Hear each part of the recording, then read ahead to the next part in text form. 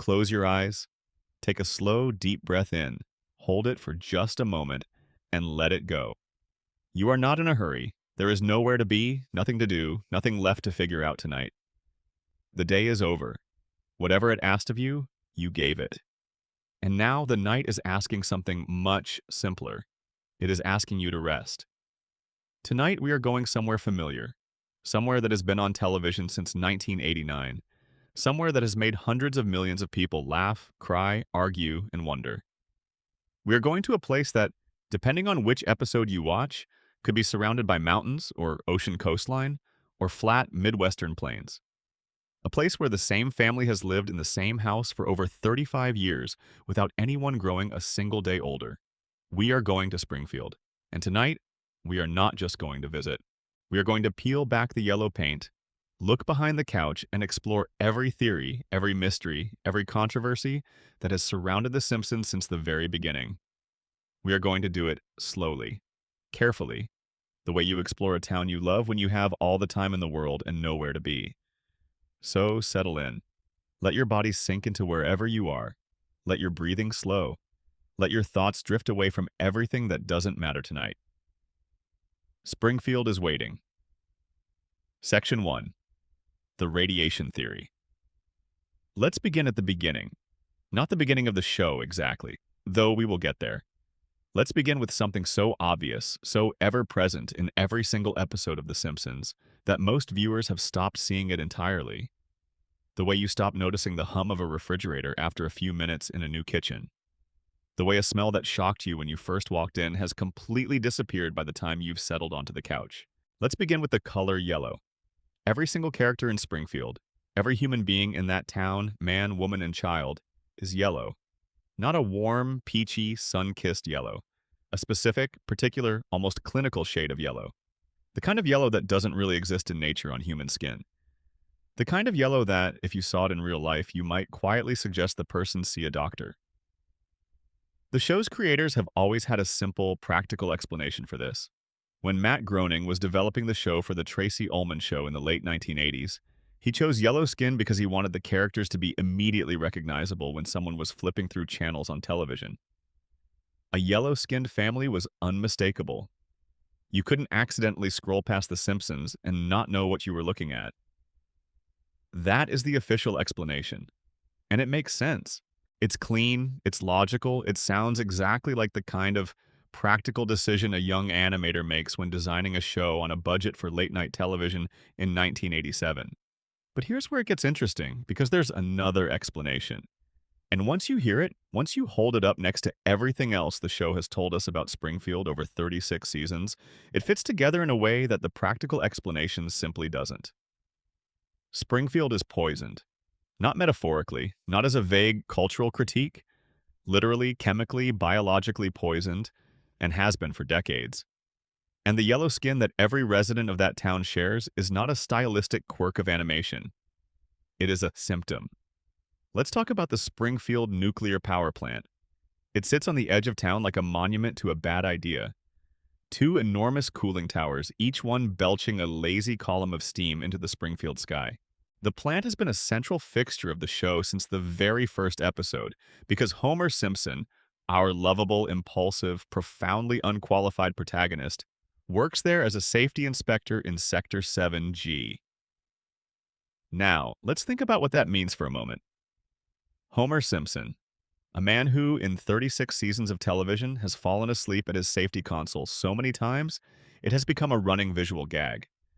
A man who once used a dangerous piece of radioactive equipment as a back-scratcher. A man who has on multiple occasions simply stuck radioactive materials into his mouth out of curiosity or hunger. A man who drives to work every single morning with a glowing green radioactive rod stuck in the collar of his shirt, forgotten from the previous shift. This man is Springfield's nuclear safety inspector, and the plant he inspects has, according to official records referenced in the show itself, committed 342 safety violations. 342. That number was cited in the Season 2 episode Homer vs. Lisa and the Eighth Commandment, but the safety violations have been piling up across every season since then, which means by the time you are watching any given recent episode, the true number is almost certainly in the thousands. The cooling pond adjacent to the plant glows green at night. The river that runs through Springfield, the one where Bart fishes, the one Lisa has spent years trying to protect, is visibly contaminated. There was a three-eyed fish, not as a joke, as a recurring character named Blinky who appeared in the Season 2 episode Two Cars in Every Garage and Three Eyes on Every Fish, when Bart caught him while fishing in the river directly downstream from the plant. Blinky became something of a celebrity.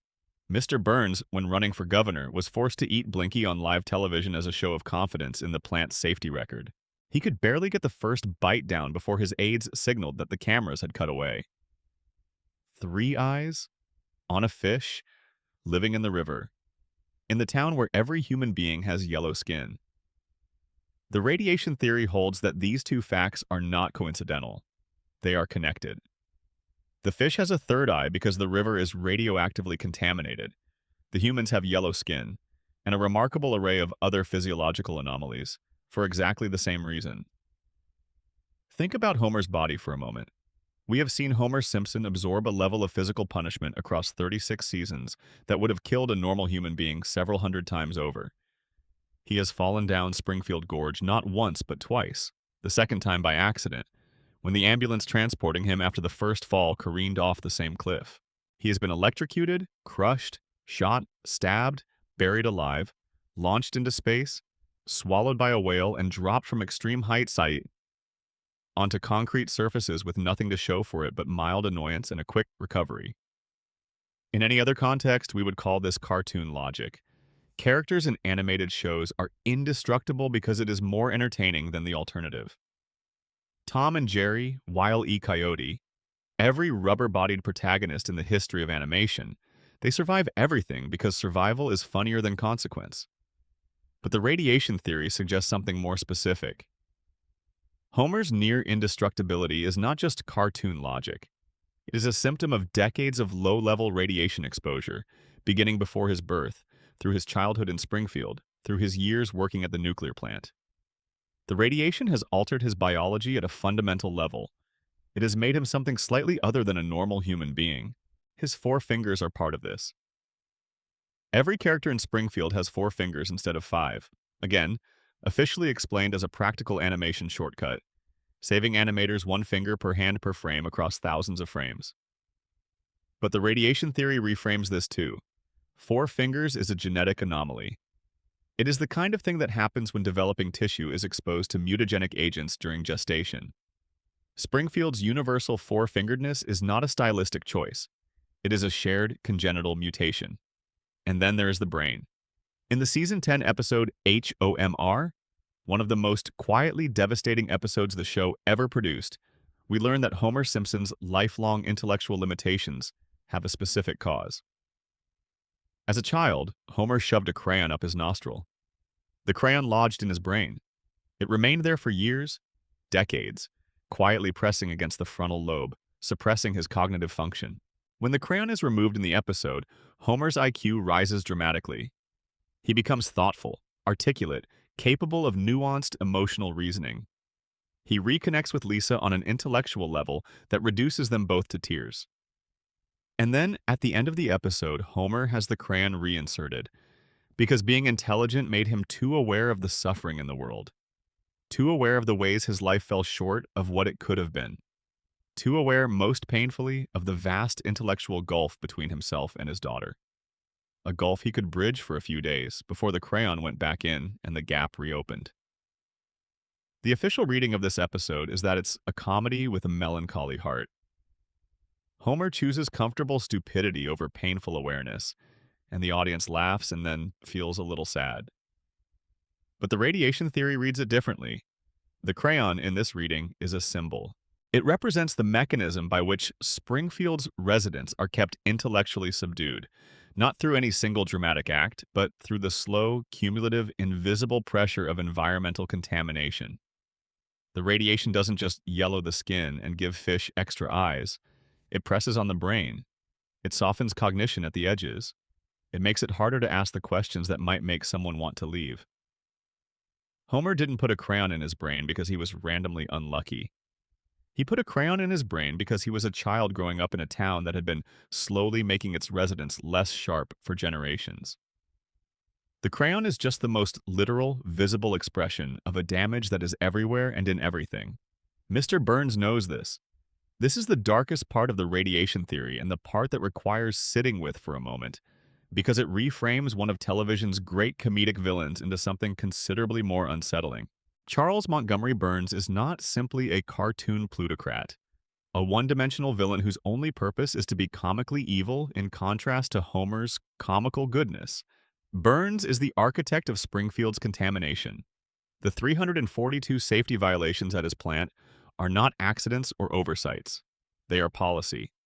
Every malfunctioning cooling rod, every improperly stored waste container, every gallon of contaminated runoff that finds its way into the river is the result of a calculated decision that maintenance and cleanup cost money, and money is the only thing Burns actually cares about.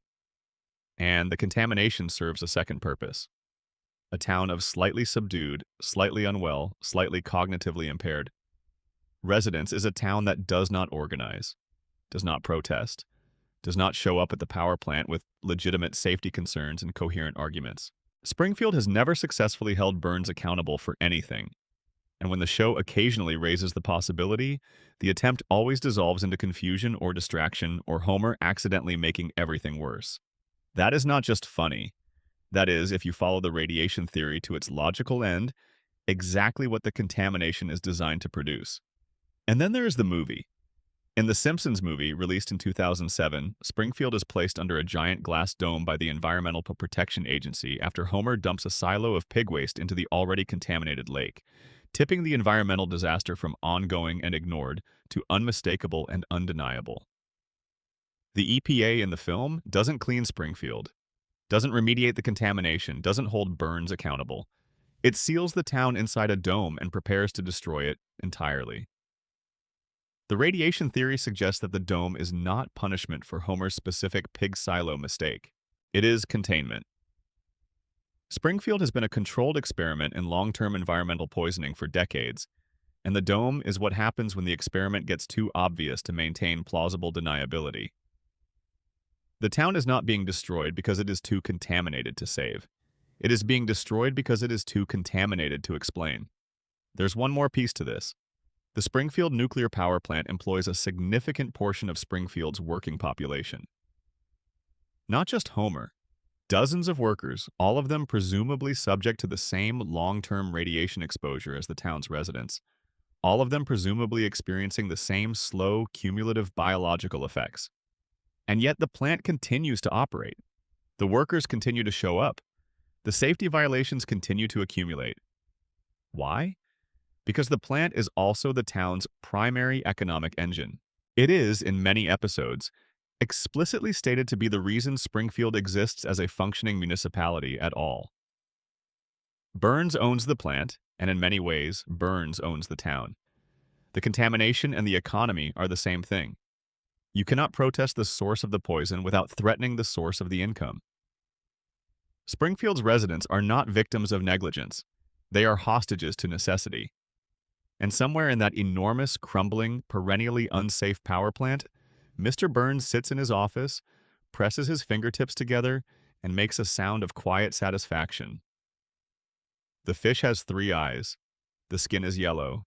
The safety inspector is asleep at his console. And everything is exactly as it was designed to be. If you're still awake, drop a comment below with the time and your location.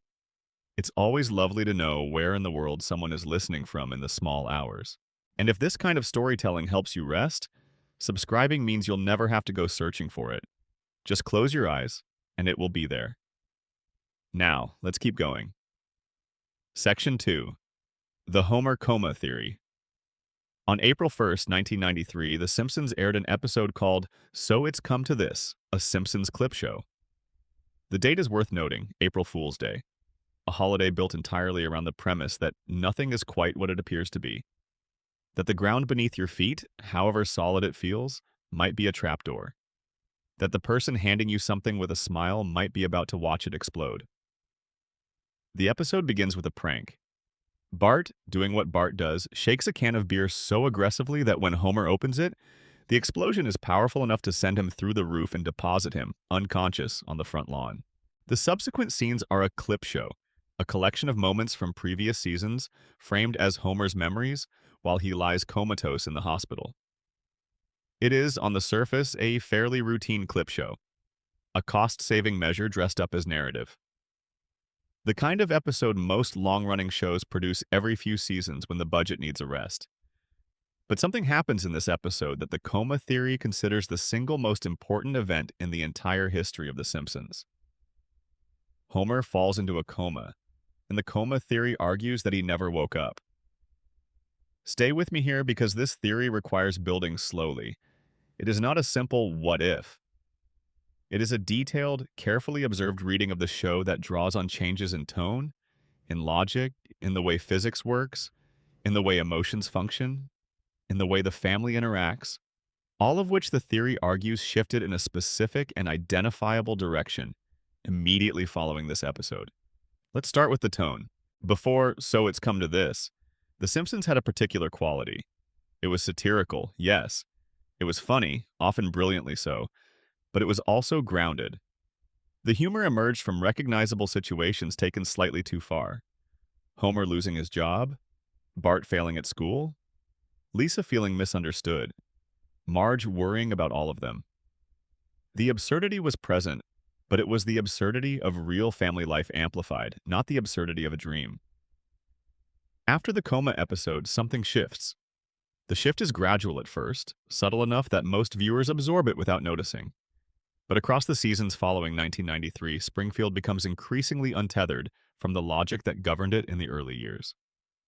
Homer travels to space. Homer becomes a professional boxer. Homer encounters aliens on multiple occasions. Homer visits virtually every country on Earth. Homer dies and is shown the afterlife. Homer learns that God, who appears as a bearded figure in multiple episodes, has 5 fingers, one more than every other character in the show, a deliberate and specific detail that the animators have maintained consistently. God has 5 fingers. Homer has 4. The world that Homer inhabits after the coma does not follow the rules of the world that Homer inhabited before it. The coma theory says, of course it doesn't, because it isn't the same world. It is the interior of Homer Simpson's mind while his body lies unresponsive in a hospital bed, being kept alive by machines, surrounded by his family. Think about what Homer would dream about if Homer were dreaming. He would dream about his family. He would dream about food. He would dream about his couch. He would dream, in the specific way that only a coma patient's mind would construct these dreams, about versions of himself and Marge and Bart and Lisa and Maggie that behave largely like themselves, because they are drawn from Homer's love and his memory, but who exist in a world that follows emotional logic rather than physical logic. A world where the most important thing is that the family is together, that Marge loves him, that the kids are safe and bickering and occasionally brilliant, that the couch is always there at the end of the day. This explains something that has puzzled Simpsons analysts for decades: the celebrity problem. In the early seasons, celebrity guest appearances were rare and carefully integrated. When people like Michael Jackson or Elizabeth Taylor appeared, their presence was treated as a genuine event. But in the post-coma seasons, celebrity appearances become almost casual. Nearly every episode contains a guest star. The biggest names in entertainment, sports, politics, and culture appear in Springfield with no particular explanation for why they are there. The coma theory has a very particular explanation. Homer Simpson, lying in his hospital bed, is receiving stimulation. Visitors, television, music from a small radio that a nurse switches on during the day shift, conversations among his doctors, and all of that stimulation, every face he has ever seen on television, every voice he has ever heard, is being absorbed and integrated into the dream. The celebrity appearances are not narrative choices by the writers. They are the natural result of a man's unconscious mind, incorporating every cultural touchstone it has ever encountered into the world it is building around itself. There is a moment, in the episode immediately preceding the coma, a detail the coma theory considers almost too perfect to be accidental, where a prophecy is spoken. In the episode Homer the Heretic, which aired 6 months before the coma episode, Homer has a dream in which he meets God. Not a parody of God, not a symbolic stand-in for God. God who appears as a fully realized, five-fingered, golden-lit figure in Homer's dream. And in this dream, God tells Homer something. He tells Homer, in essence, that Homer's particular way of being in the world, his comfort, his warmth, his determination to find joy in simple things, is not a failure. It is its own kind of grace. 6 months later, Homer falls into a coma. The coma theory suggests that Homer's mind, having been given that grace, constructed a world in which it could be exercised indefinitely. A world that would run forever. A world where nothing would have to end, where the family would always be together, where every Sunday night would bring another gentle adventure from which everyone would return safely. But the theory's most affecting dimension is not what it says about Homer's dream. It is what it says about his family. Because if Homer is in a coma, then Marge, Bart, Lisa, and Maggie are not the people in the show. They are Homer's version of those people. They are built from his love, his guilt, his hope, and his memory, animated by his deepest desires for who they might be. Lisa's extraordinary intelligence is not just a character trait. It is Homer's belief that his daughter is capable of anything. Marge's endless, seemingly inexhaustible capacity to love him is not just Marge. It is the part of Homer that knows, somehow, even in a coma, that he is loved. Bart's rebellion is Homer remembering what it felt like to be young and reckless and not yet defeated by the world. And Maggie. Maggie never speaks. Across 36 seasons and over 700 episodes of television, Maggie Simpson has almost never spoken a full sentence. She communicates in the sounds a very young baby makes. Pacifier suckling, the occasional surprised gurgle, the specific intake of breath before she does something extraordinary. The coma theory suggests that Maggie does not speak because Homer never heard her speak. When Homer fell into his coma, Maggie was still an infant. He had never heard her voice. He had no material from which to construct it. And so the version of Maggie that exists in his dream is the version he knew. Small, silent, watching everything with enormous eyes, capable of love but not yet of language. She is the most heartbreaking part of the theory, because she is the part of Homer's family that he knows the least, and loves no less for it. There is also the matter of the aging, or rather the complete and total absence of it. The Simpsons has been running for over 35 years. In that time, Bart Simpson has remained 10 years old. Lisa has remained 8. Homer and Marge appear to be in their mid-30s in the most recent season, just as they were in the first. Springfield's residents do not age. Children do not grow. None of the backstories that have been established for these characters have moved forward in any consistent way. The official explanation is what showrunners call the floating timeline, a deliberate narrative choice to keep the characters at the ages that best serve the show's dynamics, regardless of how much real-world time passes. The coma theory has a different explanation. Dreams do not age their dreamers. When you dream, the people you love appear as you last remember them, or as you most need them to be. Time in a dream is not the same as time outside it. Hours can pass in seconds, or seconds can stretch into what feels like years, but the people in the dream do not grow old and the children do not grow up. They remain exactly as the dreamer's love holds them, frozen, perfect, preserved. Homer Simpson has been dreaming for over 35 years, and in his dream, his children will never grow up. His wife will never grow old. The couch will always be there, the refrigerator will always be full. And every Sunday night, something new will happen to this family. Something funny, something frightening, something that tests them and ultimately brings them back together. Before the dream resets and they go back to the couch, and Homer falls asleep in front of the television, and for a moment, in the dream within the dream, everything is exactly as it should be. Some fans have pointed to a specific piece of evidence for this theory that is so clean, so structurally perfect, that it seems almost impossible it wasn't intentional. In the season 34 episode cycle, there was a brief but pointed creative experiment in which the writers allowed characters to acknowledge the strangeness of their eternal present. The way nothing changes, the way memories contradict each other, the way Springfield's geography is inconsistent. Characters in these episodes seem, for a moment, to sense that something is off, that the world they live in does not behave quite like a world should. Then the episode ends. The reset happens, and no one remembers. Because in a dream, you can have moments of almost awareness. You can come close to the surface, close to understanding that you are asleep, close to opening your eyes. And then the dream reasserts itself, and you go back under. And the family is on the couch again, and the television is on, and Homer is reaching for the remote. What makes the coma theory so enduring? What makes it something you can still find discussed in passionate detail in online forums, decades after it was first proposed, is that it does not make The Simpsons sadder.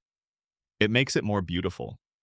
Because it means that Homer Simpson, a simple man who loves his family more than he is ever quite articulate enough to express, found a way to stay with them forever. His body may be in that hospital bed, his machines may be beeping through the night, but his mind, warm, generous, impractical, bottomlessly loving, is exactly where it wants to be. On the couch, with Marge, while the kids argue in the background, and the television glows. Section 3. Who really shot Mr. Burns? On May 21st, 1995, The Simpsons did something no animated television show had ever done before. They aired a cliffhanger.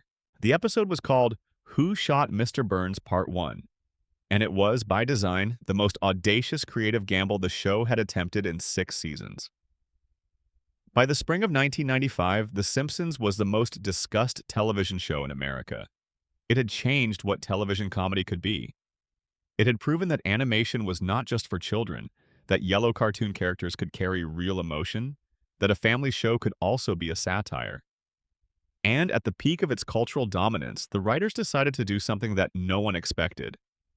They turned Springfield into a crime scene. The episode builds with extraordinary care.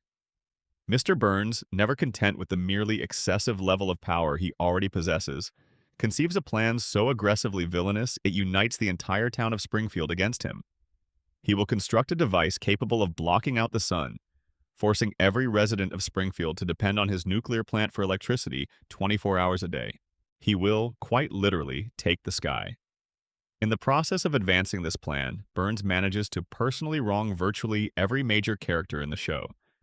He steals the oil well that was discovered under Springfield Elementary School, depriving the school and its students of millions of dollars. He fires Smithers, his own devoted assistant, for objecting to the plan on moral grounds. He runs over Bart's dog Santa's Little Helper in his car. He blocks the sun. Then someone shoots him. Burns is found collapsed in the town square, gravely wounded, clutching the sundial, unable to identify his attacker. The episode ends. America went to sleep not knowing who did it, spent the entire summer of 1995 speculating, and tuned in to the Part 2 resolution in the fall. The answer, when it came, was Maggie. According to the official resolution, Who Shot Mr. Burns Part 2 aired September 10th, 1995. Maggie Simpson shot Mr. Burns. The gun discharged accidentally during a struggle in which Burns reached into the Simpsons' car and tried to steal Homer's emergency change. The candy falling from Maggie's hands, the weapon finding its way into the smallest Simpsons' grip with a logic that was, even in 1995, somewhat strained. The writers have acknowledged this. They have said in interviews that Maggie was always intended as a red herring, that the solution was meant to feel simultaneously surprising and slightly unsatisfying, because the whole point was the mystery, not the solution. They designed the crime so carefully that multiple characters had compelling motives, and the resolution was always going to disappoint some subset of the audience no matter who they chose. But here's what the writers did not fully account for. They designed the mystery too well.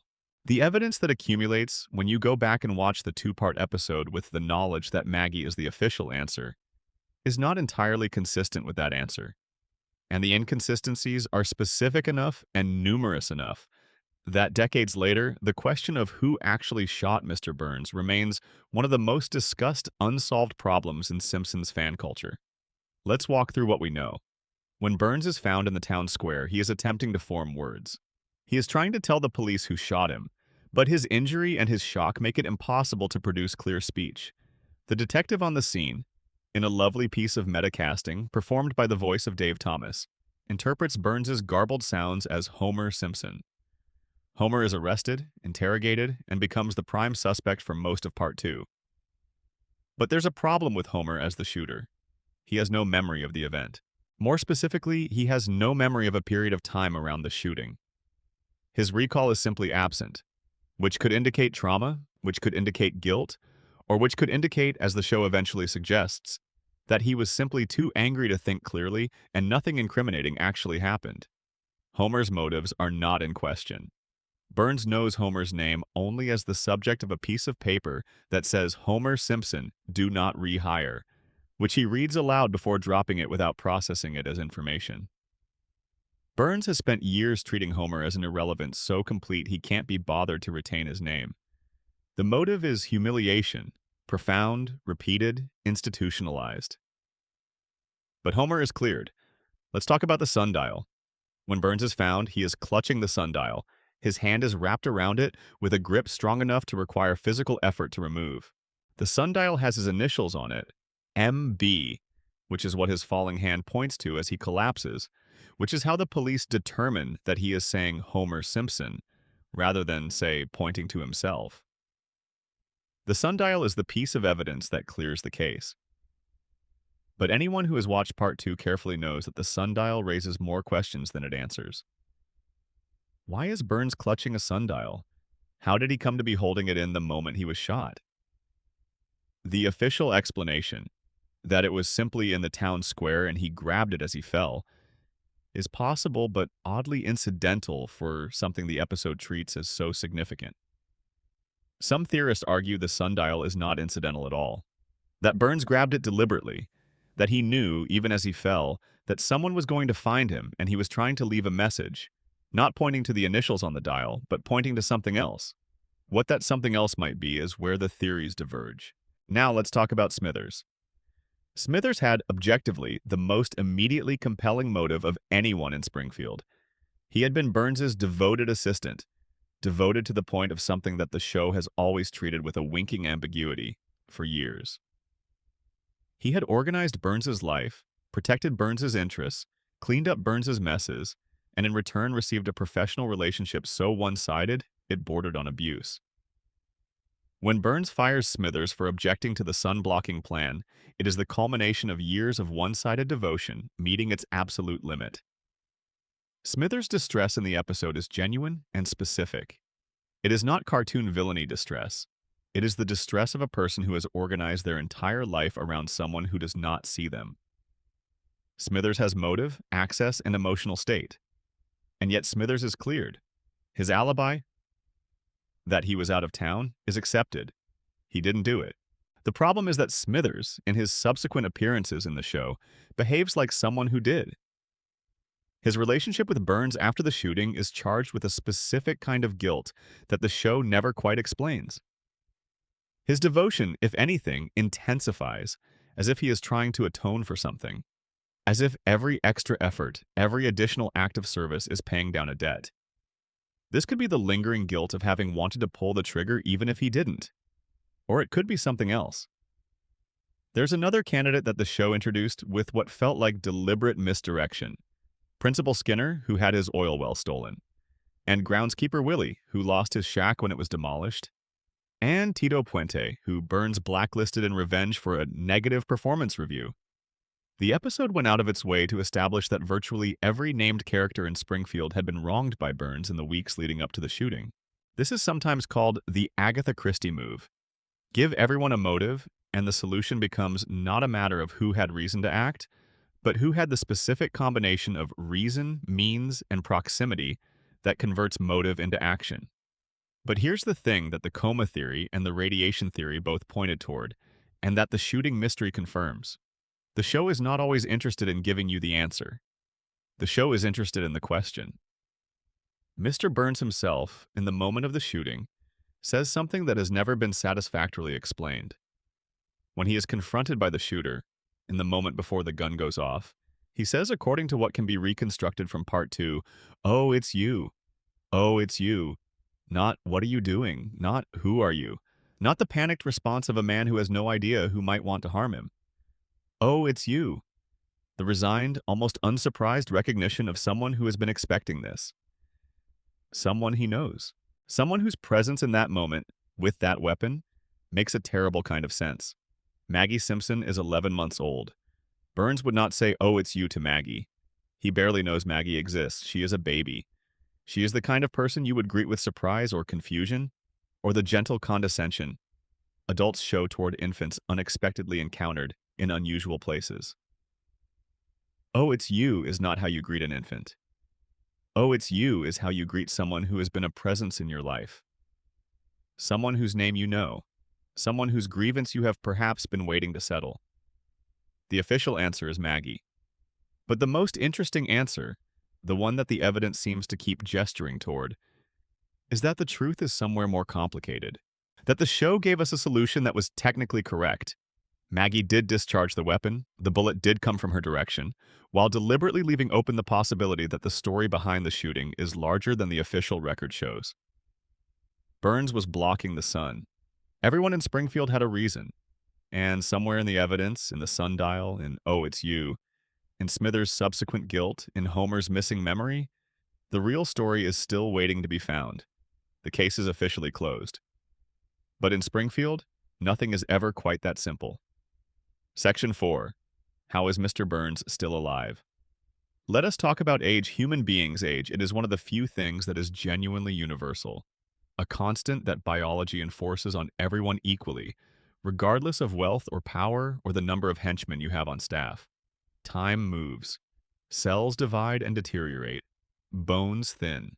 The systems that kept us running with such apparent ease in youth require increasing maintenance, increasing care, until one day the maintenance is not sufficient. This is how it works for everyone. Except, apparently, Charles Montgomery Plantagenet Schicklgruber Burns. Mr. Burns is old.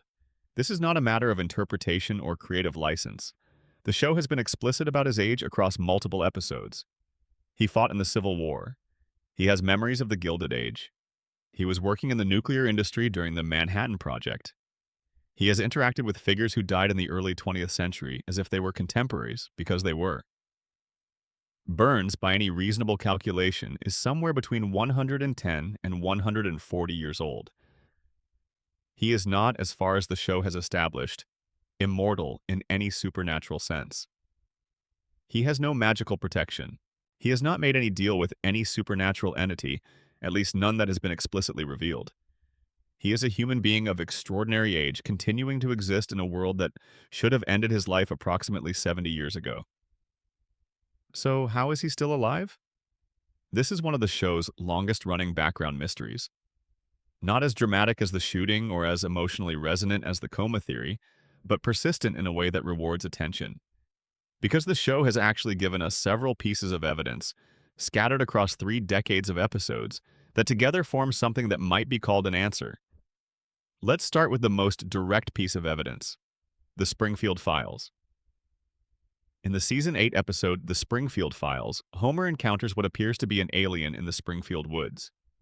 The episode is structured as a parody of The X-Files, complete with appearances by David Duchovny and Gillian Anderson as their Mulder and Scully characters. Homer is not believed, investigations are conducted, and eventually the alien is revealed to be Mr. Burns. Burns, in this episode, is receiving weekly treatments of some kind.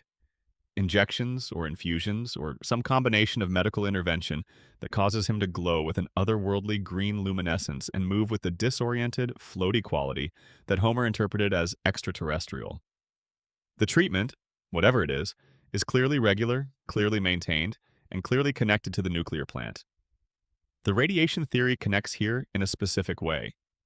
If the plant has been saturating Burns with low-level radiation for decades, not accidentally, not as an unfortunate side effect, but as a deliberately maintained condition that Burns himself has optimized and refined, then the biological effects would be complex and nonlinear.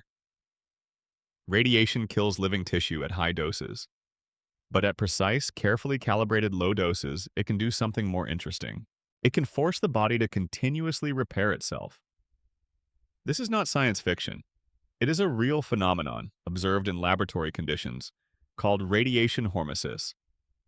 The idea that very low doses of radiation can stimulate biological repair mechanisms in ways that actually extend cellular life rather than abbreviating it. The body, sensing low-level damage, activates repair systems. Those repair systems, kept active rather than dormant, slow the ordinary deterioration of aging. Burns has turned his own power plant into a longevity machine. Not intentionally, perhaps, at the very beginning, but over decades, through a combination of deliberate maintenance and what might charitably be called lucky accident, Burns has arrived at a condition in which his weekly treatments, the glowing infusions, the things that make him look like an alien in the Springfield woods, are keeping him alive well past the ordinary limit of human lifespan.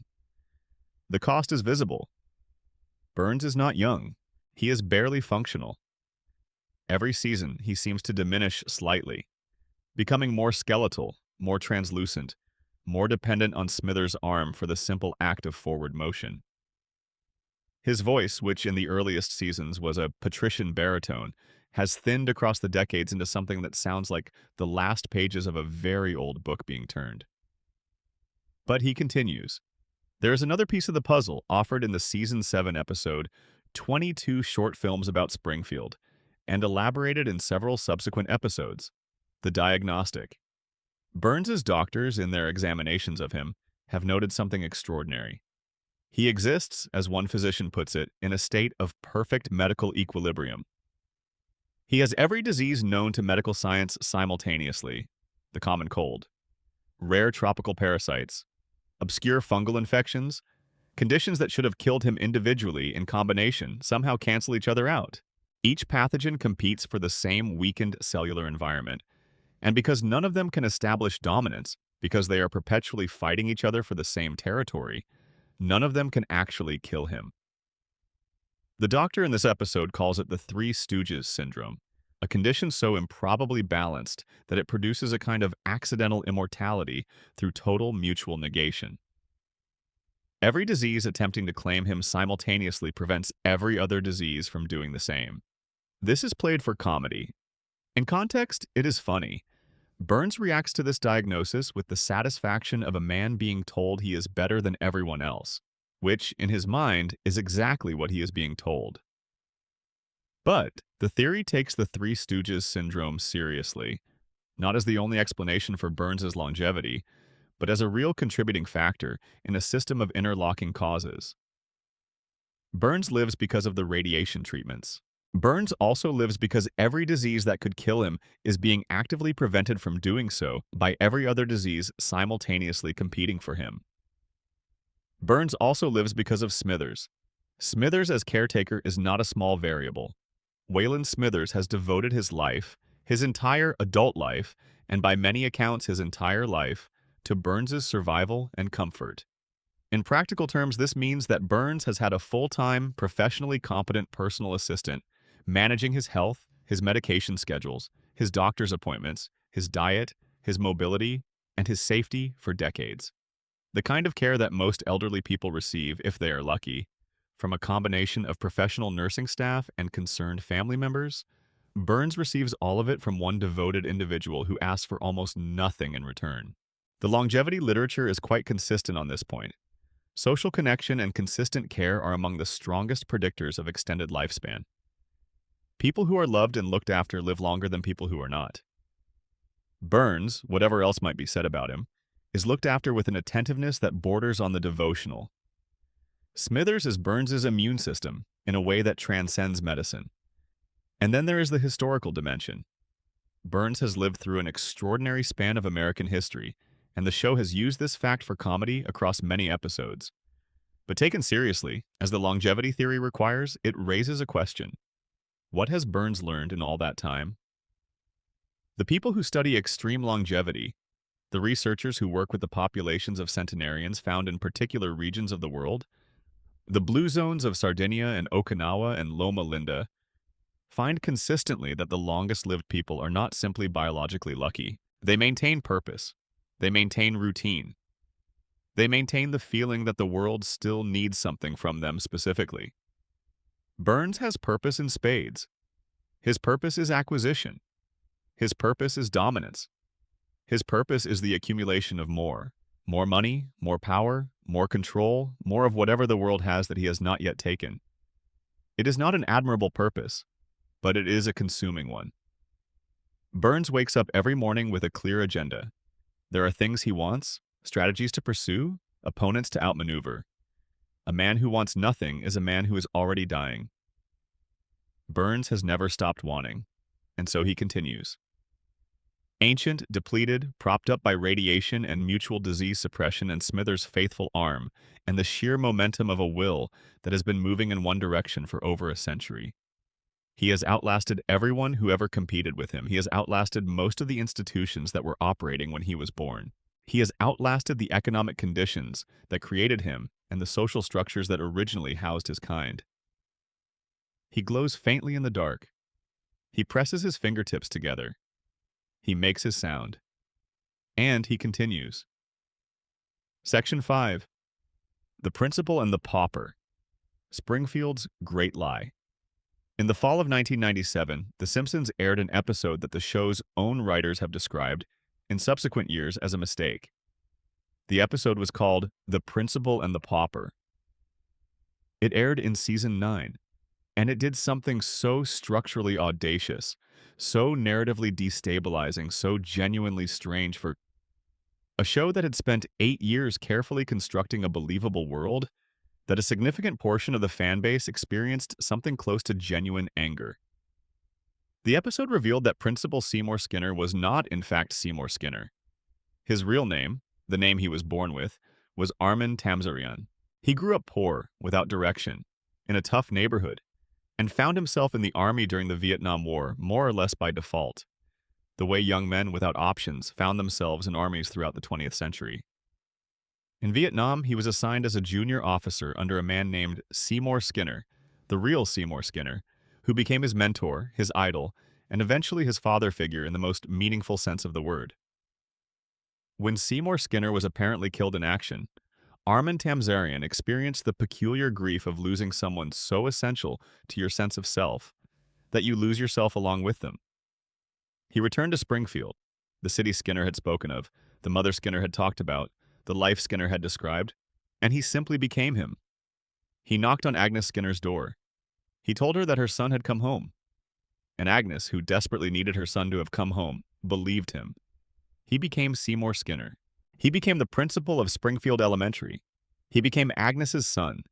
He built a life so complete, so coherent, and so long maintained that the man who lived it forgot, most of the time, that he had started somewhere else. Then the real Seymour Skinner showed up.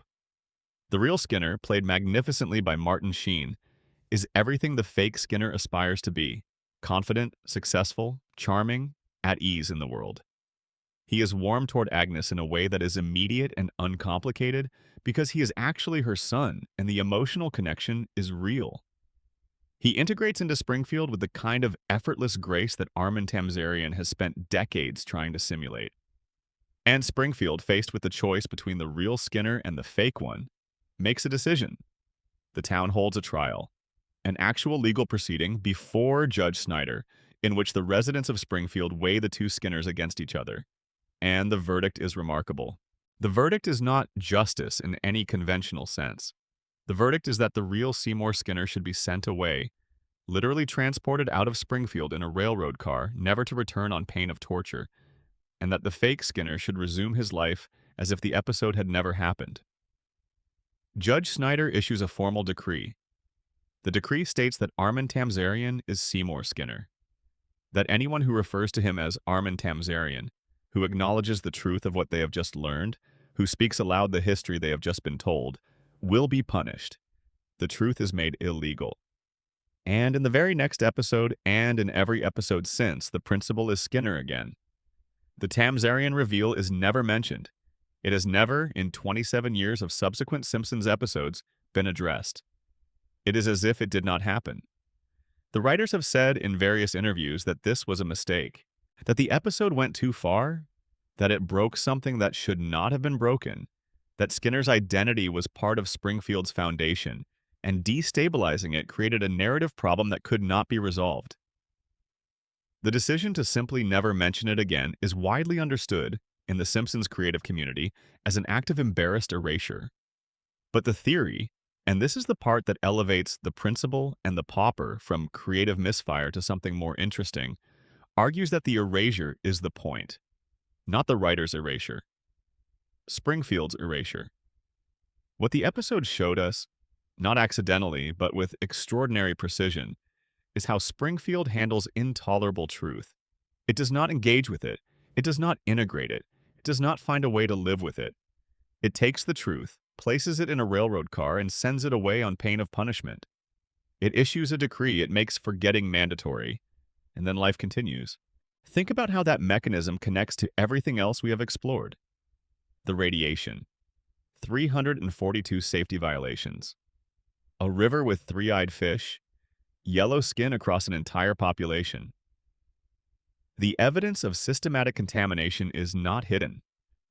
It is visible, literally glowing in the dark, swirling in the cooling pond, staring up from the river with its extra eye.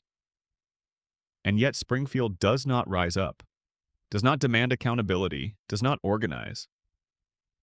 Because Springfield has always known how to make truth into a railroad car problem. The Tamzarian episode made this mechanism explicit in a way the show had previously only implied. It showed us Springfield's civic unconscious, the deep shared agreement to not know what is inconvenient, to not see what is uncomfortable, to not speak what has been officially prohibited. Judge Snyder's decree is not an anomaly.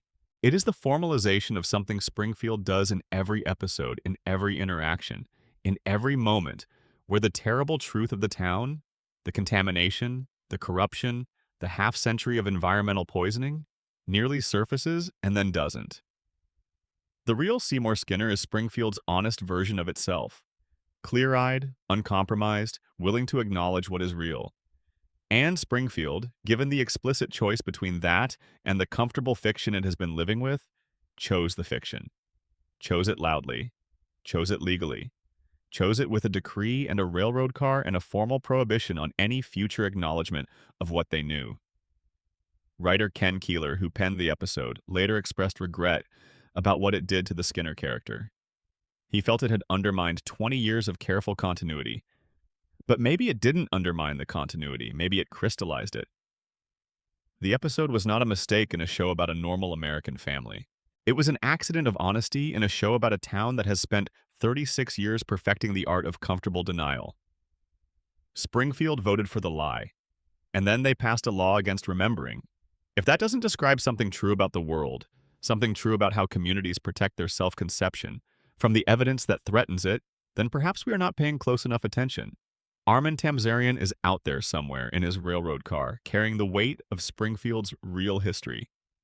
And Seymour Skinner is at his desk, calling roll, pretending he was always there. Section 6. Maggie Simpson, the silent genius. Here is something that has been true for 36 years, across more than 750 episodes of television. Maggie Simpson has almost never spoken. Not never. There have been exceptions, rare and specific, and almost always treated as extraordinary events. In the Season 3 episode Lisa's First Word, the final shot shows Maggie alone after Homer has left the room, turning to the camera and saying, in the voice of Elizabeth Taylor, one of the most expensive guest casting decisions in television history, used for a single syllable, the word daddy. One word, one syllable, for Elizabeth Taylor's fee. The implication was clear. Maggie could speak. She chose not to. There have been other moments, a few murmured near words, a gesture here, a sound there, the careful architecture of a character who is demonstrably capable of communication but has made, at some level, a decision about when and whether to exercise it. The official position, the creative team's consistent explanation when this subject comes up, is that Maggie is silent because her silence is funny, and because speaking would raise questions about her character that the show prefers to leave open. She is the blank canvas, the youngest Simpson, the one whose story has not yet been told. But the show has not left Maggie entirely blank. It has, across 36 seasons, shown us what Maggie does when no one is watching. And what Maggie does when no one is watching is extraordinary. Let's start with the most dramatic example. Maggie shot Mr. Burns. We have already spent time with the shooting mystery, with the questions around motive and evidence and the troubling phrase, "Oh, it's you." But let's set aside the question of whether Maggie was the primary shooter and focus on what the official story requires us to accept. That an infant, in the middle of a chaotic situation, encountered a loaded weapon, picked it up, and discharged it with sufficient accuracy to wound an adult man. This is presented as an accident, but watch the scene carefully. Watch Maggie's hands. Watch the economy of her movements. There is no fumbling, no random discharge, none of the physical chaos you would expect from a baby accidentally handling a firearm. There is something deliberate in the sequence. Something that, if it is an accident, is the most precisely executed accident in the history of the show. Then there is the daycare rebellion. In the Season 4 episode, A Streetcar Named Marge, Maggie is placed in the Ayn Rand School for Tots, a daycare run with an authoritarian philosophy by the magnificently awful Brandine and Cletus Spuckler stand-in, played in a way that leaves no doubt about its ideological targets. The daycare confiscates pacifiers on the principle that dependency is weakness, and infants must be hardened for the world's demands. The infants, led by Maggie, organize. There is no other word for what they do. They organize, they strategize, they execute a coordinated plan of resistance, they recover their pacifiers, and they return to their cribs before the adults return. The sequence is shot as a direct homage to The Great Escape. The infants are silent, they are efficient, and Maggie is their unquestioned leader. She is 11 months old. And then there is The Longest Daycare, the 2012 Simpsons short film that was nominated for an Academy Award for Best Animated Short Film. In the film, i.e. not, which is entirely silent, a deliberate formal choice that underscores Maggie's own silence, Maggie encounters a bully who is systematically destroying butterflies. She protects a caterpillar through its transformation into a butterfly, defending it from the bully through a series of increasingly clever interventions, then releases it into the world. There is no dialogue. There is no adult intervention. There is Maggie Simpson, alone with a problem that matters to her, solving it with a combination of empathy, patience, and tactical intelligence that would be impressive in someone considerably older. She is always alone with the problem. That is the consistent element across every example of Maggie's extraordinary capability. It happens when the adults are not present, or not paying attention, or have underestimated what she is capable of. The silent genius theory holds that this is not coincidence. Maggie Simpson is aware of herself in a way that none of the other Simpsons are. She is aware of her context, an infant in a family of distracted, loving, imperfect adults, in a town that does not take infants seriously. She has made a calculation. The calculation is that her silence gives her freedom. Freedom to observe, to learn, to act without the complications that language and acknowledged competence would bring. If Maggie spoke, she would be managed. Her intelligence, once acknowledged, would be channeled into classes, expectations, the specific kind of parental anxiety that Lisa's acknowledged brilliance produces. She would be enrolled in things, evaluated, compared. Silence for Maggie is not absence. It is strategy. This connects to the radiation theory in an interesting way. If Homer's radiation exposure suppressed his cognitive function, if the crayon in the brain is a metaphor for what environmental contamination does to intellectual capacity, then Maggie's silence might represent the opposite effect. Not suppression, but amplification. The same radiation that dulled Homer's edges sharpened Maggie's. The same contamination that made Springfield easier to manage produced, in the smallest Simpson, a mind that is watching everything, cataloging everything, and waiting. For what? The show has not told us yet. That "not yet," Elizabeth Taylor's one syllable, delivered to an empty room, to a camera that shouldn't be there, is the most unsettling detail in 36 years of The Simpsons. Not because of what it reveals, because of what it implies. Maggie knows the camera is there. She waited until she thought Homer had left. She turned to where the camera was, and she said, for the one and only time in the episode, one word. Daddy. Not because Homer could hear it, because she wanted someone to know. She knew someone was watching. And she chose that moment, private, unwitnessed by anyone in her family, directly into the lens, to demonstrate that she could speak, that she had been able to speak all along, that the silence is a choice. Whether the radiation theory or the coma theory or the silence as strategy theory provides the explanation, the conclusion is the same. Maggie Simpson is the most self-possessed character in Springfield. She is the only character who has always known exactly what she was doing. The shooting, the rebellion, the butterfly, the word. She has been showing us, one quiet moment at a time, that she has been paying attention to everything, and that she will do something about it when she is ready. Section 7. The Simpsons Predictions Controversy. There is a game that people play on the internet, and it goes like this. Find a Simpsons episode from the 1990s or early 2000s. Find something in it that resembles something that happened later in real life. Post the comparison online. Watch the engagement numbers climb. It is one of the most reliable pieces of internet content there is. The Simpsons Predicted It genre has its own meme format, its own dedicated accounts, its own community of devoted researchers who comb through 20-plus years of episodes looking for the next match. And the matches keep coming. Donald Trump's presidency was shown in a 2000 episode titled Bart to the Future, in which Lisa Simpson, as president, references having inherited a budget deficit from the previous Trump administration. The specific visual, Trump descending an escalator, surrounded by supporters, was not in the episode, but the cultural prediction was there 20 years early. A 1995 episode featured characters using a device functionally identical to the Apple Watch, almost 20 years before the Apple Watch existed. In 1998, a Simpsons writer calculated a specific equation relating to the symmetry of a mathematical function on a chalkboard in the background of an episode.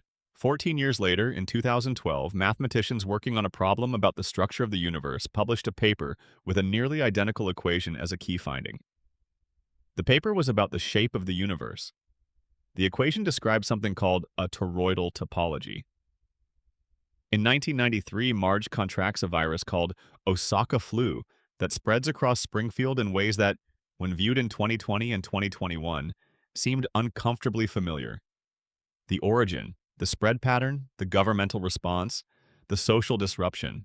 In 1996, an episode featured the band Cypress Hill accidentally booking the London Symphony Orchestra for the same date as their concert, resulting in a combined performance. In 2024, Cypress Hill and the London Symphony Orchestra performed together at Glastonbury.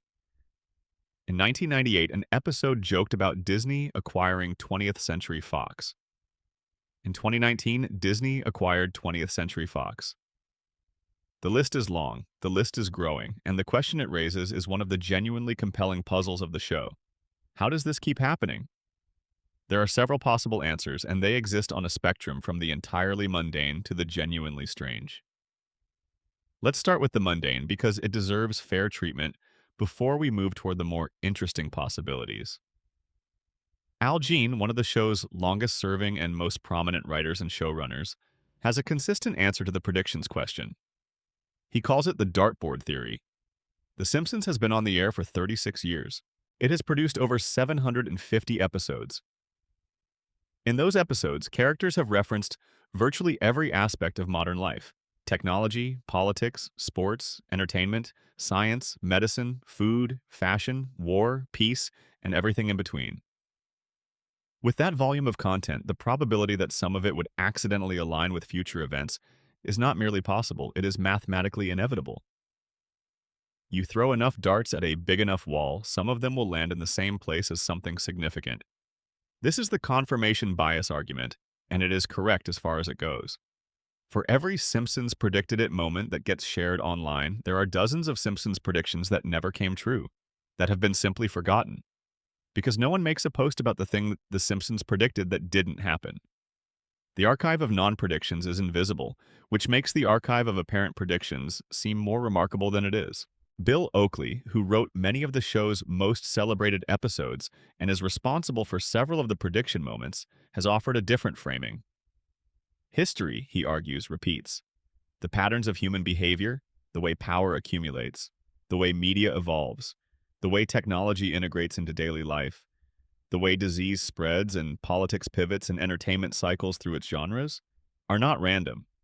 They are structured.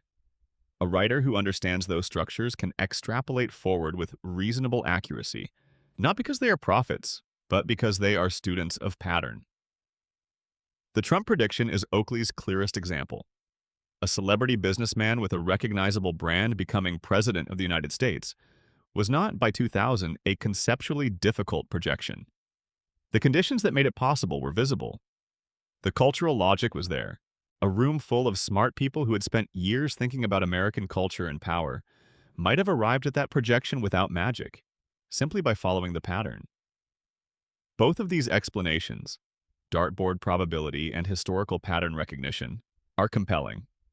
They are probably both true in varying proportions for different examples from the list. But there is a third possibility. It is not supernatural. It is not the claim that the Simpsons writers have access to the future in any mystical sense. It is something more and interesting than supernatural. It is the argument that The Simpsons is a feedback mechanism. The show does not predict the future, the show shapes it. The Simpsons has been the most culturally pervasive television show in American history for 36 years. It has been watched by multiple generations. Its references, its language, its way of framing situations have been absorbed into the cultural vocabulary of everyone who grew up with it. When Simpsons writers imagine a future in which, say, a tech company builds a product that integrates technology into daily life in a new way, and when the engineers and entrepreneurs who grew up watching those episodes go out into the world and build things, they are not acting independently of the show's influence. They are acting within it. This is sometimes called a mimetic influence, the way that cultural products absorbed during formative years shape the imagination of the people who will later build the world. The people who made the Apple Watch grew up watching The Simpsons.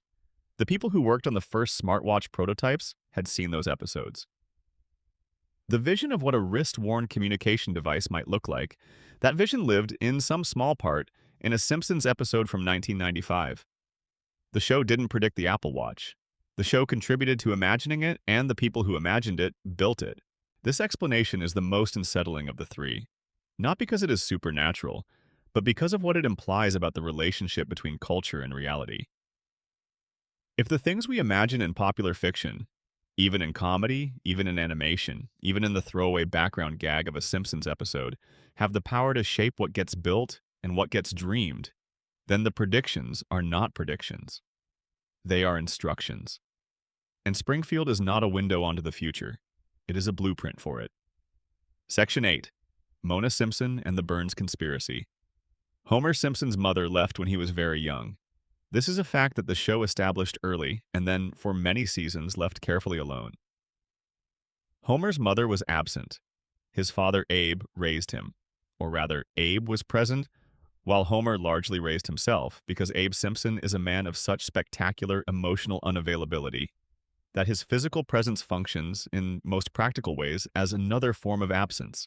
Homer's personality, the impulsive warmth, the inability to sustain focus, the compensatory appetite for comfort, the specific kind of loudness that men develop when they are trying to fill a silence that has been present since childhood, is, in the radiation theory, partly the result of environmental contamination. But the radiation theory always had a gap. It explained the cognitive suppression, but not the emotional shape of Homer's suppression. It explained why he was the way he was in general, but not why he was specifically that way. The Mona Simpson episodes explain the gap. Season 7's Mother Simpson is, by near universal consensus among Simpsons fans and critics, one of the greatest episodes the show has ever produced. It is the episode in which Homer's mother returns. Her name is Mona Simpson, or rather, that was her name before she went underground. She has been living under aliases, moving from city to city for decades. She is a fugitive. Not from the police exactly, though the police are eventually involved, but from Mr. Burns. The story is this. In 1969, a young Mona Simpson, vibrant, politically engaged, furious at the world's injustices in the specific way that 1969 allowed and encouraged, participated in an act of protest against the Springfield nuclear power plant. She and a group of activists broke into the plant and destroyed a biological weapons laboratory that Burns had been operating, secretly, illegally, outside the boundaries of any regulatory framework, under the cover of nuclear research. The laboratory was producing something terrible. What exactly it was producing is deliberately kept vague in the episode, in the way that the show is occasionally willing to gesture toward real darkness without fully illuminating it. But the implication is clear. Burns, in 1969, was running a weapons program. Not energy research, not nuclear power. Weapons. Mona and her group destroyed it. And then she made a mistake. She stopped to help a man who had tripped and fallen in the cave. She stopped out of an impulse of human decency in the middle of what was already a morally complicated situation to make sure that this man was all right. She looked at his face, he looked at hers. The man was Charles Montgomery Burns. He saw her. He knew her. And from that moment, he pursued her. He pursued her for decades. Through the rest of the 1960s, through the 1970s and 1980s and 1990s, through every new alias she adopted, and every new city she tried to disappear into. The FBI maintained a file on her at Burns's instigation. Every time she surfaced, every time she came close to any of the people she loved, Burns's network found her. She left Homer when he was a small child, not because she didn't love him. She left because staying would bring Burns to his doorstep. She disappeared from her son's life in order to protect him from the man who had decided, for the entirely arbitrary reason that she had seen his face on the worst night of his life, to make her disappearance his personal mission. Homer grew up without a mother because Burns wanted to punish a woman who had destroyed his illegal weapons lab. Let that sit for a moment. The shape of Homer's entire personality, his yearning for comfort, his compensatory appetite, his bottomless need for approval, his specific kind of love that is so enormous it keeps overwhelming his capacity to express it, is, at least in part, the consequence of Burns's decades-long act of personal revenge. And Homer has worked for Burns. He has worked for Burns for 36 years. Every morning, Homer Simpson drives his car to the nuclear plant, parks it in the lot, takes the elevator up to Sector 7G, and sits down at a safety console that, depending on which episode you are watching, he may or may not be actively ignoring. He does this for Burns. He does this in the building where his mother's act of protest was suppressed. He does this for the man who destroyed his childhood. Does he know? This is one of the most compelling, unresolved questions in the entire history of the show. The answer the coma theory offers is the most poignant. Homer can't fully connect the dots because the dreaming mind protects the dreamer from unbearable clarity. The connections are there. Burns, his mother, the plant, the years of absence, but the full weight of them cannot be assembled because assembling them would destroy the dream. There is another piece. In Mother Simpson, there is a moment where Abe Simpson, Homer's father, the old man who raised him, who has spent decades performing selective memory about almost everything that matters, admits something. He admits that he knew. He knew about Mona's past. He knew about Burns's pursuit. And he made a deal. Not a formal legal deal, nothing that left a paper trail, but an understanding. The way men of that generation sometimes understood things. That Homer would always have a place at the plant. That Burns would not take from Homer the employment he had already taken from him everything else. Abe traded his silence about Burns's weapons program for Homer's job security. Homer has permanent employment at the nuclear plant, no matter how many times he fails, no matter how many disasters occur, no matter how catastrophically incompetent his safety inspections turn out to be, because his father struck a deal with the man who drove his mother away. His job is not a reward. It is a settlement. And Mona Simpson, driving away in the dark at the end of Mother Simpson, watching Homer standing in the road growing smaller in her rearview mirror, knows all of this. She has known it for decades. She has carried it across every alias and every new city and every year of hiding. The episode ends with Homer looking up at the stars. The scene is almost unbearably quiet after everything that has been revealed. Homer is not processing the politics or the weapons lab or the conspiracy. He is not thinking about Burns or Abe's deal or the 30 years of accumulated consequence.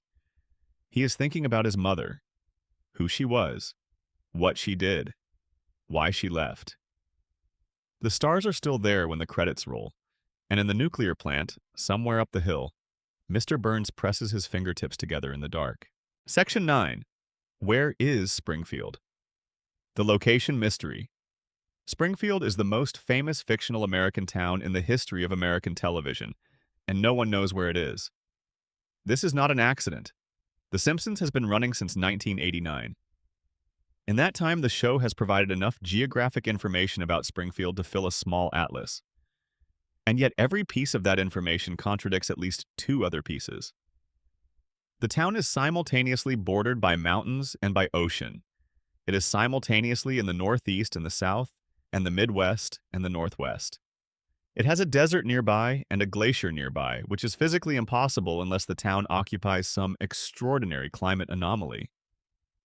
Characters have stated, across various episodes, that Springfield is in Ohio, and in Nevada, and in Oregon, and in a state that begins with the letter N that is not Nevada or Nebraska. A 1996 episode seems to place it in North Tacoma. A running gag has characters mentioning that Springfield borders a state called Shelbyville County that does not correspond to any actual American geography. In 2012, Matt Groening, the show's creator, the man who drew the original Simpsons characters on a notepad while waiting in the lobby of the Fox television building in 1987, gave an interview to Smithsonian Magazine in which he apparently settled the question. He said Springfield was based on Springfield, Oregon, the town closest to Portland where he grew up. The internet treated this as the official answer. The mystery was solved. Springfield was Oregon. Except it wasn't, really. The writers of the show, who have been responsible for the actual content of the city for decades, immediately and consistently maintained that the geographic ambiguity was intentional and would remain so. Al Jean noted that Oregon Springfield has a mountain nearby, which the show contradicts, and that the point was never to anchor the show in a real place but to create a town that could be anywhere in America. And more importantly, in the years since Groening's Smithsonian interview, the show has continued to contradict the Oregon theory in specific and deliberate ways. Episodes set in the present have placed Springfield's coastline, terrain, and climate in configurations that are impossible for Oregon, and in fact impossible for any single real American state. The geographic impossibility is not a production oversight, it is a design choice. But the radiation theory extends to geography in a specific way. If Springfield has been the site of decades of nuclear contamination, if Burns's plant has been operating outside any meaningful regulatory framework, if the river is visibly busic, if the cooling pond glows, then the question of jurisdiction is not merely geographic. It is strategic. A town that cannot be definitively placed in any particular state cannot be definitively regulated by any particular state's environmental agency. A community that exists in a kind of geographic uncertainty occupies a legal no man's land, where the ordinary mechanisms of accountability, the state EPA, the county health board, the municipal codes about industrial discharge, become matters of active dispute before they can even begin to be applied. Burns's plant has never been successfully shut down. In the 36 years that the show has depicted it, despite 342 documented safety violations, despite a glowing cooling pond, despite a three-eyed fish and yellow-skinned residents and decades of accumulated environmental evidence, the plant continues to operate. The coma theory offers a simpler reading. Springfield has no fixed location because it is assembled from Homer's fragmented memory of an America he knew before the accident. The specific geography he can recall, his childhood in Springfield, the drives he has taken, the places he has been, produces a town that is simultaneously everywhere he has been and nowhere that can be precisely found on a map. The dream does not need a zip code. It needs to feel right. And Springfield, however impossible its geography, always feels like Springfield. There is also a cultural argument for the ambiguity, separate from both the radiation and coma readings.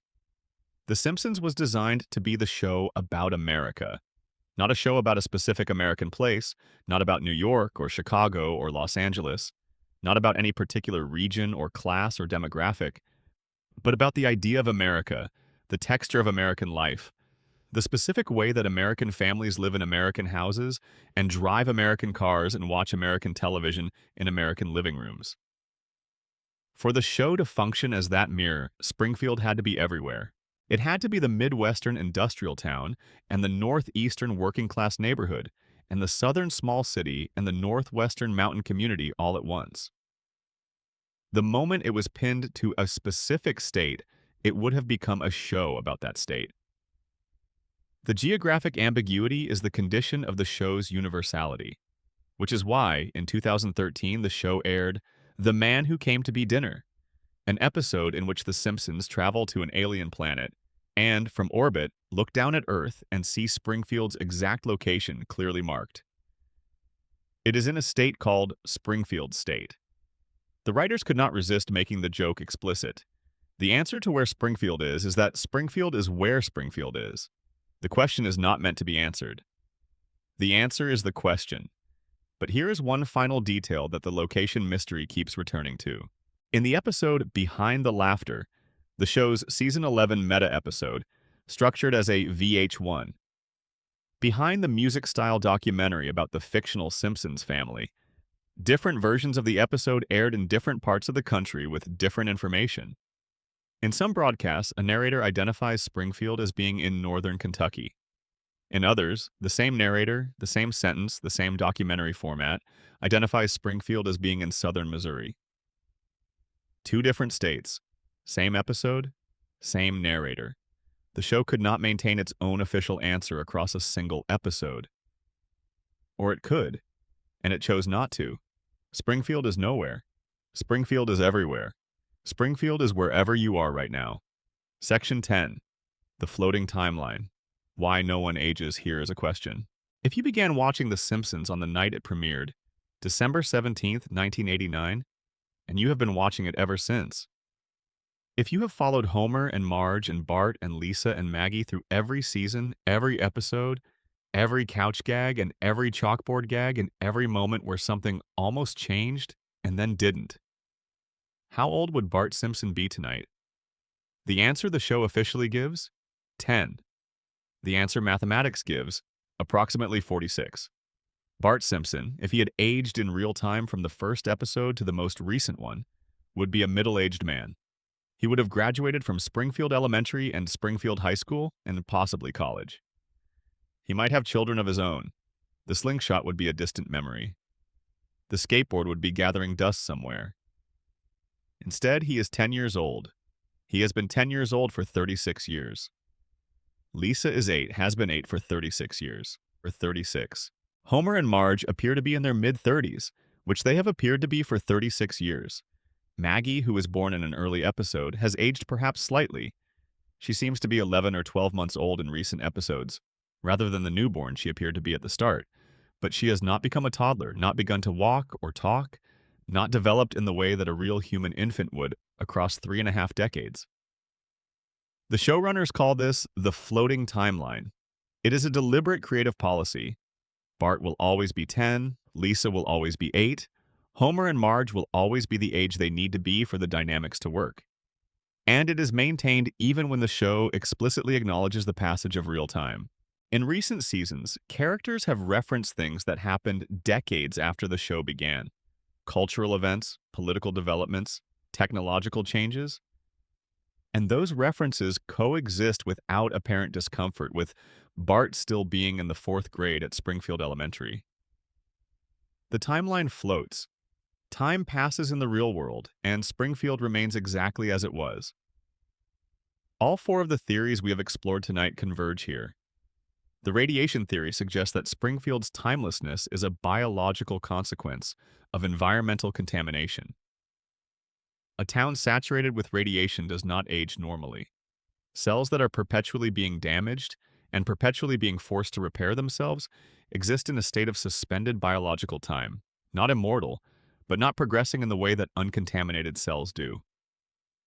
Burns is the most dramatic example, living well past a century. But every resident of Springfield is, to a lesser degree, experiencing the same effect. The Simpsons don't age because Springfield doesn't age because the radiation has placed the entire town in a kind of biological suspension. The coma theory is perhaps the most elegant convergence. Dreams do not require their participants to age.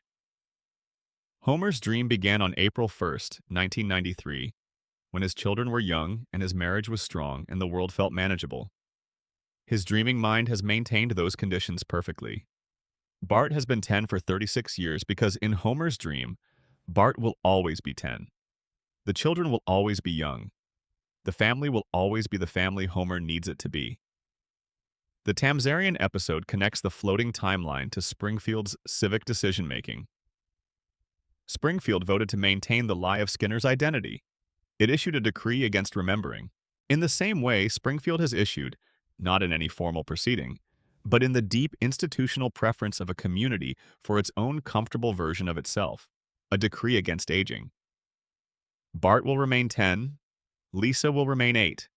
The town will remain the town because the alternative, acknowledging the passage of time, acknowledging what time does to families and children and marriages and bodies, is a truth that Springfield, in its long-practiced way, has decided it would rather not know. And the predictions theory rounds the loop in a specific way.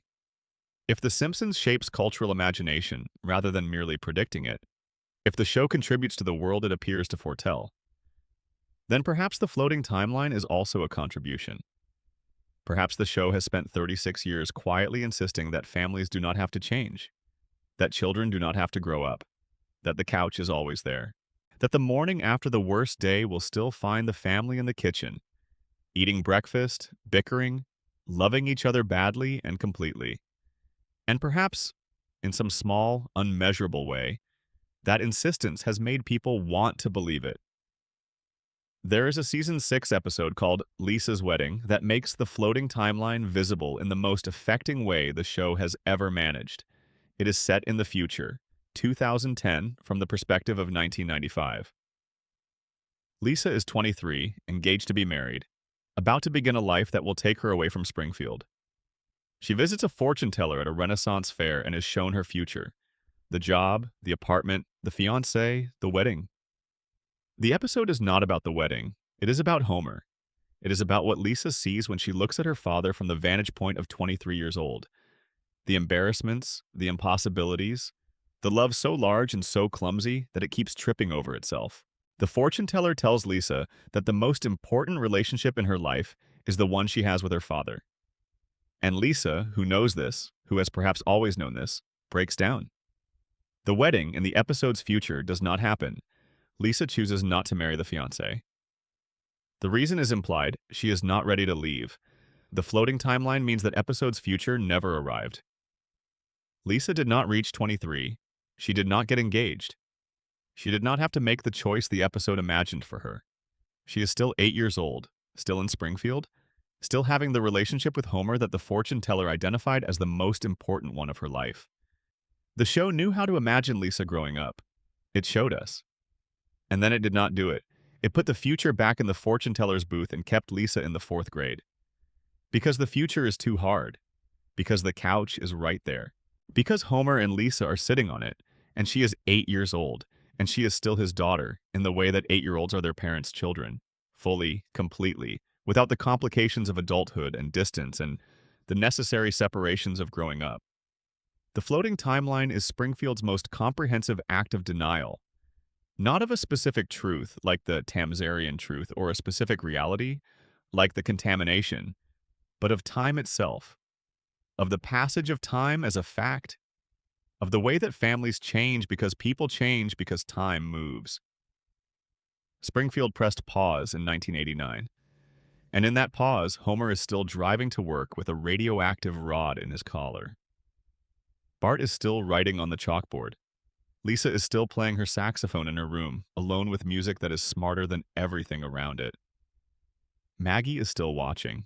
And somewhere in a hospital, or somewhere in a dream, or somewhere in a town that cannot be found on any map, Homer Simpson is still exactly where he has always been. At home. With his family, and the television is on, and everything, despite everything, against all evidence, against all logic, against all the radiation and the contamination and the impossible geography and the century-old villain pressing his fingertips together in the dark. Everything is fine. Everything is exactly fine. Outro. We have come a long way tonight. From the yellow skin and the safety violations to the coma in the hospital. From the sundial in the town square to the man who is older than the modern world and still going. From the town's great lie to the baby who knows more than anyone has guessed. From the predictions that shape the future to the mother who left to protect the boy who never knew why. From the town that cannot be found on any map to the family that refuses to grow any older. Springfield is still there. It is always there, running on some channel at some hour of the night, in some city, in some apartment where someone who needed the company found it. It has been there for 36 years. It will presumably be there for a good while longer.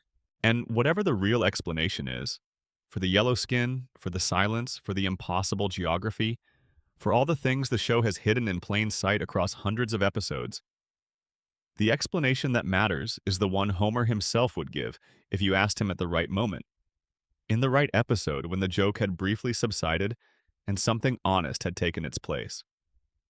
He would shrug. He would look at Marge. He would put his arm around her. And the answer would be the same as it has always been. The family is together. The couch is right there. Go to sleep. Good night, wherever you are. Thank you for being here. If this helped you rest, leave a comment and come back tomorrow night. There are more stories waiting in the dark. Expanded sections. Full narration. Section 1. Expanded. The radiation theory. Full version. Let's begin with the color yellow. Not in a hurry, not with urgency. Just slowly, the way a question worth asking deserves to be asked. Sitting with it, turning it over, letting it catch the light. Every character in Springfield is yellow. Not a warm amber, not a golden honey tone, not any shade of yellow that appears in a dermatology textbook or a box of Crayola crayons labeled flesh or peach or skin tone. This is a specific, deliberate, slightly clinical yellow. The yellow of a legal pad, of a school bus, of a warning sign. The yellow of something that is trying to get your attention. Matt Groening, when asked about it, has always had a practical answer ready. He was designing these characters for late-night television in the late 1980s when a viewer flipping through channels needed to be able to identify the show in a single glance. Yellow skin was unmistakable. Nobody else was doing it. The Simpsons would be immediately recognizable from across the room, from the doorway, from the kitchen. The yellow was a branding decision. This is almost certainly true. And yet, once you have spent time with the theory that lies beneath the yellow, the theory that has been quietly assembling itself from the evidence the show has provided across 36 seasons and over 700 episodes, the practical explanation starts to feel like the kind of answer you give when you don't want to talk about the real answer. Clean, sensible, immediately satisfying. And therefore, in Springfield, immediately suspicious. Here is the other explanation. Springfield has been radioactively contaminated for decades. The contamination comes from the nuclear power plant that sits on the edge of town like a permanent apology for something nobody has officially admitted doing. The contamination has been accumulating in the soil, the water, the air, and the bodies of Springfield's residents since before most of them were born. And the yellow skin, the four fingers, the inexplicable physical resilience, the particular way Springfield's residents relate to their own bodies, as though those bodies operate by slightly different rules than the bodies of people who live elsewhere, is not a stylistic choice by an animator. It is what radiation does. Let us spend some time with the Springfield nuclear power plant because it deserves serious attention, not as a background joke, not as a comic setting for Homer's incompetence, as an actual industrial facility examined through the lens of what the show has explicitly told us about it across 36 seasons of careful, accumulated detail. The plant is a 2-unit pressurized water reactor. It was built sometime in the mid-20th century. It is owned entirely by Charles Montgomery Burns, who purchased it at some point in the 1950s or 1960s, and has operated it ever since as a personal empire rather than a public utility. Burns has no meaningful oversight. The regulatory bodies that are supposed to monitor facilities like his appear in the show occasionally, issue fines that Burns ignores, conduct inspections that Homer subverts, and then disappear for another season without having accomplished anything. In Season 2, an inspection of the plant revealed 342 safety violations. This number has been referenced multiple times across subsequent seasons, always as if it represents the baseline state of the plant rather than a temporary low. As if 342 is not a catastrophic indictment, but simply where things stand before you start counting whatever happened last week. 342 violations. Let's try to understand what that number means in practice. A single serious safety violation at a nuclear facility, a single instance of improperly stored waste, a single cracked seal, a single malfunctioning gauge, can trigger regulatory shutdown, criminal investigation, and remediation projects costing hundreds of millions of dollars. 342 violations suggests a facility that is not merely poorly maintained, but deliberately, systematically, comprehensively unsafe. A facility where safety is not a priority that has been deprioritized, where safety was never a priority at all. Among the violations cataloged across various episodes, radioactive waste dumped directly into the cooling pond which connects to the river. Radioactive waste used as a paperweight on someone's desk. Plutonium rods stored in the break room refrigerator alongside the employees' lunches. Cooling systems patched with bubblegum. Actual luminous rats living in the walls and ventilation system, having apparently absorbed enough radiation to produce their own light. And perhaps most casually horrifying, human skeletal remains in the basement. Bones. In the basement of a nuclear power plant. The show notes this once in a background gag and never returns to it.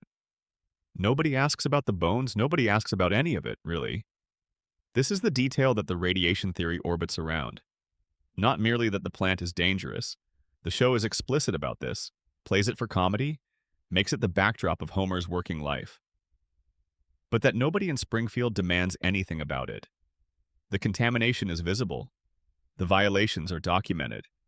The evidence is in the river, in the cooling pond, in the glow of the rats, in the bones in the basement. And Springfield shrugs. The radiation theory says, this is not surprising because the shrug is itself a symptom. The inability to organize, to protest, to look up at those cracked cooling towers and say, this is unacceptable and I'm going to do something about it. This cognitive and emotional passivity is not a character flaw of the people of Springfield. It is the result of what they have been breathing and drinking and absorbing for decades. Homer's brain. This is where the theory becomes most specific and most disturbing. We know from the season 10 episode HOMR that Homer Simpson's intellectual limitations, his impulsivity, his inability to sustain attention, his famous difficulty with basic reasoning, have a physical cause. A crayon somehow lodged in his brain in childhood has been physically pressing against his frontal lobe for its entire adult life. When the crayon is removed, Homer's IQ jumps dramatically. He becomes a different person, thoughtful, emotionally articulate, capable of sustained intellectual engagement. And then he has the crayon put back. Because being smart in Springfield is too painful. The clarity that comes with cognitive function reveals a world that is unbearable to see clearly. A job that is dangerous and demeaning. A town that is poisoned. A life that falls so far short of what it could have been that understanding it fully is worse than not understanding it at all. The crayon goes back in. The fog returns. Homer is comfortable again. The radiation theory reads this episode as the show's most explicit statement of its own subtext. Homer doesn't have a crayon in his brain because of a childhood accident. The crayon is a metaphor, a way the show represents the thing that is actually suppressing Homer's cognition, which is the same thing suppressing everyone's cognition in Springfield, which is the invisible, odorless, tasteless radioactive contamination that has been working on the town's neurological function since before Homer was born. He chose to put the crayon back because Springfield doesn't allow its residents to see clearly. The town is designed, not conspiratorially necessarily, but functionally, to produce people who cannot look directly at the source of their diminishment. And the man who benefits from this is the man who owns the source. Mr. Burns has never needed a conspiracy to maintain his control over Springfield. He doesn't need to threaten people or manufacture evidence or suborn officials. He has the power plant, and the power plant is enough. The plant provides the electricity that runs the town's economy. It employs a significant portion of Springfield's working population. And it quietly, continuously, persistently releases the thing that keeps the town's residents from becoming the kind of people who might successfully challenge him. This is not a theory that requires Burns to be a mustache-twirling villain who specifically designed a radiation control program. It simply requires him to know what his plant is doing, which he clearly does, given his own weekly radiation treatments, his private medical infrastructure, his personal physicians, his careful management of his own exposure, and to have decided that the cost of fixing it is higher than the benefit. 342 violations, $56 million to bring the plant up to code, according to the Season 2 estimate, a number that has certainly grown in the decades since. Burns refused to pay it, not because he couldn't afford it, Burns is a billionaire many times over. He refused to pay it because paying it would mean acknowledging that something was wrong. And acknowledging something was wrong would mean someone might start asking questions about what had already been wrong for 30 years. The three-eyed fish is the key that unlocks all of this. Blinky, the three-eyed fish pulled from the river near the plant in Season 2, became a brief media sensation within the show's universe. Burns was forced to eat one on television. A gubernatorial candidate used Blinky as a campaign issue. There was, for a moment, public attention on the question of what the plant had done to the river. And then it passed. The moment passed, as all moments pass in Springfield, and nobody followed up. Nobody asked the logical next question, which is, if the fish have grown a third eye from exposure to this water, what is the same water doing to the people who live near it? What is it doing to the people who drink from the municipal water supply that draws from that river? What is it doing to the children who grew up swimming in it? The show has never officially answered this question, but it has spent 36 years showing you the answer. Look at the guest stars, not the voices, the visual design. When outside characters visit Springfield, they are drawn differently. Their eyes are a more natural size. Their proportions are closer to human standard. Their skin, when it appears, is not yellow. The show's artists have consistently drawn visitors to Springfield with a different visual vocabulary than they use for Springfield's permanent residents. More naturalistic, more conventional, more like the character design you would find in any other animated show. Springfield residents look like Springfield residents. Everyone else looks like people. This is often attributed to artistic consistency. The show has established its style, and visitors are deliberately drawn to contrast with that style, to create visual interest and emphasize the difference between Springfield and the outside world. But the radiation theory proposes that the visual difference is not arbitrary. It is the show making explicit what the theory says is true. There is a visible, observable difference between people who live inside the contamination zone and people who do not. The people inside look mutated. The people outside look normal. And the show has been showing you this distinction, casually and continuously, for 36 years. Even the animals. Santa's little helper, the Simpson family dog, has the same bulging eyes and exaggerated proportions as his owners. He was acquired as a racing greyhound, a dog born and bred outside Springfield. But years of living in the Simpson household, drinking Springfield water, breathing Springfield air, have left visible marks. The fish has 3 eyes. The rats glow. The dog has mutant proportions. The residents are yellow. And the safety inspector is asleep at his console. Everything is fine. Section 2, expanded. The Homer coma theory. Full version. There is a specific quality to the early Simpsons, a texture. If you go back and watch the first 3 seasons, before the coma episode, before the shift, there is a groundedness to the storytelling that later seasons simply do not have. The problems are recognizable. The stakes are human-sized. Homer worries about money in the way that a man in his mid-30s worries about money, with a specific combination of shame and denial and desperate short-term improvisation. Marge worries about her marriage in the way that a woman in a long relationship worries. Not with melodrama, but with the quiet, persistent anxiety of someone who loves something fragile and knows it. In the episode Bart the Daredevil from Season 2, Homer tries to stop Bart from performing a dangerous skateboard stunt over Springfield Gorge. He fails. He lectures Bart. Bart agrees not to do it. And then Homer, in trying to demonstrate why it's dangerous, accidentally goes over the gorge himself. He falls. He bounces down the cliff face. He lands in the river. He is airlifted by helicopter to the hospital. And then the gurney hits the cliff, and he falls again. The scene is funny in a very specific way. It is funny because it is exactly the kind of thing that would happen to Homer Simpson. Not random physical comedy, but the consequence of a specific personality encountering a specific situation. The joke is true to the character. It hurts to watch because you recognize it. That is the texture of early Simpsons. Now think about a season 20 episode in which Homer becomes a professional fisherman, accidentally discovers a hidden island civilization, defeats an ancient Norse sea monster, befriends a talking dolphin, and then flies home in time for dinner. Both of these are Simpsons episodes. Both feature the same character. but they are operating in entirely different universes. Universes that have different relationships to causality, to plausibility, to the question of whether what you are watching has any continuity with what came before. The coma theory was first proposed, in its most coherent form, by a Reddit user named Hard Topic a Name sometime in the early 2000s. Though versions of the idea had been circulating in online Simpsons discussion communities since at least the late 1990s. The basic premise is simple, and it is this. Homer Simpson did not wake up from the coma he entered in Season 4. Every episode that has aired since April 1st, 1993, every adventure, every celebrity encounter, every cosmological impossibility, every moment of grace and comedy and heartbreak has been happening inside the mind of a man lying in a hospital bed in Springfield, General. Homer is dreaming, and the dream has been running for 33 years.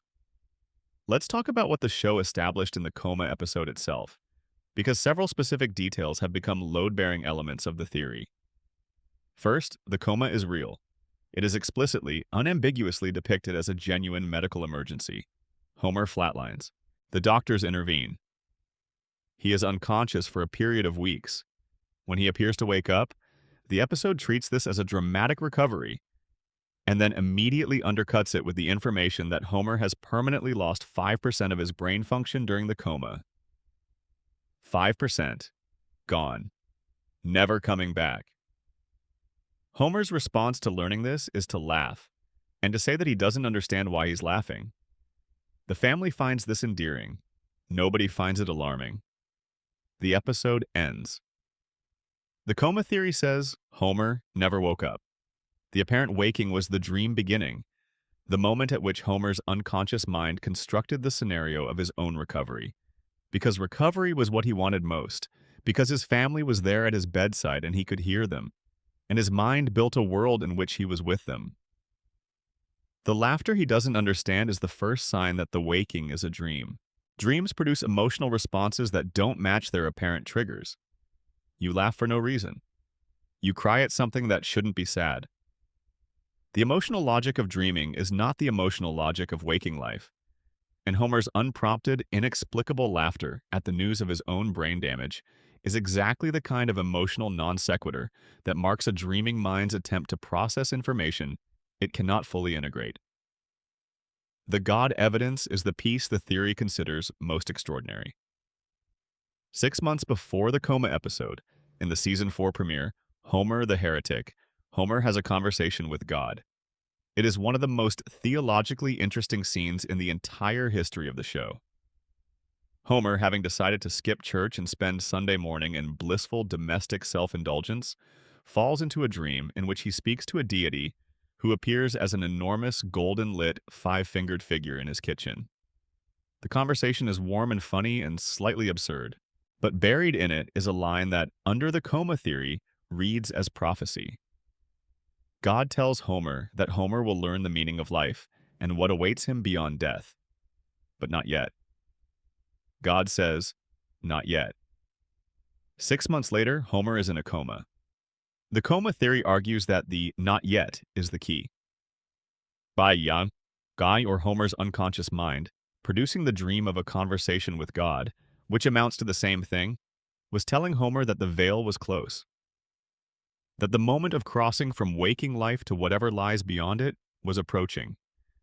And when it arrived, Homer's mind chose the gentlest possible version of what crossing that threshold could mean.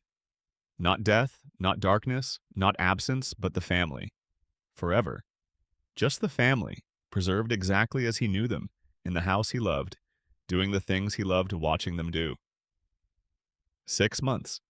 The timeline matches almost exactly. There is also the matter of what the dream is for.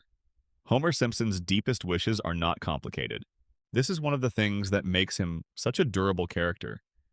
His desires are immediate and recognizable. He wants beer, he wants donuts, he wants to be left alone on the couch with the television. And beyond those, almost embarrassingly simple in their directness. He wants Marge to love him. He wants Bart to need him. He wants Lisa to occasionally be proud of him. He wants Maggie to be safe. The coma dream gives him all of these things. It gives him Marge, preserved in the form he knew her. Patient, loving, occasionally exasperated, always coming back. It gives him Bart as a perpetual 10-year-old, still in the phase where a father is still relevant, still needed, still capable of making things right. It gives him Lisa as an 8-year-old before the age at which daughters start to outgrow their fathers, still young enough to occasionally climb into his lap, and still old enough to occasionally say something that makes him feel genuinely proud. It gives him Maggie. Tiny, silent, watching. The child he barely knows, the one born most recently before the accident, the one whose life he was most afraid of missing. In the dream, Maggie is always there, small and safe and watched over. Impossible to lose because the dreamer holds her constantly in his peripheral vision. The celebrities. In the early seasons, before the coma, celebrity appearances on The Simpsons were rare and deliberate. Michael Jackson's appearance in Season 3 was treated as an event. The casting was kept secret until broadcast. It felt genuinely significant within the world of the show because the world of the show was still a world in which celebrities did not simply appear in Springfield. They had to have a reason to be there. After the coma, the gates open. Every season brings dozens of guest stars. The biggest names in every conceivable field walk through Springfield, as if it were the most natural thing in the world. The show's writers have always justified this as a logical extension of Springfield's status as a microcosm of American life. If Springfield represents everywhere, then, of course, everyone passes through. But the coma theory offers a more specific explanation. Homer Simpson is lying in a hospital bed. The hospital has a television. The television is on most of the time, because this is an American hospital in the 1990s and beyond, and the television is simply always on. Nurses and doctors and visitors come and go, bringing voices, names, references to the outside world. Homer's unconscious mind absorbs all of this. Every name it hears, every voice that penetrates the fog, every face glimpsed on the hospital television through the closed eyes of a dreaming man. These become material. These become characters in the dream. The flood of celebrity appearances is not Springfield becoming a magnet for famous people. It is a coma patient's brain incorporating ambient cultural stimulation into the world. It is building around itself. The celebrities are voices Homer heard and forgot he heard, translated into dream figures by a mind that is working with what it has. Which explains why the guest stars across the post-coma seasons seem so casually integrated. They do not feel like genuine intrusions into Springfield's reality, because they are not intrusions. They are dream material. Homer's mind has placed them there with the same offhand confidence with which dreams place anything anywhere, because the dreamer needs them, and so they appear. Now, the emotional core.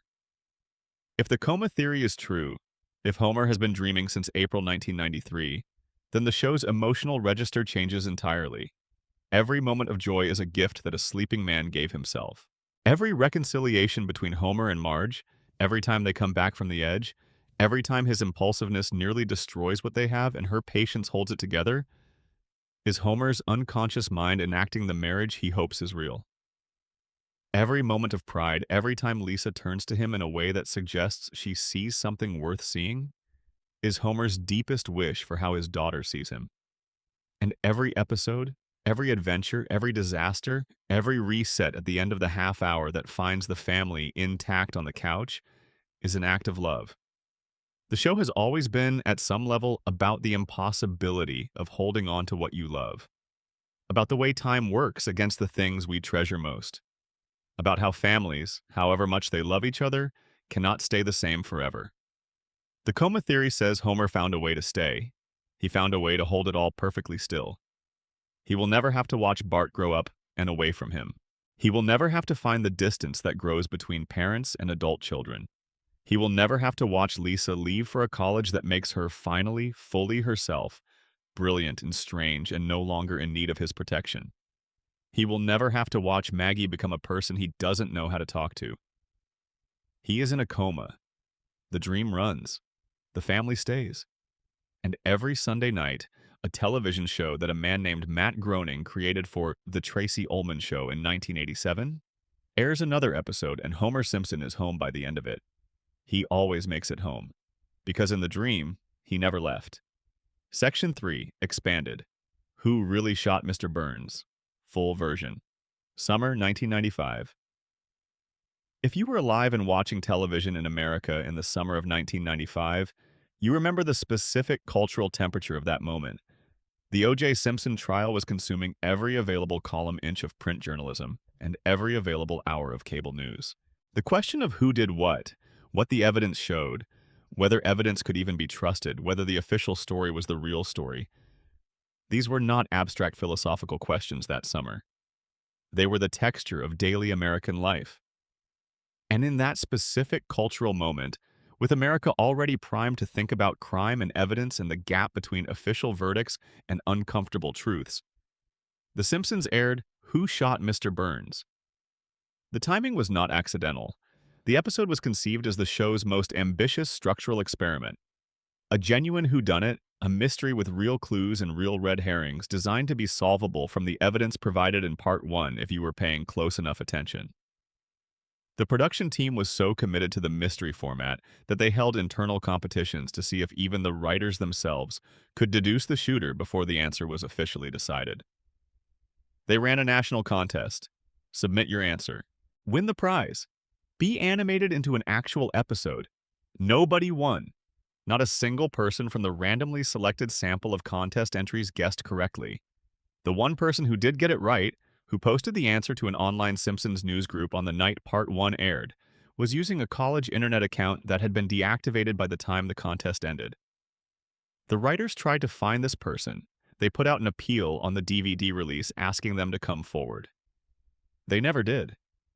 Think about that for a moment. The creators of the show designed a mystery. They told America it was solvable from the clues they had planted. They ran a national contest to prove it. And when the answer was revealed, virtually no one had figured it out. Either the clues were not sufficient to point clearly to the answer, which means the mystery was designed to be unsolvable, which means the answer was always going to feel arbitrary, or the answer was arrived at after the clues were planted, and the clues do not actually lead where the resolution claims they lead. Both of these possibilities are more troubling than the show acknowledges. Let's go through the evidence carefully. The shooting takes place in the parking lot of the town hall, immediately following a packed community meeting at which Burns unveiled his sun-blocking device. The meeting was explosive. Multiple characters were visibly armed. The show went out of its way to depict firearms and other weapons being produced by the assembled townspeople. The room was at maximum combustion, and yet, in the chaos that followed the meeting's conclusion, only one person appears to have fired a weapon. Burns is found collapsed on the town sundial. His hands are wrapped around the sundial's gnomon. In the specific way they have landed, they appear to point to the letters W and S, or, from Burns's perspective, lying on his back looking upward, M and S. The official reading, M for Maggie, S for Simpson. Burns himself, when he regains consciousness, is asked to confirm this reading. And here's the detail the theory considers devastating to the official case. Burns says, clearly, unambiguously, as a direct statement, that he did not deliberately position his hands to point at anything. He fell. His hands landed where they landed. The sundial clue, the central piece of evidence around which the resolution pivots, was explicitly described by the victim himself as a coincidence. The sundial means nothing. Burns said so. So what do we have? We have a victim who cannot point to his attacker by name. We have a sundial reading that the victim says is meaningless. We have DNA evidence, an eyelash on Burns's suit, that belongs to a Simpson. We have Burns's gun, which was already missing from his holster before the shooting, meaning whoever pulled the trigger used Burns's own weapon. The eyelash points to a Simpson. Any Simpson. Homer is arrested on the basis of this and other circumstantial evidence. He has no alibi for the relevant time period. He has the clearest motive in Springfield. Burns has spent years treating him with such comprehensive disregard that Homer once suffered a psychological episode in which the words, "Because Mr. Burns doesn't even know my name," appeared on a brain scan. Homer's rage at Burns is not subtext. It is, quite literally, inscribed in his neurology. And yet Homer is cleared. The show clears Homer because Burns wakes up and identifies Maggie. But here's the question that "Oh, it's you" keeps demanding we ask. Does Mr. Burns know Maggie Simpson? We have established, across seasons, that Burns does not know Homer Simpson despite Homer working for him for years. Burns has called Homer the fat man, the man with the donut, whatever his name is, and approximately 40 other non-name identifications across various episodes.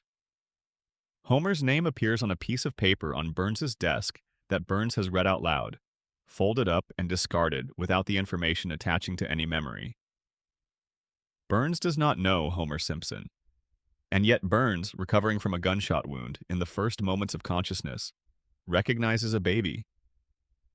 "Oh, it's you," he says, the way you would say it to someone you expected to see, someone whose presence in this context, while perhaps surprising, is not entirely surprising.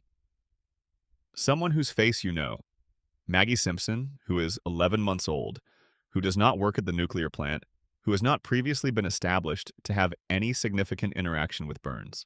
But Burns sees her and recognizes her in a way he has never, across multiple seasons, recognized her own father. The Marge theory has been circulating in Simpsons fan communities since 1995. Its proponents argue that Marge Simpson is the shooter the evidence actually points to, and that the official resolution is Burns covering for her. The case rests on several pillars. First, motive. Burns's plan had specifically devastated the things Marge cares about most. The school lost its oil revenue, the school where her children attend, the school's music program, the art supplies, the things Lisa depends on. Burns injured Santa's little helper, the family's dog. He blocked the sun over her home and her children's lives. Marge's threshold for protecting her family is high, but it is not infinite. The show has depicted Marge at her limit before. When she is pushed to that limit, she does not respond with meek acceptance. She acts second, access. In the season 4 episode Marge Gets a Job, Burns develops an obsession with Marge and spends several episodes attempting to court her. The episode is played primarily as comedy, but it establishes something that the shooting mystery theory considers significant. Burns and Marge have a relationship. Burns knows Marge. Burns, in whatever distorted, transactional way he understands human connection, has feelings about Marge. "Oh, it's you" makes complete sense as what Burns says when he sees Marge Simpson. Third, the cover. Why would Burns, shot by Marge, protect her? Because the episode established that Burns's feelings for Marge are genuine within his limited emotional vocabulary. Because shooting Marge would make him responsible for her imprisonment and the destruction of her family. Because, and this is the darkest reading, Burns understood in that moment that if he named Marge, he would be consigning to prison the woman he had spent an entire episode trying to win. The infatuation had passed, but the record of it remained. And Burns, for all his many failings, chose to protect her. He reached for the sundial because he needed something to do with his hands. Because he couldn't name her. Because he let his hands fall on letters that meant nothing, and allowed the town to build its own explanation around them. And the town did. The town built an explanation around a baby. Because a baby can't be prosecuted. Because a baby is the most convenient fall guy in the history of Springfield justice. Chief Wiggum says it himself. No jury in the world would convict a baby. He says it, and the case is closed, and Maggie is free. But if you watch the final shot, really watch it with this theory in mind, something shifts. Maggie is alone. The family has left. The room is empty.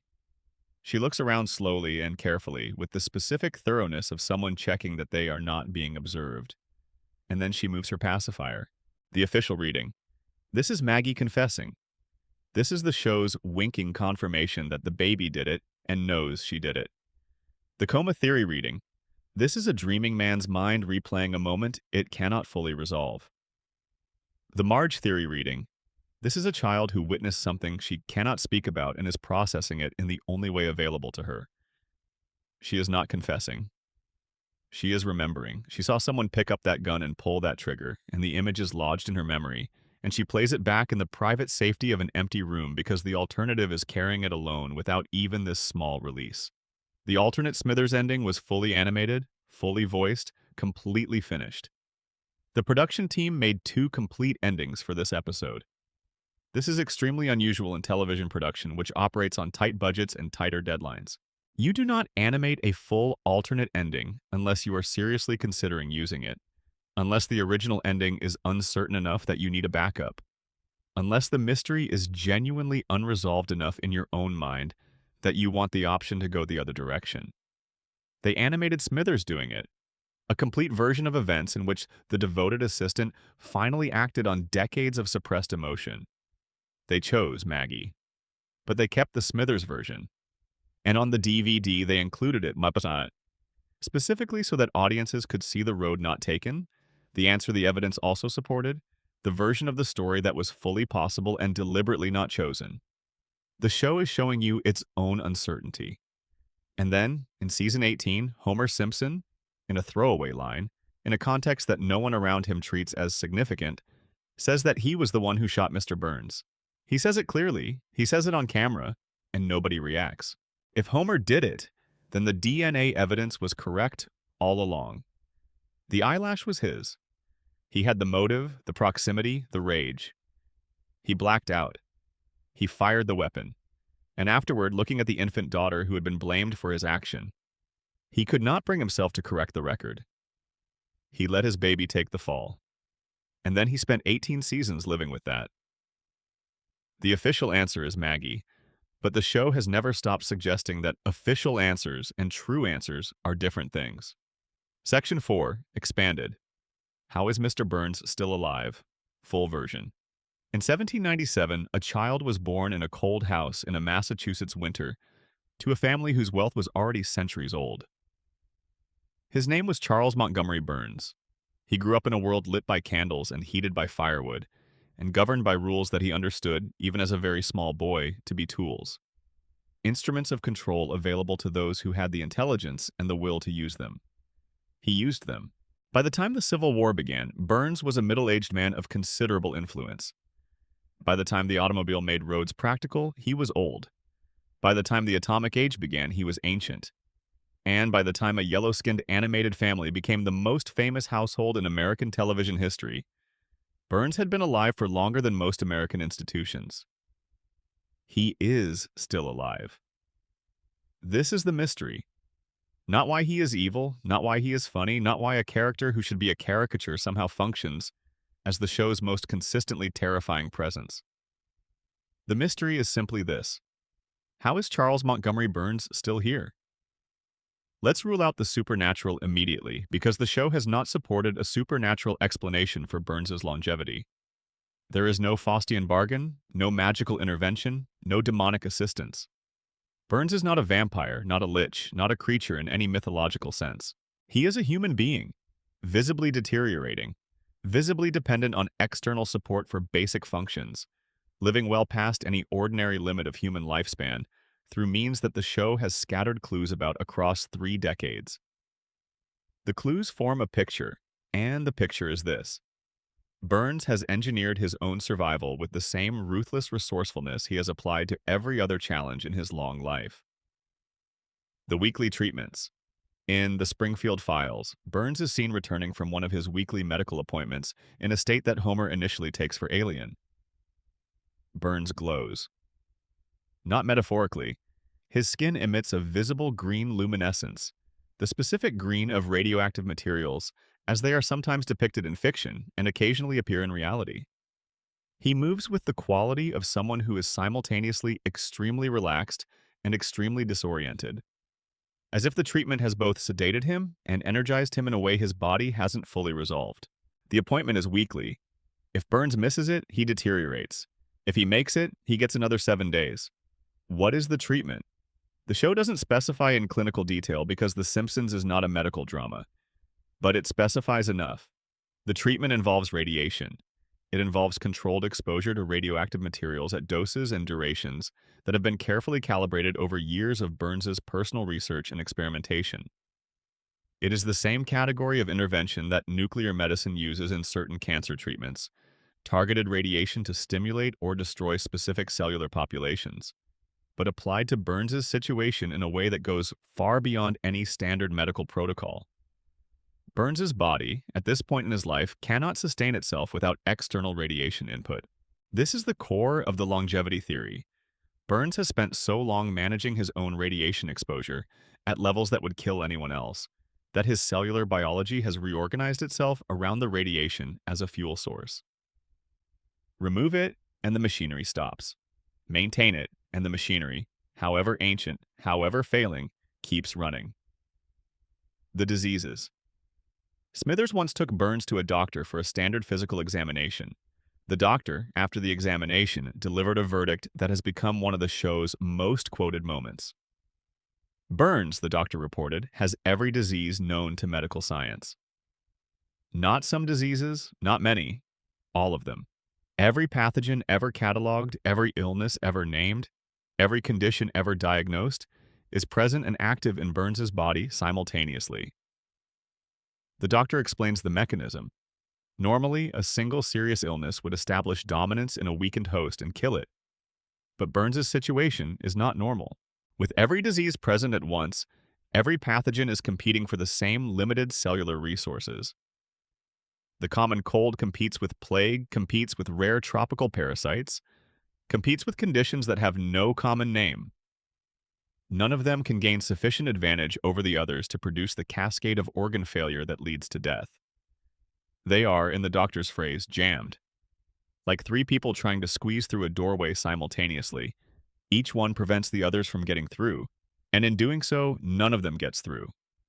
The medical term the doctor uses in the episode, Three Stooges syndrome, is invented. But the biological concept is not entirely fictional. There are genuine cases in medical literature of pathogen competition in host organisms producing unexpected outcomes. The extreme version of this that Burns apparently experiences is not realistic medicine, but it is internally consistent with the radiation theory. A body that has been continuously irradiated at the cellular level for decades is a body in a constant state of repair and damage and re-repair. A body whose immune function has been pushed to chronic activation. A body that is perpetually mobilized against threats and therefore perpetually capable of managing them, even when those threats would overwhelm any normal immune system. The radiation keeps the diseases in check. The diseases keep each other in check. Burns's body is a closed ecosystem of managed crisis, and as long as the ecosystem's conditions are maintained, weekly treatments, careful monitoring, Smithers's unceasing management, the ecosystem persists. Smithers. The Smithers dimension of Burns's longevity is the most human part of the theory and the one that gets least attention. People focus on the radiation and the diseases, but the unglamorous day-to-day infrastructure of Burns's continued existence is Smithers. Waylon Smithers Jr., who has devoted his life, every hour of it, every vacation canceled, every relationship sacrificed, every personal ambition quietly abandoned, to the service of one elderly man who, by any external measure, does not deserve such devotion. The show has given Smithers enough emotional depth across 36 seasons to make this devotion comprehensible, if not admirable. His feelings for Burns are genuine, however complicated and however poorly returned. But the theory focuses on something more practical. Smithers as medical logistics. The weekly appointments have to happen. Someone has to schedule them. Someone has to ensure Burns gets there. Someone has to manage the relationship with whatever medical specialists are maintaining Burns's extraordinary treatment protocol. Doctors who are presumably paid enough to keep their mouths shut about the nature of what they are doing. Someone has to track the medications, the supplements, the dietary restrictions that a man of Burns's age and condition presumably requires. Someone has to notice when something is wrong before it becomes an emergency. That someone is Smithers. There is a season 6 episode in which Smithers takes a vacation, his first in years, possibly his first ever in the adult portion of his life, and Burns's condition immediately begins to deteriorate. He cannot function, he cannot dress himself, he cannot manage the basic tasks of his daily existence. He nearly dies before Smithers returns. This is played as comedy. The joke is how helpless Burns is without his assistant. The theory says the joke is also a medical statement. Without Smithers managing the treatment schedule, Burns would miss his weekly appointment. The disease equilibrium would tip. The radiation deprivation would begin. The engineered survival system would start to fail in multiple ways simultaneously, And whatever advantage Burns has spent a century and a half building, whatever combination of adaptation and intervention has kept him alive, would begin to come undone. Smithers is not just devoted to Burns because of some deep personal feeling. Smithers is devoted because he understands, at some level, that his devotion is what keeps Burns alive. That the moment he leaves, really leaves us, not a vacation but a permanent departure, he signs a death warrant.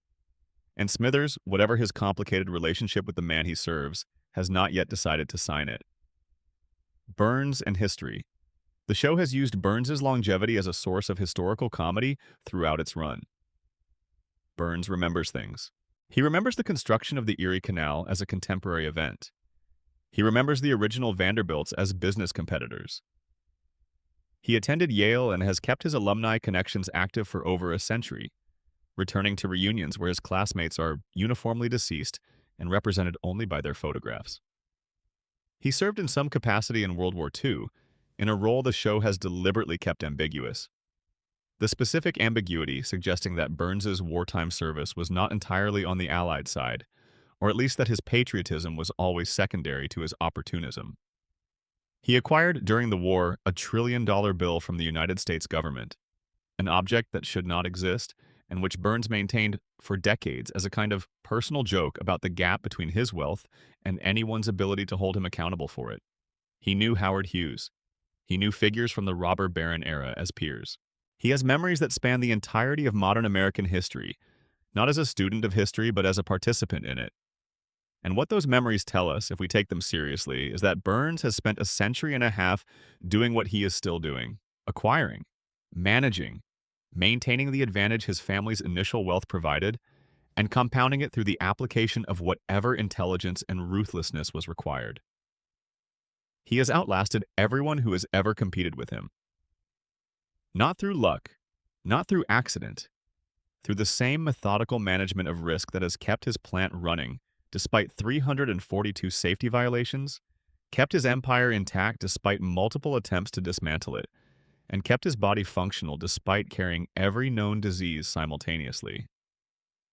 Burns is not merely old. Burns is the endpoint of a century of deliberate, systematic effort to remain alive long enough to win. And in Springfield, he is still winning. Section 5, Expanded. The Principal and the Pauper, full version. In September of 1997, 2 years into the O.J. Simpson trial's long cultural aftermath, in the same year that Princess Diana died, and a Mars rover landed on the Red Planet, and the world was beginning to understand what the internet would eventually become. The Simpsons aired an episode that would divide its audience more sharply than almost anything it had done before or has done since. The fans called it the Tamzarian episode. The production team, in various interviews over the subsequent decades, called it a mistake. The critics, many of whom had been growing impatient with what they perceived as the show's declining commitment to its own continuity, called it evidence of something they had already decided was true. We are going to call it something different. We are going to call it the most honest episode The Simpsons ever made. Here is what happens in The Principal and the Pauper. Springfield Elementary School is holding a celebration of Principal Skinner's 20th year of service. The community has gathered. Certificates are being framed. Agnes Skinner, Seymour's mother, a presence of such consistent sourness that she functions in the show as a kind of emotional weather pattern, is there, barely containing the pride that she would never consciously admit to feeling. And then a man walks in. He is distinguished-looking, comfortable in himself, carrying the specific ease of someone who has never had to perform confidence because confidence is simply what he is. He introduces himself to the assembled community. His name, he says, is Seymour Skinner. He is a decorated Vietnam veteran. He was captured by the enemy, held as a prisoner of war, and believed dead. He spent years finding his way back, and he has come home. To find that someone has been living his life. The man Springfield calls Seymour Skinner is Armin Tamzorian. His history, as detailed in the episode with surprising specificity, is the history of a man who began with nothing and stumbled sideways into someone else's identity. He grew up without direction. He found himself in the army by default. In Vietnam, he was placed under the command of a man named Skinner, who became the most important person in his life, A mentor, a father figure, the first person who had ever believed in Armin Tamzarian's capacity to be something other than what his circumstances had produced. When that Skinner was captured and presumed dead, something in Tamzarian broke. He carried the guilt of having survived when his mentor had not. He came to Springfield to deliver the news and found at the door of Agnes Skinner's house something he had never had: the possibility of being wanted. Agnes assumed he was her son. She needed him to be her son. And Tamzarian, in one of those moments that seem small and become permanent, stepped into the role. For 20 years, he lived it perfectly. He became a good principal. He became a figure of community stability, however unhappy that stability sometimes made him personally. He managed Springfield Elementary through budget crises and floods, and Bart Simpson, which is arguably the greatest administrative challenge any educational professional in the history of fiction has faced. He became real in every way that reality is built by doing the same thing over a long enough period of time. And then the original walked through the door. The real Seymour Skinner is everything Tamzarian has been pretending to be. He is warm where Tamzarian is rigid. He is natural where Tamzarian has been careful. He integrates into Springfield effortlessly because Springfield is actually his mother, his history, his name. He is the genuine article, and the genuine article's presence makes the 20-year forgery visible in a way that cannot be unseen. Springfield holds a trial. This is the moment the theory orbits around, not the revelation. Revelations happen. The mechanism of collective memory is often ambiguous, often slow to absorb uncomfortable truths. But Springfield does not absorb this truth slowly. Springfield holds a formal legal proceeding, weighs the evidence, faces the question directly and explicitly, and makes a choice. The choice is the lie. Springfield votes, with the real Seymour Skinner present in the room, to maintain the fiction. Judge Snyder issues a legal decree.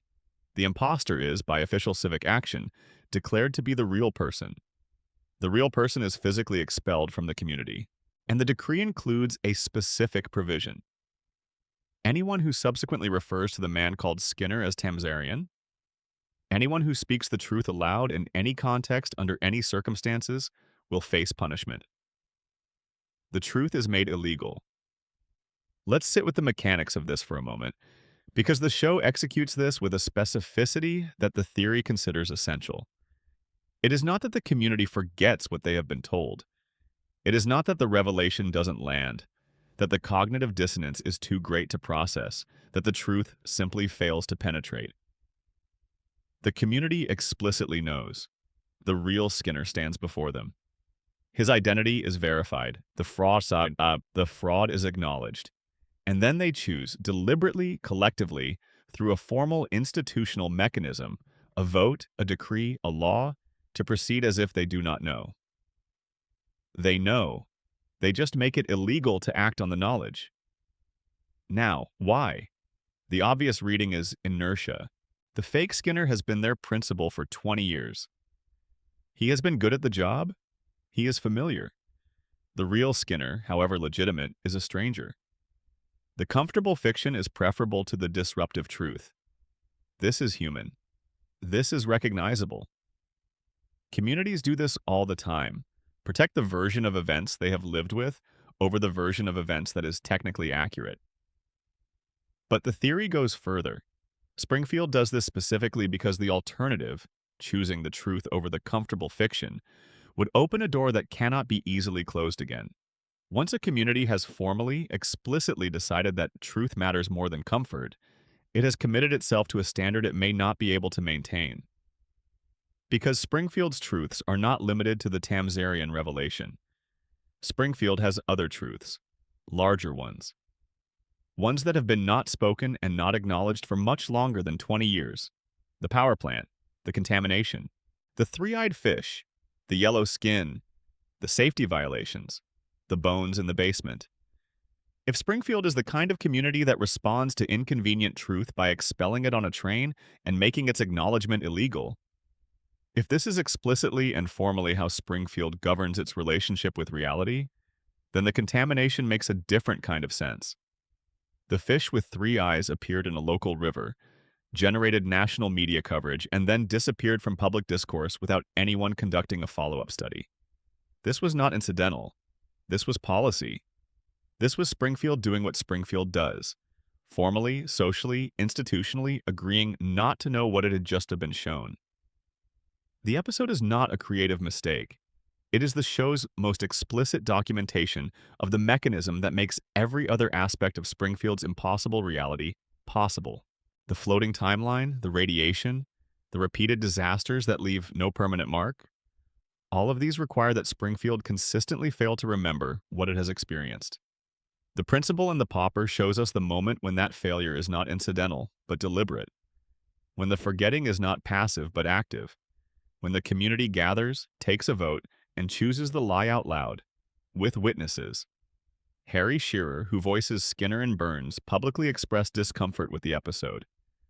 He felt it violated the integrity of a character he had invested years in building.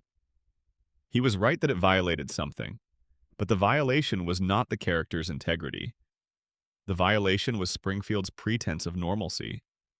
The episode ripped away the courtesy by which the show had always let the community's amnesia happen off-screen, and showed it happening in real time, in public, through a formal institutional process.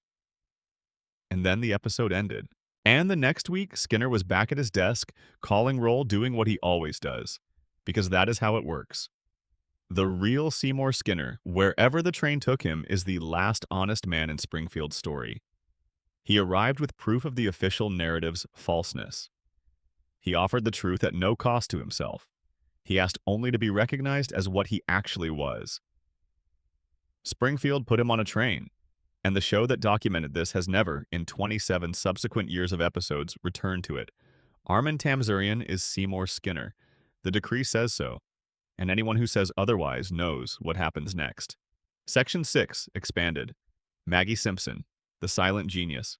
Full version. Begin with the silence. Not Homer's selective deafness, not Marge's careful pauses before saying the diplomatic thing, not Bart's silence in the specific moments when he knows he has gone too far. Real silence. Sustained, deliberate, 36-year silence. The silence of a person who has made a decision about language and is maintaining that decision across what is, from the audience's perspective, an almost incomprehensible length of time. Maggie Simpson has not spoken in any meaningful sustained sense across 750 episodes of television. She communicated once, one word, one syllable, voiced by Elizabeth Taylor, directed at a camera in an empty room, and then returned to the silence and has maintained it ever since. This is the fact from which every Maggie theory proceeds.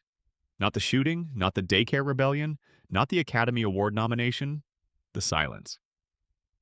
Because the silence, more than any single action Maggie has taken, is the key to understanding what Maggie actually is. Let's establish what Maggie is not. She is not simply underdeveloped. The show has had 36 years to develop her. They could have given her a voice, a personality, a role in the family's daily life comparable to Bart's or Lisa's at any point in that time. The silence is a choice. Multiple showrunners across multiple decades have confirmed that it is a deliberate creative decision. Maggie does not speak because the writers decided she should not speak. The theory takes this further. Maggie does not speak because Maggie has decided she should not speak. This is a fine distinction, but it matters. The writer's creative decision and the character's in-universe decision are not the same thing, but they can point in the same direction. And the in-universe evidence? The evidence of what Maggie does when no one is watching. The evidence of how she moves through the world. The evidence of every moment in which her capabilities are briefly glimpsed before the show closes the window again. All points toward a character who is making ongoing, active, strategic choices about self-presentation. The daycare rebellion. Let's go back to the Ayn Rand School for Tots. Springfield's most intellectually provocative daycare center, and the bar for intellectual provocation in Springfield is admittedly low, is run on principles that combine early childhood education with libertarian philosophy in ways that the episode skewers with particular glee. The pacifiers are confiscated. The infants are expected to develop independence and self-sufficiency. The environment is controlled, surveilled, and managed with the kind of institutional efficiency that produces outcomes efficiently measurable and otherwise barren. Maggie organizes the babies. There is no other phrase for what she does. She observes the situation. She identifies the problem. Confiscated pacifiers, institutional oppression, the specific injustice of having something taken from you before you have language to protest it. She develops a response. She communicates the response to the other infants through means the show never makes explicit, because making it explicit would require acknowledging what Maggie is doing, and the show is not quite ready to acknowledge that fully. The response is coordinated. Multiple infants acting simultaneously in ways that suggest prior planning. They move when Maggie moves. They stop when she stops. They execute, together, a plan that results in the recovery of all confiscated pacifiers and a return to the illusion of normalcy before the adult staff returns.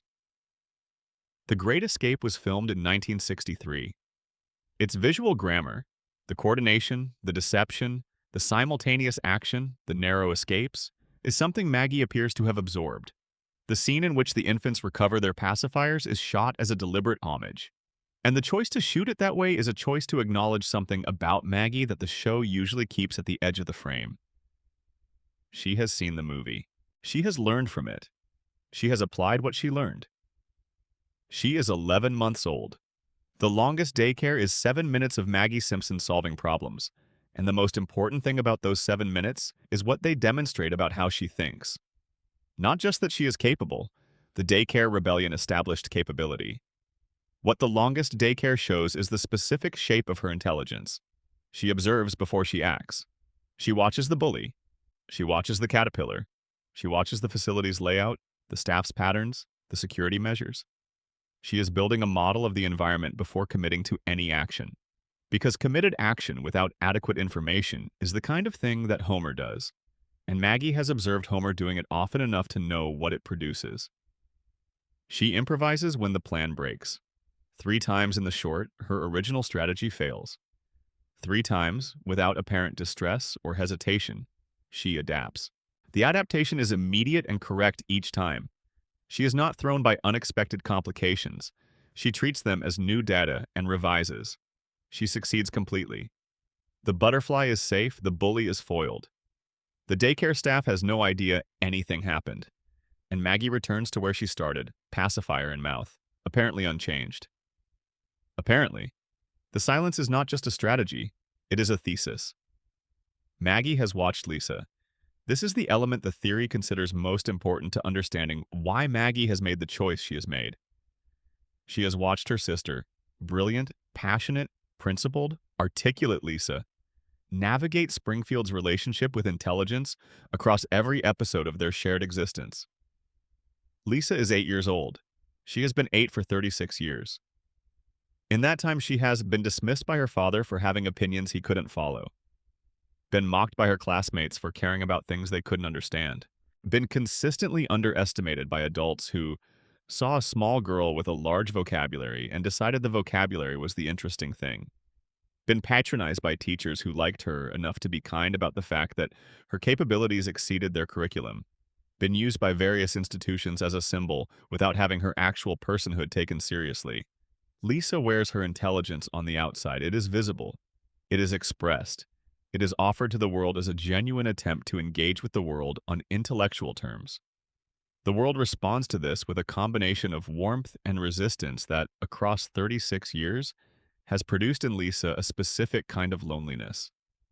The loneliness of being the person in the room who sees things most clearly and therefore most completely understands how little anyone else wants to hear what you see. Maggie watched this happen. She watched it happen from very close up. She watched it happen every day. She watched Lisa speak and be dismissed, Lisa argue and be ignored, Lisa excel and have her excellence treated as a mild inconvenience. And Maggie drew a conclusion. Visibility is vulnerability. If you demonstrate capability, you will be managed. You will be enrolled in things. You will be expected to perform. You will be the subject of conversations you were not consulted about, in which people who do not fully understand what you are decide what you should become. You will be a bright girl, a gifted child, an unusual case, labels that define you by comparison to an expected norm that does not apply to you. And the labels will follow you, and the expectations attached to the labels will constrain you, and the gap between what you actually are and what the labels allow will be a gap you spend your entire life navigating. Or you can be silent. If you are silent, you are invisible. If you are invisible, you are free. Nobody enrolls the invisible child in supplementary programs. Nobody writes papers about the invisible child's learning style. Nobody has a conference about what to do with the invisible child. The invisible child watches everything and is watched by no one. Maggie's silence is not developmental delay. It is the most sophisticated choice she has made in 36 years of making sophisticated choices in private. The radiation connection is worth exploring here because it is one of the theory's most intriguing dimensions. If Homer's radiation exposure suppressed his cognitive function, if the contamination made him less than he might have been, then the theory asks whether the same contamination might have had the opposite effect on at least one member of the family. Not reduction, but amplification. The same irradiation that dulled Homer's cognition to clinical disability somehow, through the specific combination of dose, duration, developmental stage, and individual biological variation, produced in Maggie a mind of extraordinary capability. This is not unprecedented in the radiation literature. The effects of low-level radiation exposure on developing neural tissue are complex and nonlinear. The same dose that produces one kind of change in one tissue type at one developmental stage can produce a completely different change in different conditions. Homer and Maggie received their radiation exposure at very different points in their development, through different routes, with different individual biological responses. Homer's mutation moved in one direction, Maggie's in the other. They are, in the theory's formulation, two poles of the same environmental cause, and they live in the same house. Homer, the man whose brain was diminished, who chose the fog over clarity, who finds genuine comfort in not knowing, and Maggie, the child whose brain was amplified, who has chosen the appearance of not knowing as a strategy while knowing everything. Father and daughter, the same poison, completely different outcomes. The coma reading adds a layer of devastating tenderness to all of this. If Homer is dreaming, if the Maggie in the show is Homer's unconscious construction of the daughter he cannot truly know, then Maggie's extraordinary capabilities are exactly what a father would hope for in a child he cannot watch grow up. He has no information about who Maggie really is or will become. She was barely a year old when he went under. He has nothing to extrapolate from, no memories to build a future on. And so his dreaming mind built the most hopeful possible version of her, a child who will be okay without him, who is already impossibly more than okay, who does not need protecting because she is already capable of protecting herself. Maggie's genius is Homer's prayer, and somewhere in Springfield, in an empty room, a baby moves her pacifier, checks that she is alone, and waits. For what? The show will not tell us yet, but she knows. Section 7, Expanded. The Simpsons predictions controversy, full version. Let us talk about time. Not Springfield's frozen time, not the coma's suspended time. Real time. The time in which the show exists as a cultural artifact. The 36 years during which it has been produced and broadcast and watched and discussed. The decades during which the writers of the show made thousands of creative decisions about what jokes to write, what futures to imagine, what trajectories of American life to extrapolate and satirize. And then let us talk about what happened after. Because what happened after? The cascade of apparent coincidences, the apparently prophetic moments in which the show's jokes seem to anticipate reality with uncanny precision, has become, in the social media era, one of the most persistent and fascinating conversations in Simpsons fan culture. And the truth of it, when you approach it carefully, is more interesting than either the conspiracy version or the dismissive version. Let's begin with the most famous example, the year 2000. The episode is Bart to the Future, a flash-forward episode set in a distant future in which Bart and Lisa are adults. Lisa, as President of the United States, mentions to her advisors that she has inherited the White House under difficult financial conditions from her predecessor. The name of that predecessor, mentioned casually as a throwaway joke. Donald Trump. The episode aired 16 years before Donald Trump won the 2016 presidential election. When the Trump presidency happened, the screenshot of this moment went viral in a way that is difficult to overstate. It was shared millions of times. It was covered by news organizations as a human interest story. It became the seed of an entire genre of internet content. The Simpsons predicted it. And the episode's writer, Dan Greeny, was interviewed about the moment. And what he said was not, "Of course we predicted it, we always know."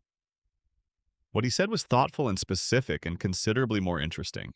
He said he wrote the joke as a warning, not a prediction, a warning. In 2000, the conditions that would eventually produce the Trump presidency were not fully assembled. But some of them were visible. Celebrity politics had been developing as a phenomenon since at least the 1980s. The entertainmentization of news coverage, the increasing conflation of fame and credibility, the specific cultural logic that made famous and qualified feel like synonyms to a growing portion of the electorate. These were trends that Greeny and the other writers of the show had been watching and satirizing for years. The Trump joke was not a prediction. It was an extrapolation from trends that were already in motion in 2000. The writers took those trends to their logical conclusion and put a name on it. The name of the most visible celebrity businessman of that era, the man who had been publicly flirting with political ambitions since at least the late 1980s, and wrote a joke. The joke came true. Not because the writers are prophets, because the trends they identified were real, the extrapolation was correct, and reality eventually arrived at the conclusion the writers had reached in a writer's room in 1999. This is the sober version of the predictionist phenomenon, and it is almost certainly the correct version for the majority of the show's apparent prophecies. The Simpsons writing staff has historically been one of the most educated in television. Multiple writers hold advanced degrees from institutions like Harvard, MIT, and Oxford. Several have backgrounds in mathematics, physics, political theory, and linguistics. These are not people who accidentally stumble onto true observations about the future. They are people whose professional job is to observe the present more carefully than ordinary people observe it, identify its patterns and trajectories, and translate those observations into satirical content. They are not predicting the future. They are reading the present with unusual precision and pushing it forward. The Higgs boson equation. In a 1998 episode, a background gag, the kind of detail that you might catch in pause frame and might miss entirely in real-time viewing, shows Homer at a chalkboard working through what appears to be an equation. The equation is not the focus of the scene. It is background texture, the kind of thing the show's writers and animators put in frames to reward obsessive rewatching. In 2012, when the Higgs boson particle was experimentally confirmed at CERN, a physicist named Simon Singh noticed something. The equation on Homer's chalkboard predicted a mass for the Higgs boson that was remarkably close to the experimentally confirmed value.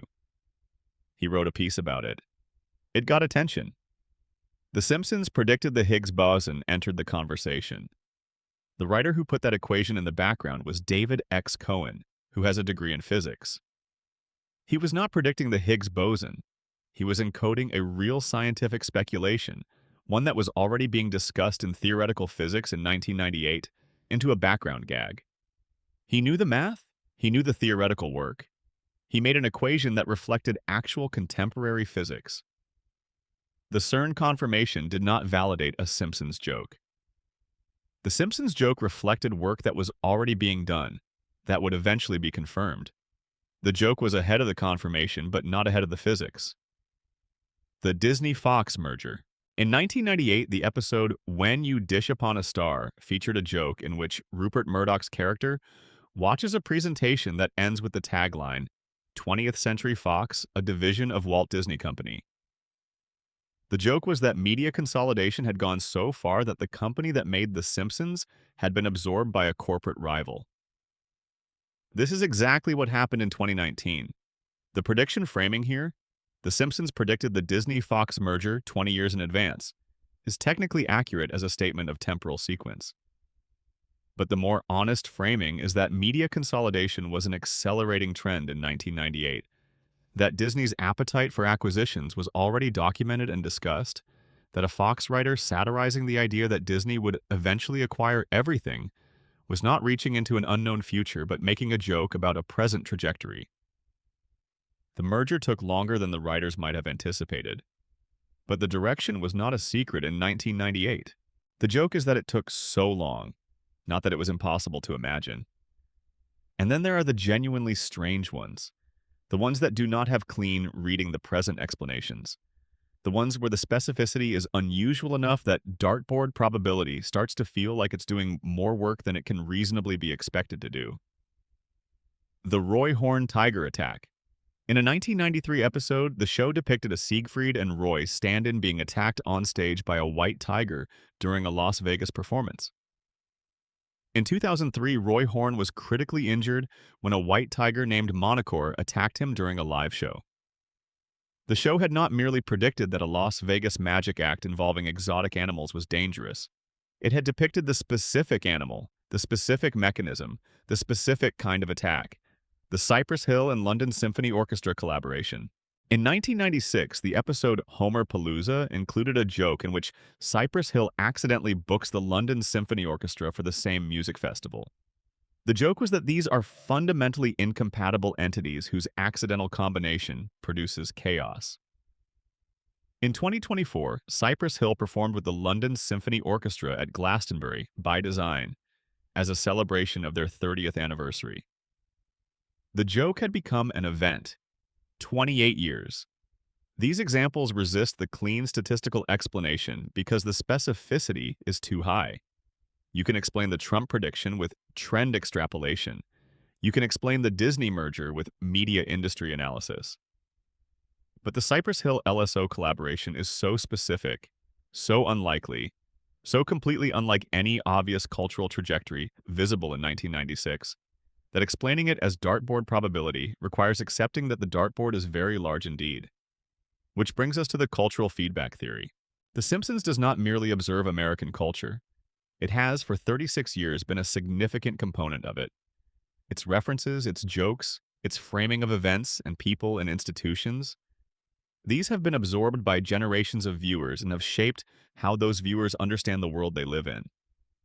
When you grow up watching a show that depicts the future in a particular way, that future starts to feel possible. Not merely possible. Familiar. Recognizable even before it happens, because you have already seen a version of it rendered in bright colors with a laugh track. The people who made the decisions that eventually produced the moments the show appears to have predicted grew up watching the show. The engineers at Apple who designed the smartwatch had seen the wrist communicator in Simpsons episodes. The entertainment executives who approved the Cypress Hill LSO collaboration had grown up with Homer Palooza. The cultural possibilities that The Simpsons showed as jokes became, for the generation that grew up with them, culturally available options. The show did not predict the future. The show wrote the future into the cultural imagination of the people who would eventually make it. And they made it. Section 8. Expanded. Mona Simpson and the Burns Conspiracy, full version. For 6.5 seasons, Homer Simpson had no mother. She was dead. This was simply the established fact of Homer's life, one of the things the show presented in its earliest seasons as background, as texture, as a quality of the world Homer inhabited that did not require examination. His mother had died when he was young. His father, Abe, had raised him. This explained certain things about Homer's personality in the way that simple, early losses tend to explain certain things about a person's personality. The desperate warmth, the appetite for comfort, the specific way his need for approval functions more like a physical requirement than an emotional preference. Homer's mother was dead, and then she wasn't. Season 7, Episode 8. Mother Simpson, November 19th, 1995. The episode that is, by near universal consensus of anyone who has thought carefully about it, one of the greatest pieces of television The Simpsons has ever produced. Not its funniest, not its most clever, its most true. Here is how it begins.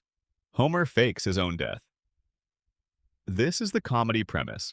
Homer, in a characteristically impractical attempt to avoid a mandatory Saturday work shift at the nuclear plant, stages an elaborate death hoax involving a dummy pushed off a cliff near the Springfield River. The town believes him dead. A grave is dug. His name appears on records as deceased. Marge, practical as always, insists he go correct the record. So Homer goes to Springfield's Hall of Records. and in the process of correcting the documentation of his own death, he encounters something that stops him completely. According to municipal records, his mother is alive. She did not die when he was young. There is no death record for Mona Simpson. The grave his father showed him, the grave he had been visiting his entire life as the site of his mother's burial, is the grave of someone else entirely. Walt Whitman, as it happens, the poet. His father had been passing off a famous writer's headstone as his wife's for Homer's entire life. Homer finds Mona at the cemetery. She is there because she has heard, through whatever network of carefully maintained private communications allows a fugitive woman to track events in the world she has been excluded from, that her son is dead. She is at his grave. She does not recognize him at first. The last time she saw him, he was very small. He has changed in the ways that 30 years change people, especially 30 years in Springfield. But he knows her. And when he proves who he is, the reunion is one of the most quietly devastating scenes the show has ever produced. A grown man and his mother, separated for most of their lives, finding each other beside a headstone that belongs to neither of them. And then she tells him the truth. The truth goes back to 1969. To a different world, a world on fire with change and conflict, and the specific energy of a generation that believed it was possible to make things better by acting. Mona Simpson was, in 1969, ordinary, a housewife.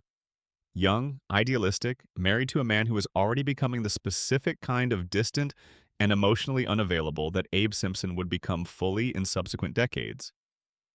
She had a small son. She had a life that was, by the standards of its time, acceptable. She was radicalized by a teach-in. The episode depicts this with the show's characteristic lightness, but the emotional trajectory underneath is real and specific. A person who had been living in the margins of the world's larger events suddenly finds herself at the center of them, and the center changes her in ways she cannot undo. She joined a group. The show calls them hippies. But the show also makes clear that what they did was not merely symbolic protest. They identified a specific, concrete evil, a biological weapons laboratory operating in Springfield under the cover of industrial research. And they took action against it. The laboratory belonged to Burns. Let this sit for a moment, because it transforms the entire landscape of everything we have been discussing. Burns did not merely own a nuclear power plant with catastrophic safety violations. Burns operated a biological weapons facility in the same town.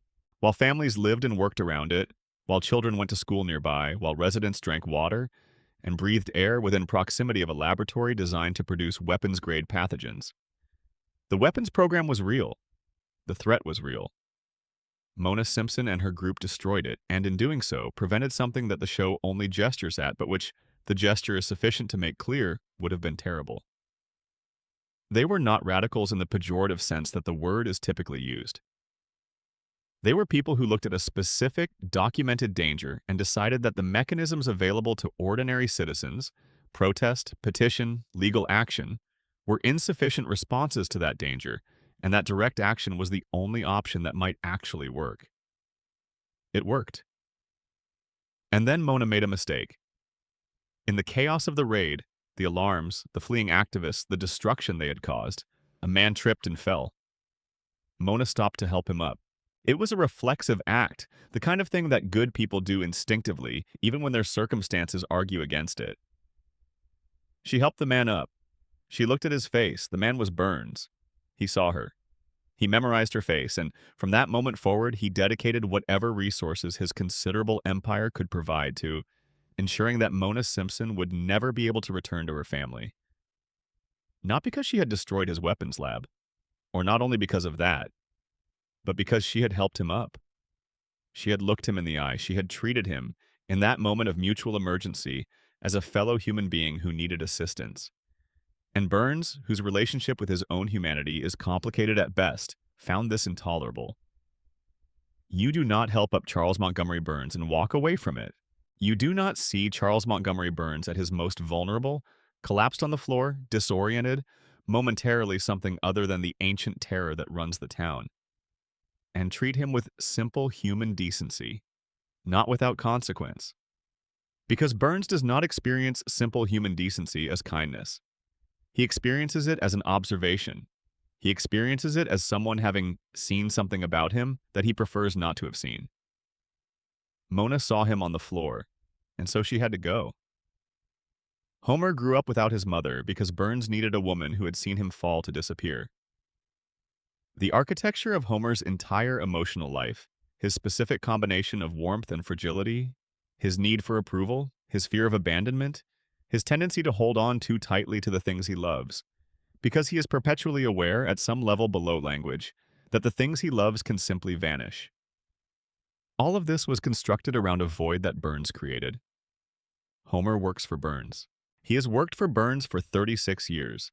He earns his living from the man who destroyed his family. He shows up every morning to the facility whose existence was part of the reason his mother had to run.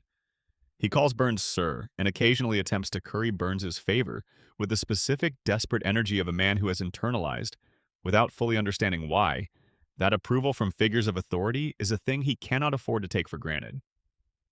The show makes this explicit in a later season, in one of those moments of quiet devastation that the show occasionally deploys between the jokes. It is revealed that Abe Simpson, Homer's father, the man who raised him, who told him his mother was dead, struck a deal. Not a formal deal, not something with paperwork, but an understanding. Burns had done something that Abe had seen. The nature of the something is left deliberately vague, but the implication is sufficient.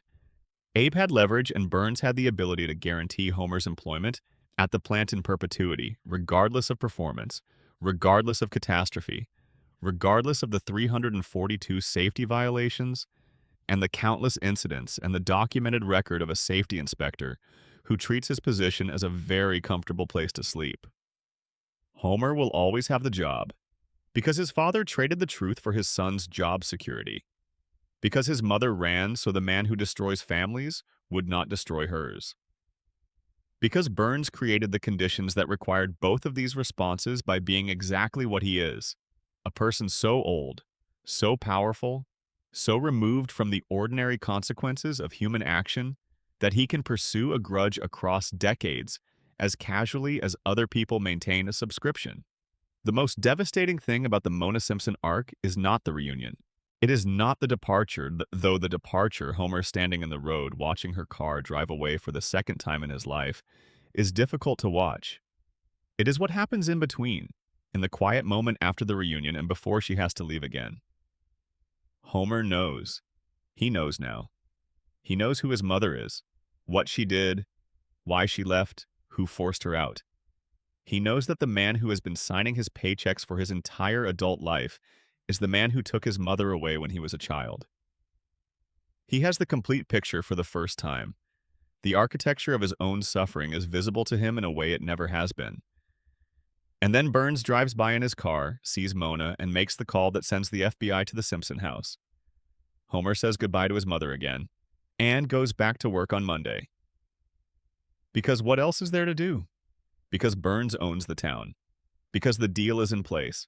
Because Homer, whose brain was dulled by radiation and a childhood crown and the specific accumulated damage of a life lived in the contaminated shadow of that cracking plant, does not have the cognitive machinery to take what he now knows and build it into action. He knows. He just can't do anything about it. Burns won. Burns always wins. Because in Springfield, the man who has been alive since the 19th century, who has had 140 years to learn how power is built and maintained and protected, who has broken 3 generations of the same family without pausing for moral reflection, is not going to be stopped by a man who shoved a crayon into his own brain in the 3rd grade. Homer came from a woman who fought and lost. He carries her in him. That warmth, that impulse toward decency, that instinct to help someone who has fallen even when the someone is Burns. These are Mona's qualities, living in her son, dimmer than they were in her, but present. She raised him in the 6 years she had, and then she left. And he became Homer Simpson, safety inspector, husband, father, man of spectacular ordinariness and spectacular love. Burns took his mother. He could not take what she left behind. Section 9, Expanded. Where is Springfield? Full version. Springfield has an ocean. Springfield is landlocked. Springfield is in the Midwest. Springfield is on the East Coast. Springfield gets blizzards. Springfield has palm trees. Springfield is surrounded by desert. Springfield has mountains that can be seen from the main street. Springfield is accessible by a single bridge. Springfield is accessible from every direction by every mode of transport. These are all things that the show has stated or depicted in canonical episodes across 36 seasons of television. They cannot all be true. They are all true, and the gap between these two statements is where the most interesting theory about Springfield's geography lives. Let's begin with the most famous attempt to solve the mystery. In 2012, Matt Groening gave an interview to Smithsonian Magazine in which he apparently decided, after 23 years of evasion on this exact question, to simply answer it. He said Springfield was based on Springfield, Oregon. He said he had grown up watching a television show called Father Knows Best, which was set in Springfield, and that the town had stuck in his mind as an ideal American town name, common enough to be universal, specific enough to be a place. He said when he named his fictional town Springfield, he was thinking of Springfield, Oregon, the community near Portland where he grew up. The internet declared the mystery solved. Springfield, Oregon. Case closed. Except that within weeks of the interview's publication, the show's own production continued without any apparent commitment to this resolution. Episodes aired that placed Springfield in geographic configurations impossible for Oregon. Writers who were still actively working on the show stated explicitly in other interviews that they did not consider Groening's revelation binding, that the ambiguity was the point, had always been the point, and that no single statement in a magazine interview was going to end it. Groening himself, in subsequent conversations, seemed to row back from the declaration, or at least to qualify it in ways that suggested it was less definitive than it had initially appeared. The mystery reasserted itself. And here's the thing, the mystery is correct. The ambiguity is correct. Not as a production oversight, not as a failure of continuity management, but as the show's most sophisticated and sustained aesthetic choice. Springfield is universal. This is the argument the show's creators make, and it is true, and it explains why the geographic impossibility is necessary rather than accidental. The Simpsons is a show about America, not about a part of America, not about the Midwest or the South or the Northeast or the Pacific states, but about America as a totality, as a feeling, as the specific texture of life in the country's middle. The suburb that could be anywhere, the town that contains everything, the neighborhood whose specific quality of light you recognize even if you have never been there. To anchor Springfield in Oregon, or in Kentucky, or in any real state, would be to make the show a show about that place. And The Simpsons is not a show about any place. It is a show about the idea of place. But the theory takes this further, the radiation angle. If Springfield is an environmental contamination zone of sufficient severity that the federal government sealed it under a glass dome, if the contamination has altered the biology of the residents, altered the cognitive function of the population, perhaps altered the very animals and plants that live within its borders, then why should the physical geography be exempt from the contamination's effects? A town that produces three-eyed fish and yellow skin, and a man who has been alive since the Civil War. Why should that same town be required to obey ordinary geographic rules? Why should it be constrained to the climatic conditions of whichever American state it nominally occupies? If the radiation can produce biological impossibilities, perhaps it produces geographic ones too. Perhaps the contamination is not merely biological. Perhaps it is spatial, in which case Springfield has mountains and ocean and desert and farmland. Not because the writers are inconsistent, but because the contamination has done something to the space around Springfield that makes it occupy, simultaneously, a range of geographic positions that should be mutually exclusive. Springfield is everywhere because whatever is wrong with Springfield has made it so. The coma reading is perhaps the most poignant. Homer's geographic understanding of America is assembled from experience and observation, and the specific scattershot memory of a man who has driven across the country, watched television, flipped through magazines. He has impressions of American geography, images, fragments, the feeling of different kinds of landscape. but not a precise, coherent spatial model. Dreams do not have cartographers. Dreams have feelings. The Springfield of Homer's dream is assembled from every American landscape he has ever encountered, layered without regard for spatial logic because spatial logic is not the organizing principle of dreaming. The mountains are there because Homer went somewhere with mountains and found it beautiful and the memory stayed. The ocean is there because Homer associates it with freedom and the feeling of being very small in front of something enormous, and finding that comforting rather than frightening. The desert is there because Homer once drove through one at night and felt, for a strange and specific hour, perfectly alone in a good way. Springfield feels like America because it is assembled from Homer's America, his particular, idiosyncratic, scattershot collection of American impressions, held together not by geography but by emotion. And then there is the legal reading, which is the one the theory considers most darkly funny. Springfield's geographic ambiguity is a legal shield. A nuclear power plant with 342 safety violations requires a regulatory body to enforce standards. That regulatory body exists at the state level, state EPA, State Department of Environmental Quality, State Attorney General's Office. The specific state in which the plant is located determines which state's laws apply, which enforcement agencies have jurisdiction, which officials have the authority to issue citations, order remediation, pursue criminal charges. If Springfield is in an indeterminate state, if the answer to which state regulates the Springfield nuclear power plant is genuinely unclear, then the regulatory apparatus that should be responding to 342 violations doesn't know where to begin. Jurisdiction is disputed. Authority is uncertain. The plant exists in a legal no man's land where the ordinary mechanisms of accountability cannot operate without first resolving a geographic question that the show has spent 36 years refusing to resolve. Burns doesn't need to bribe anyone. He doesn't need to threaten anyone. He just needs Springfield to continue not being definitively anywhere. And Springfield, as we have established, is very good at not being definitively anything. The Behind the Laughter episode, the Season 11 meta-episode structured as a behind-the-music-style documentary, is the show's most direct acknowledgement of its own geographic instability. In different regional broadcasts of the episode, the narrator identifies Springfield as being in different states, northern Kentucky in some markets, southern Missouri in others. The same scene, the same narrator, the same documentary format, two different answers depending on where you were watching. The show could not maintain a single answer within a single episode. This is the final piece of evidence that the location mystery is not a failure of continuity management. It is a deliberate, maintained, continuously exercised, creative choice. Springfield will not be found on any map because Springfield is not mappable. It is everywhere. It is wherever you need it to be. It is the town you grew up in, regardless of what state that town was actually in. Which is, when you think about it, exactly what a show about America needs its American town to be. Section 10, Expanded.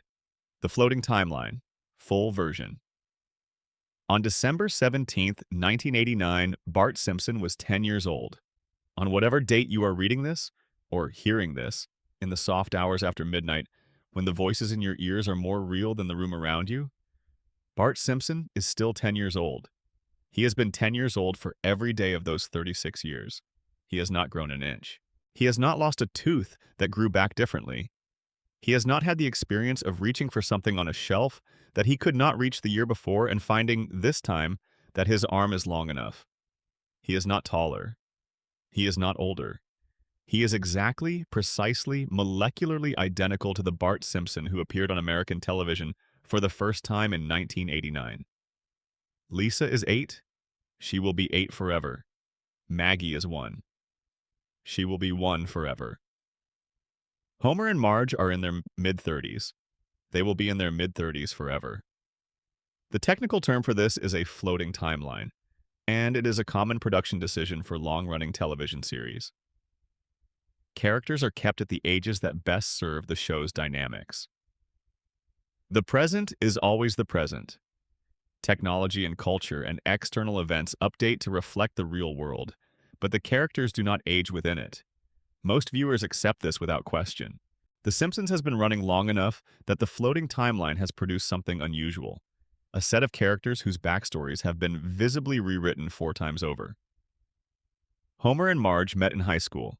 When the show began, that high school was set in the late 1970s, an era of specific music and fashion and cultural reference. As the floating timeline dragged the show's present forward, the backstory had to move with it. By the 2000s, Homer and Marge's high school was being shown as a 1990s high school. By the 2010s, it was sometimes a 2000s high school. The characters do not change. Their pasts keep changing. This is stranger than it might initially appear. Most fictional characters, however unreal, have fixed histories, a sequence of events in their past that remains consistent across every episode, every retelling, every version of the story. Homer's past, across 36 seasons, has been restated multiple times with incompatible details. He has, in different episodes, been established as a Vietnam-era teenager, a grunge-era teenager, a Y2K-era teenager. His father's war service has shifted across different conflicts depending on when the episode was written. Homer's history is not a fixed fact. It is a movable component, adjusted to maintain the illusion of the present being real. The coma theory finds this detail particularly significant. In a dream, the dreamer's own past is not a fixed document. It is a feeling, a collection of impressions, a narrative that reconstructs itself around the dreamer's emotional needs, rather than adhering to chronological fact. Homer's backstory changes because dreams rewrite the past when the past needs to serve a different purpose. He doesn't have a fixed history.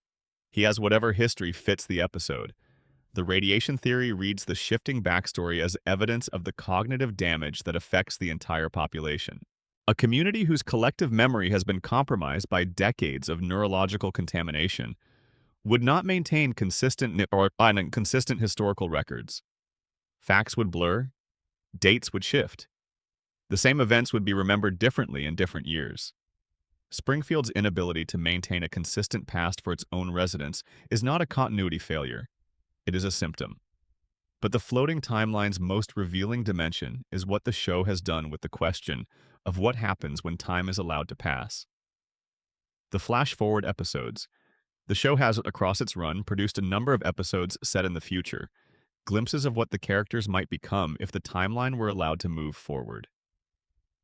These episodes are consistently among the show's most emotionally resonant. Lisa's Wedding in Season 6 shows Lisa at 23, engaged to be married, navigating the gap between the brilliant adult she has become and the provincial world she came from. The episode is not primarily about the wedding. It is about the look on Homer's face when he realizes his daughter is becoming a person whose life will take her somewhere he cannot follow. Bart to the Future, in Season 11, shows the siblings in middle age. Bart, still underachieving but now in a specific, weathered way. Lisa, President of the United States, burdened by the responsibilities of a role that her intelligence always suggested she might reach. Future Drama, in Season 16, shows Bart and Lisa at 18, on the verge of diverging permanently, the moment when paths that have run parallel begin to separate. Each of these episodes shows the same thing. The show knows how to imagine its characters aging. It can envision their futures. It can inhabit those futures with emotional specificity and genuine resonance. The writers are entirely capable of writing adult Bart, adult Lisa, Homer, and Marge as aging parents watching their children leave. They choose not to. The flash-forwards are glimpses through a window that closes immediately. The characters return to their ages.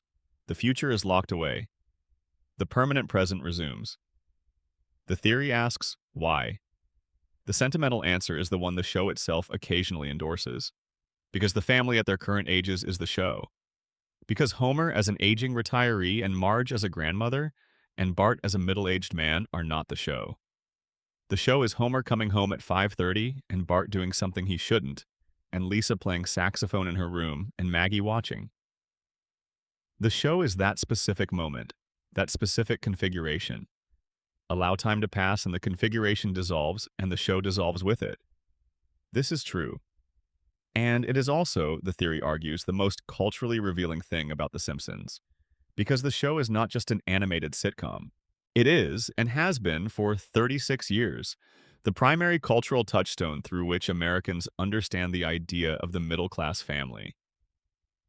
Not the real middle-class family, which has changed dramatically across the decades, has become more economically precarious, more diverse, more geographically mobile, less stable in the ways it was stable in 1989.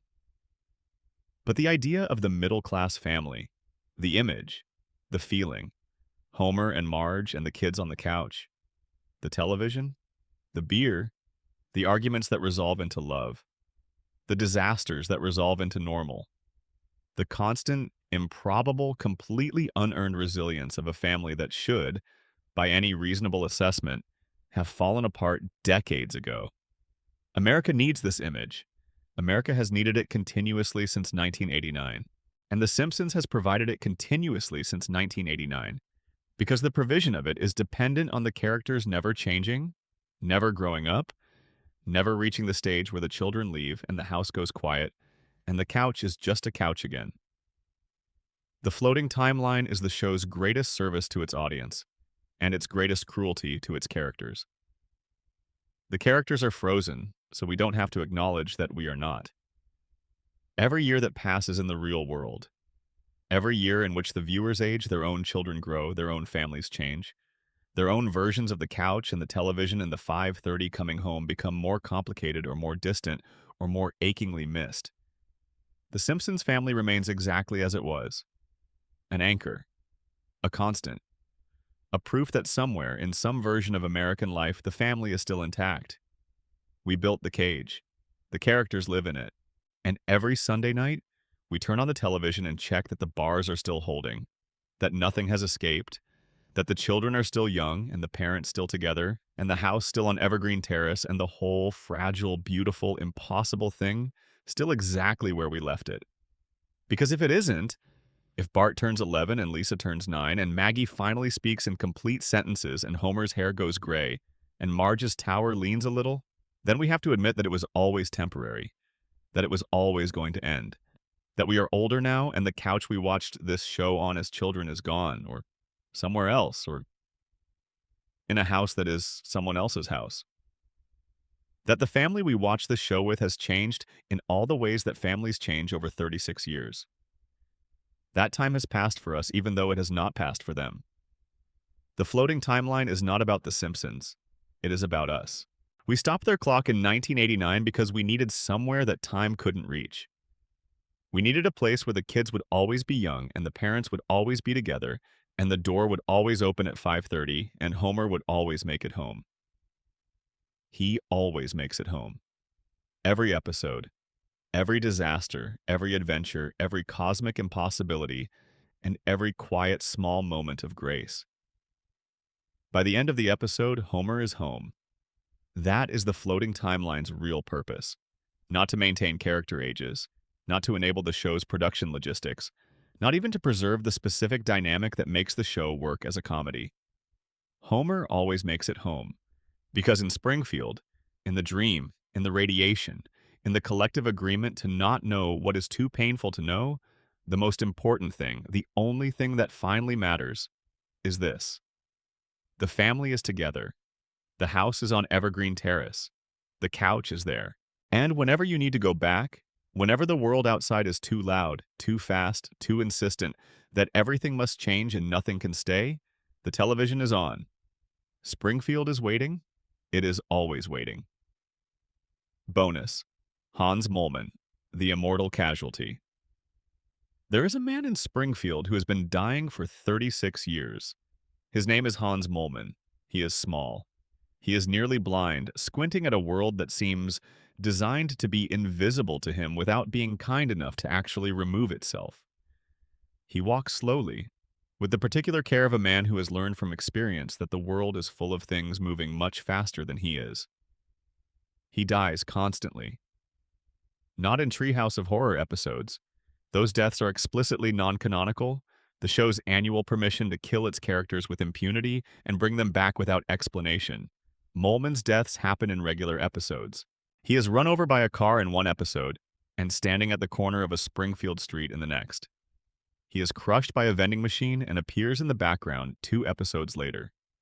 He is killed in ways so varied and so frequent that his survival rate across the show's run should be approximately 0, and yet he persists. The radiation theory gives Molman the most specific and the most troubling explanation. If Homer's radiation exposure produced the mutation of near indestructibility, the capacity to absorb damage that would kill a normal person and recover with minimal lasting effect, then Molman may represent a more extreme version of the same mutation. Homer endures damage and heals. Molman actually dies. His body ceases to function by any ordinary definition, and then reconstitutes itself. Death, for Molman, is not a permanent state, but a temporary one. A condition his biology has learned to reverse because 36 years of Springfield contamination have made his cellular structure something that does not know how to stay dead. The coma theory suggests something darker. Molman is what happens when the dreaming brain stops caring about a character. He is a background figure, a minor element, a piece of narrative furniture that Homer's unconscious mind produces when it needs to populate a scene. When he dies, it is because the dreaming mind briefly forgot to maintain him. When he reappears, it is because the dream needed someone in that position and reached for the nearest available template. He is not a person in the dream. He is a placeholder that the dream occasionally fails to keep alive. But the most interesting detail is the one Molman himself provides. In a Season 5 episode, Molman is asked his age. He says 31. He is visually approximately 85. The gap between his stated age and his apparent age is not a small one. It is not the kind of gap produced by a hard life or unusual stress or poor health choices. It is the gap produced by something that aged him catastrophically and specifically. Something that took a man in his early 30s and made him look as if he had lived for 60 additional years in a fraction of that time. Something like radiation. 31 years old, living in Springfield, dying repeatedly, returning each time, smaller and more bewildered, to the intersection where the next car is already on its way. Hans Molman is what Springfield does to the vulnerable. To the people without the resources or the resilience or the specific mutations that allow Homer to absorb disaster and return. To the people the radiation gets to first and hardest. He is 31 and he looks 85, and he has been dying since the show began. Nobody notices. Nobody in Springfield ever stops after the car drives away or the object falls and asks, how does he keep coming back? How is he still here? Because noticing would require the kind of attention to pattern that Springfield has spent decades training its residents not to develop. Molman dies. Springfield moves on. Molman returns. Nobody asks why. That is Springfield. That has always been Springfield. Bonus: Ned Flanders, the saddest man in town. And then there is Ned. Everything that has been said about Springfield, the radiation, the contamination, the collective denial, the institutional corruption, the way the town rewards compliance and punishes clarity, all of it finds its most affecting embodiment, not in Homer, not in Burns, not in any of the figures the show has positioned as its central mysteries. It finds it in the man next door. Ned Flanders is, by every external measure, the best person in Springfield. He is kind, not performatively kind, not kind in the calculated way of someone managing their reputation, genuinely, consistently, even pathologically kind. He is generous, patient. He is a devoted father to his sons Rod and Todd. He maintains his house with care. He attends church not because it is expected, but because he believes, with a thoroughness that the show sometimes treats as a joke and sometimes treats as something more complicated, that it matters. He is better than Homer in every quantifiable way. The show punishes him for it relentlessly. His wife, Maude, was killed at a Springfield speedway when Homer dodged a flying T-shirt that then struck Maude and knocked her from the bleachers to her death below. This is canonical. Homer's selfishness, his reflexive, thoughtless prioritization of his own momentary comfort over any possible consequence to anyone around him, literally killed his neighbor's wife. Ned forgave him, not through a dramatic process of struggle and resolution, not through years of grief and anger culminating in a hard-won peace. He forgave Homer the way he forgives everything, with the practiced automatic grace of a man whose emotional response to harm has been carefully engineered to exclude anything that might be called resentment. This is where the show goes somewhere darker than it usually acknowledges. In the Season 8 episode Hurricane Nettie, a hurricane destroys Ned's house. The community, in a genuinely touching collective act, rebuilds it. And then the rebuilt house immediately collapses because it was built by people who meant well, but had no idea what they were doing, and the gap between good intentions and competent execution is one that the show understands intimately. And Ned snaps. He does not snap into violence. He snaps into words. He says out loud, in front of witnesses, everything that has been accumulating in him across years of forgiveness and patience and cheerful endurance. He names names. He enumerates grievances.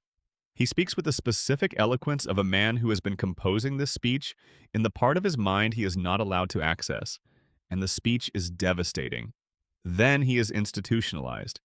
The psychiatric facility reveals something the episode treats as backstory, but the theory treats as the key to everything. Ned's relentless positivity is not natural. It is the product of intensive childhood behavioral modification, years of therapeutic intervention designed to eliminate from his personality the aggressive impulses that characterized him as a small child.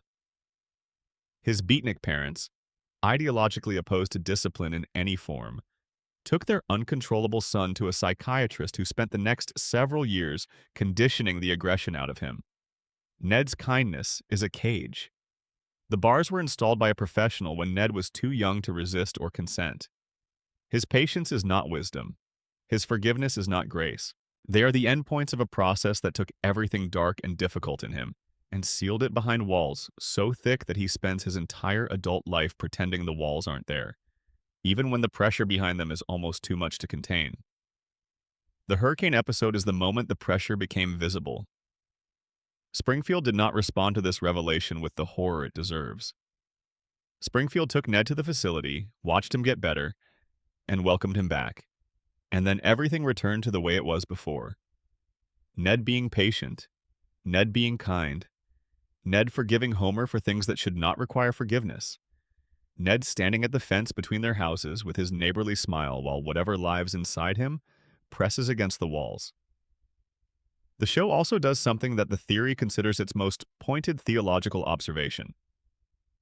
God talks to Homer, not metaphorically, not in the vague, felt-sense way that people sometimes describe as spiritual experience.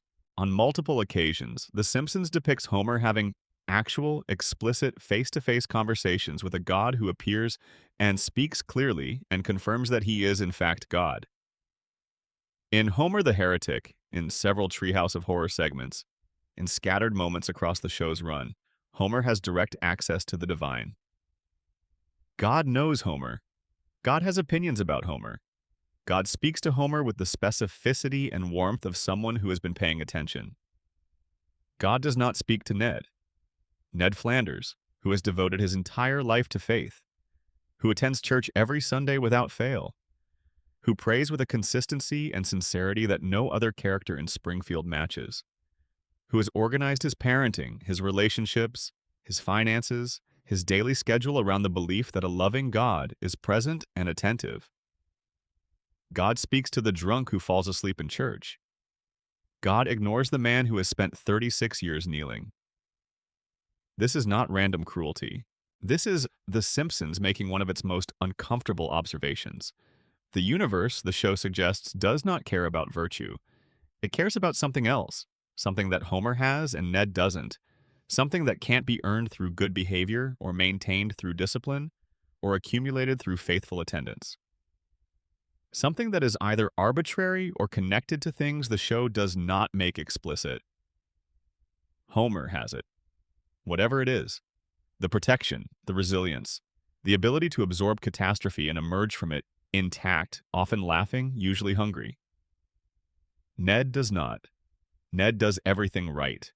The system doesn't reward rightness, it rewards Homer. Who does almost everything wrong? Who survives everything? Who comes home every episode to the couch and the television and the family he loves so completely that the love is indistinguishable from his basic biological function? Ned and Homer live next door to each other. The fence between their houses is the show's central image of everything it has ever wanted to say about the gap between the life that should work and the life that does. Ned tries, Homer stumbles, Ned suffers, Homer recovers. The fence stands between them, green and even, and the gap never closes. That is Springfield. That is the show. The gap between the life that should work and the life that does, bordered by a fence, overshadowed by a cracking power plant, populated by yellow-skinned residents who have been breathing the same invisible poison since before they were born. And somewhere in that town, on a couch on Evergreen Terrace, under a television's blue light, Homer Simpson is exactly where he has always been. Home. Final section. Convergence. All theories, one town. We have come through everything now. The radiation, the coma, the shooting, the immortal, the lie, the genius baby, the prophecies, the lost mother, the unmappable town, the frozen clock. 10 theories, 10 windows into the same impossible place, each one looking at a different angle of light on the same impossible town. And as we move through them, as you let them settle in the way that thoughts settle when you're relaxed enough to let things be true for a moment without needing to verify them, something emerges that is larger than any single theory. All of them say the same thing, in different vocabularies, through different evidence, arriving through different mechanisms of logic and observation and creative extrapolation. They all arrive at the same place. Something is wrong in Springfield, not with any single character, not with any single episode. Something structural, something foundational, something that runs through the show the way a crack runs through a wall. Invisible at the surface, visible when you look at the whole. Something that the show has been telling you about since its very first episode, not through exposition or dramatic revelation, but through the slow, patient accumulation of detail upon detail upon detail. The yellow skin, the three-eyed fish, the safety inspector asleep at his console, the man who has been alive for over a century, the baby who never speaks, the principal who isn't, the mother who had to disappear, the family that never grows up. These are not separate mysteries. They are the same mystery viewed from different positions. And the mystery is this. Springfield is not a quirky American town that happens to have these unusual qualities. Springfield is what happens when power goes unchecked long enough, when the contamination is allowed to run long enough, when the forgetting is enforced firmly enough, when the lie is maintained completely enough. Springfield is the end state. It is not a warning about where America might end up. It is a diagnosis of where it already was. The show began in 1989, and in 1989 the conditions it depicted, the captured regulatory environment, the billionaire employer who owns the community he employs, the safety infrastructure built around human negligence, the collective unwillingness to look directly at the source of the harm, were not speculative fiction. They were observation. The Simpsons did not invent Springfield. It recognized it. And it has spent 36 years showing it to you, week after week, with the patient persistence of someone who believes that if you show a thing often enough and clearly enough and with sufficient warmth, the people watching might eventually see it. The people of Springfield never do. They can't. The radiation won't let them. The collective denial won't allow it. The law in the form of Judge Snyder's decree prohibits it. But we can. We are outside the dome. We are watching from the position the show always offered its audience. Close enough to love these people, far enough to see what they cannot see about themselves. That is the gift and the burden of being the viewer. You are in Springfield, but not of it. You can laugh with Homer without becoming Homer. You can love the Simpsons without being trapped in the loop with them. You can see the three-eyed fish and ask the question nobody in the river asks. What is happening to everyone who drinks this water? The question is not rhetorical. It is the question the show has been waiting for someone to ask since season 2. The theories are not the point. The theories are the path. You walk down them, you take in the evidence, you let the picture assemble itself, and what you find at the end of the path is not the satisfaction of a mystery solved, but the discomfort of a mystery that was never really a mystery. The answer was always visible. It was yellow and four-fingered, and unable to remember your name. It was working behind a cracked cooling tower that somebody patched with chewing gum. It was running a private medical program to manage its own radiation exposure while the town it was contaminating went without treatment for generations. It was very, very old. And it was still there, in Springfield, where the family is on the couch, where the loop keeps running, where Homer always makes it home. Thank you for spending these hours in Springfield. If you're still awake, you've earned it. If you're drifting, that was exactly the point. The show will be there tomorrow night and the night after that. It always is. That's the whole point. Good night, wherever you are, whatever time it is. The family on Evergreen Terrace is going to be fine. They always are. Extended narration. The town between episodes. There is a Springfield that exists between episodes. You have never seen it. The show has never shown it to you. It is not filmed, not written, not animated. It exists in the negative space of the show. The hours and days and weeks between one Sunday night and the next, when the cameras are off and the characters are not performing for anyone. What do they do there? What does Homer do on the Tuesday between episodes? He goes to work, presumably. He eats his lunch at his desk. He falls asleep at his console, is awakened by some minor emergency, resolves it in a way that creates 3 additional problems, drives home. He watches television. He eats whatever Marge has made. He falls asleep on the couch with the television still on. And Marge covers him with the throw blanket, and the house goes quiet. And in the quiet, something accumulates. This is the part of Springfield the theories address most obliquely, but most importantly. The between time, the off-screen hours, the version of these characters that exists when the plot is not demanding anything from them. The version that is simply living. Homer between episodes is a man who has, somewhere beneath the buffoonery, a profound awareness of how precarious everything he loves is. He doesn't express this awareness with clarity.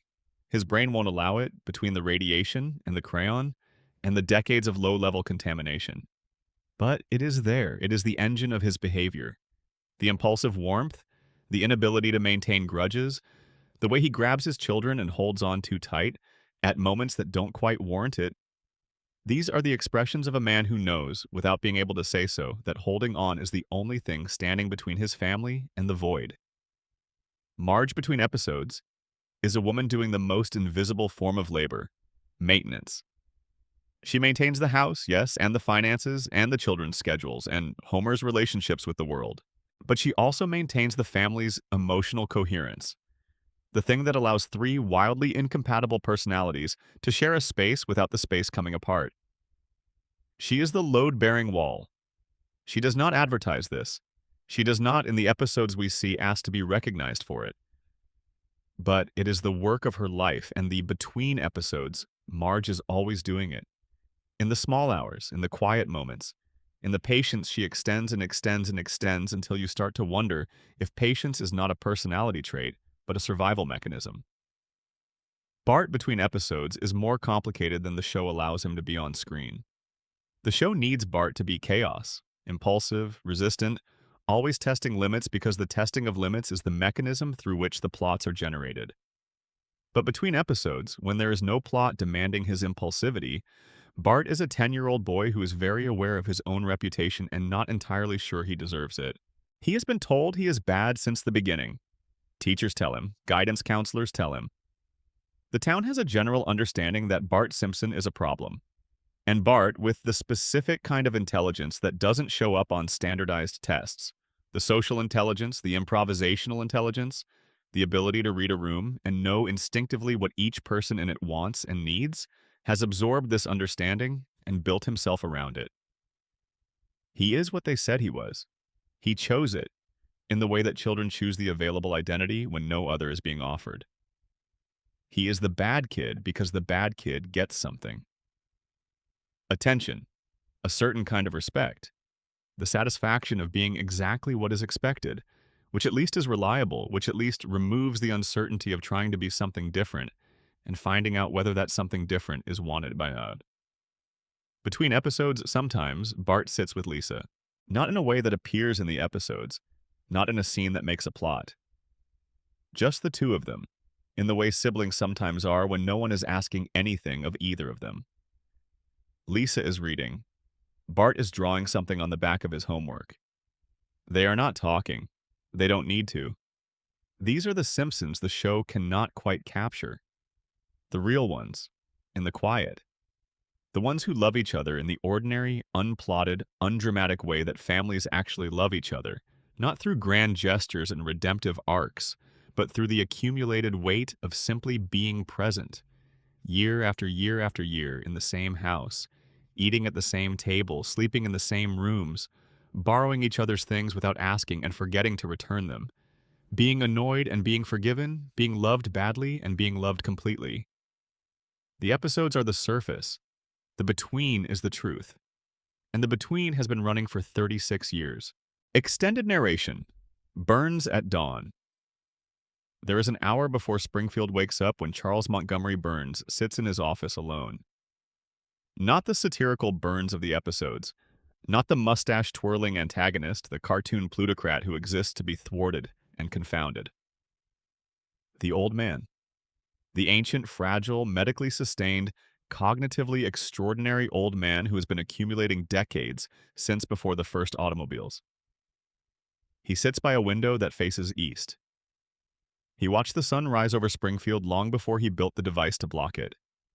He has watched it rise from this window or from windows in other buildings that stood on this same ground before this one, for generations. He knows the specific quality of Springfield's dawn, the particular way the light comes in from over the ridge, the color it makes on the water when the river is not too contaminated to reflect it. He remembers when the river ran clear. This is the piece of Burns that the show cannot quite accommodate and therefore only gestures at, the memory.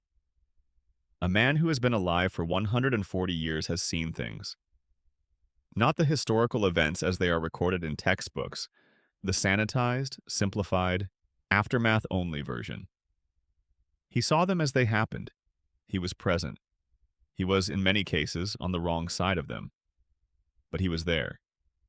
He remembers a world before the nuclear plant, before the town grew up around the plant, before the yellow skin, before the three-eyed fish, before the accumulated violations that transformed a marginal industrial facility into the defining fact of a community's existence.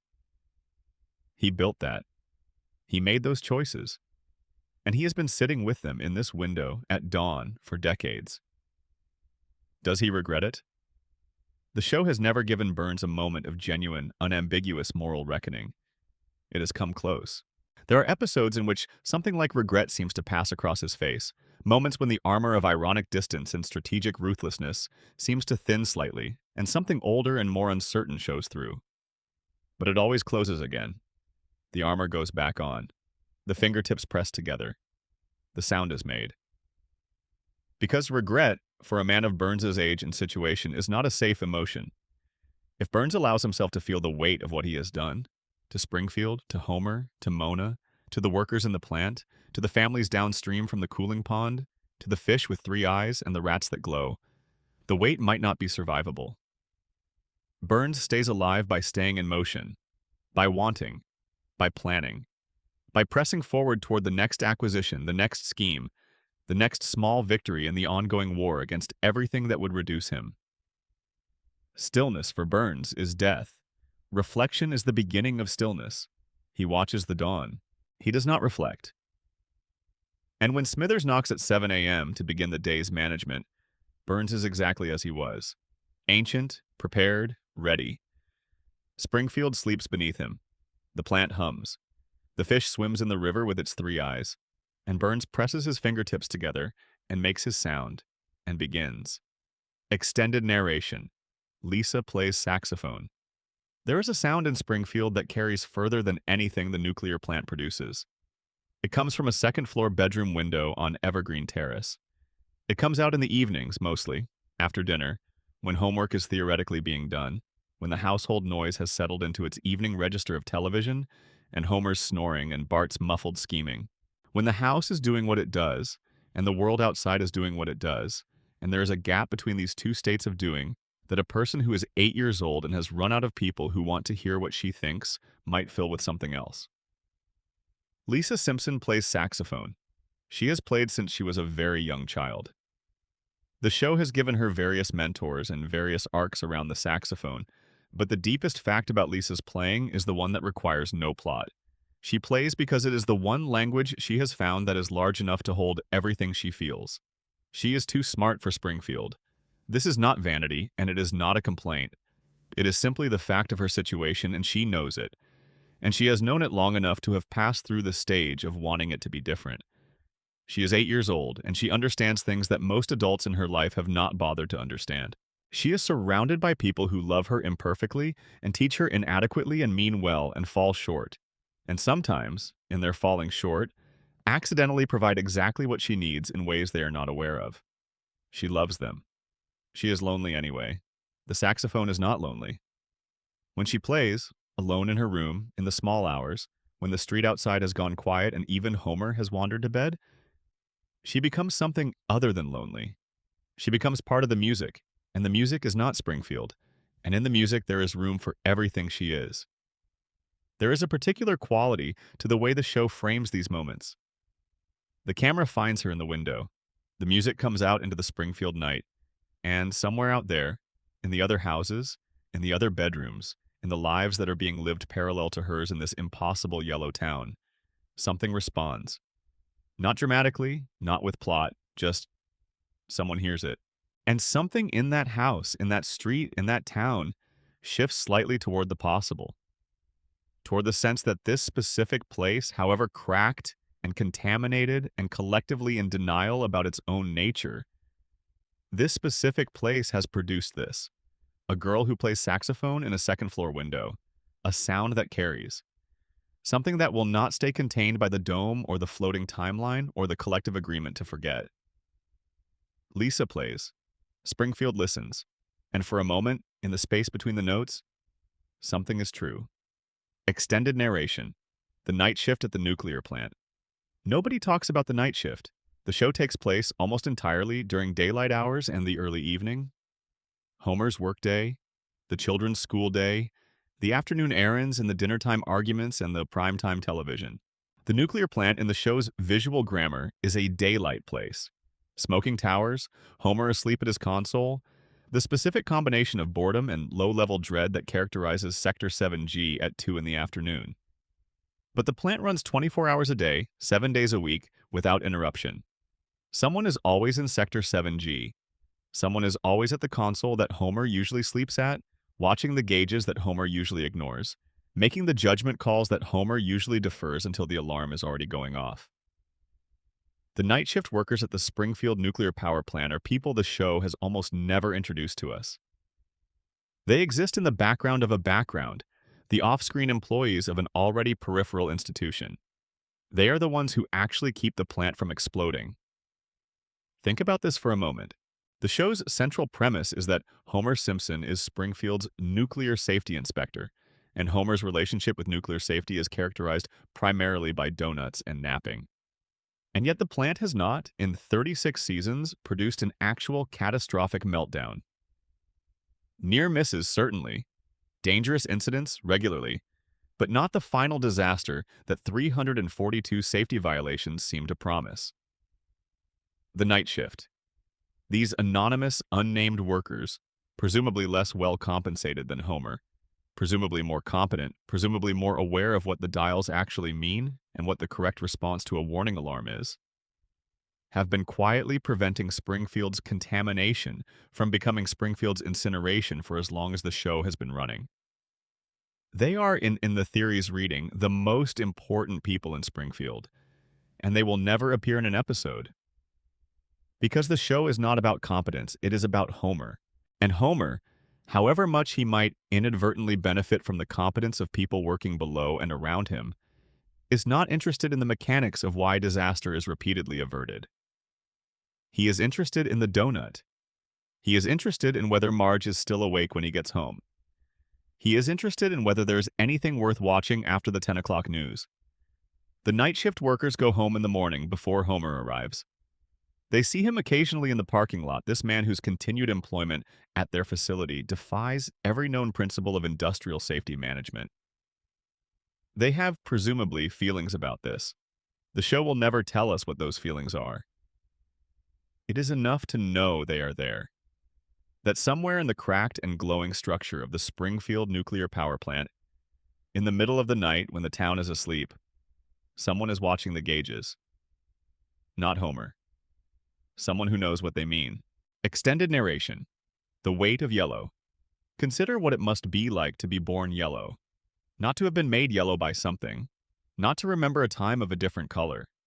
To have arrived in the world already this specific shade. To have grown up surrounded by everyone who looked the same. To have absorbed yellow as the baseline, the norm, the color of human beings. The Simpsons children have never known anything different. Bart has been yellow for his entire life. Lisa has been yellow since before she can remember. Maggie arrived yellow and has been yellow every day since. Springfield is all they know. The world outside Springfield, the world where the guest stars come from, the world where people have 5 fingers and more normally proportioned features, the world where the water doesn't glow and the fish don't have extra eyes. That world is abstract to them. A place shown on television, a destination occasionally visited, a thing that is described as normal by people who grew up in it, but which has no emotional texture for people who did not. To Bart and Lisa and Maggie, yellow is normal. 4 fingers are normal. The hum of the cooling towers is normal. The specific quality of the Springfield sky, never quite clear, always carrying a slight atmospheric weight from what is being released into it, is normal. The way the river looks, the way the fish swim, the way everyone has the same yellow skin and the same bulging eyes and the same 4 fingers on each hand. This is the world. This is what the world looks like. The theory asks, what does it mean to be normal when normal is wrong? Not wrong in a value judgment sense, wrong in a factual sense. When the baseline condition of the world you have always known is a condition that differs from the baseline condition of the broader world in ways that have specific, identifiable, non-cosmetic causes. What does it mean to be Bart Simpson, who has never known a world where he had 5 fingers, discovering that most people do? What does it mean to be Lisa, who has spent her entire life assuming her own yellow skin is simply the color of skin, learning that it is not? What does it mean, in the deepest and most permanent sense, to discover that you are a symptom? The show has never asked this question directly. It cannot ask it directly because asking it directly would require acknowledging the premise of the radiation theory in a way that the show has always maintained plausible deniability about. But the question is there. In the background, in the color, in the yellow that covers everyone, that has always covered everyone, that will keep covering everyone as long as the plant runs and the violations accumulate and the man in the big house at the top of the hill presses his fingertips together and keeps his counsel. The yellow is not a joke. It is the first and most persistent evidence of everything the show has been trying to tell you since 1989. Look at the color. Ask what caused it. Then look at what's on the hill. Extended narration. What the couch gag is really about. The couch gag, every episode begins with it. The opening credits sequence, the establishing shots of Springfield, the familiar parade of characters converging on 742 Evergreen Terrace, ends the same way, show after show, season after season. The family runs into the living room and sits on the couch together. Except they never do it the same way twice. The couch gag is one of the most creative recurring bits in television history. Across 750 episodes, the writers and animators have found hundreds of different ways to subvert the expectation of the family simply sitting down. The couch has been a portal, a trap, a stage set, a canvas for fourth wall-breaking commentary. The family has arrived on the couch and found aliens there, or themselves already sitting there, or been swallowed by the couch, or arranged themselves as famous paintings, or been reduced to mathematical abstractions, or been reimagined in the visual style of every other animation tradition in history. It is one of the show's great ongoing jokes. It is also, the theory argues, the show's truest statement about itself. The couch gag is not about variety for its own sake. The couch gag is about the impossibility of simply sitting down. Every episode, the family tries to do the most ordinary thing, to come home, to sit together, to be in the same place at the same time in peace. In every episode, something intervenes. Something makes it strange or complicated or impossible or absurd. But then the gag ends and the episode begins, and the family is on the couch. However they got there, through portals, through dimensions, through visual parodies of art history, through the most elaborate series of complications the writers could devise.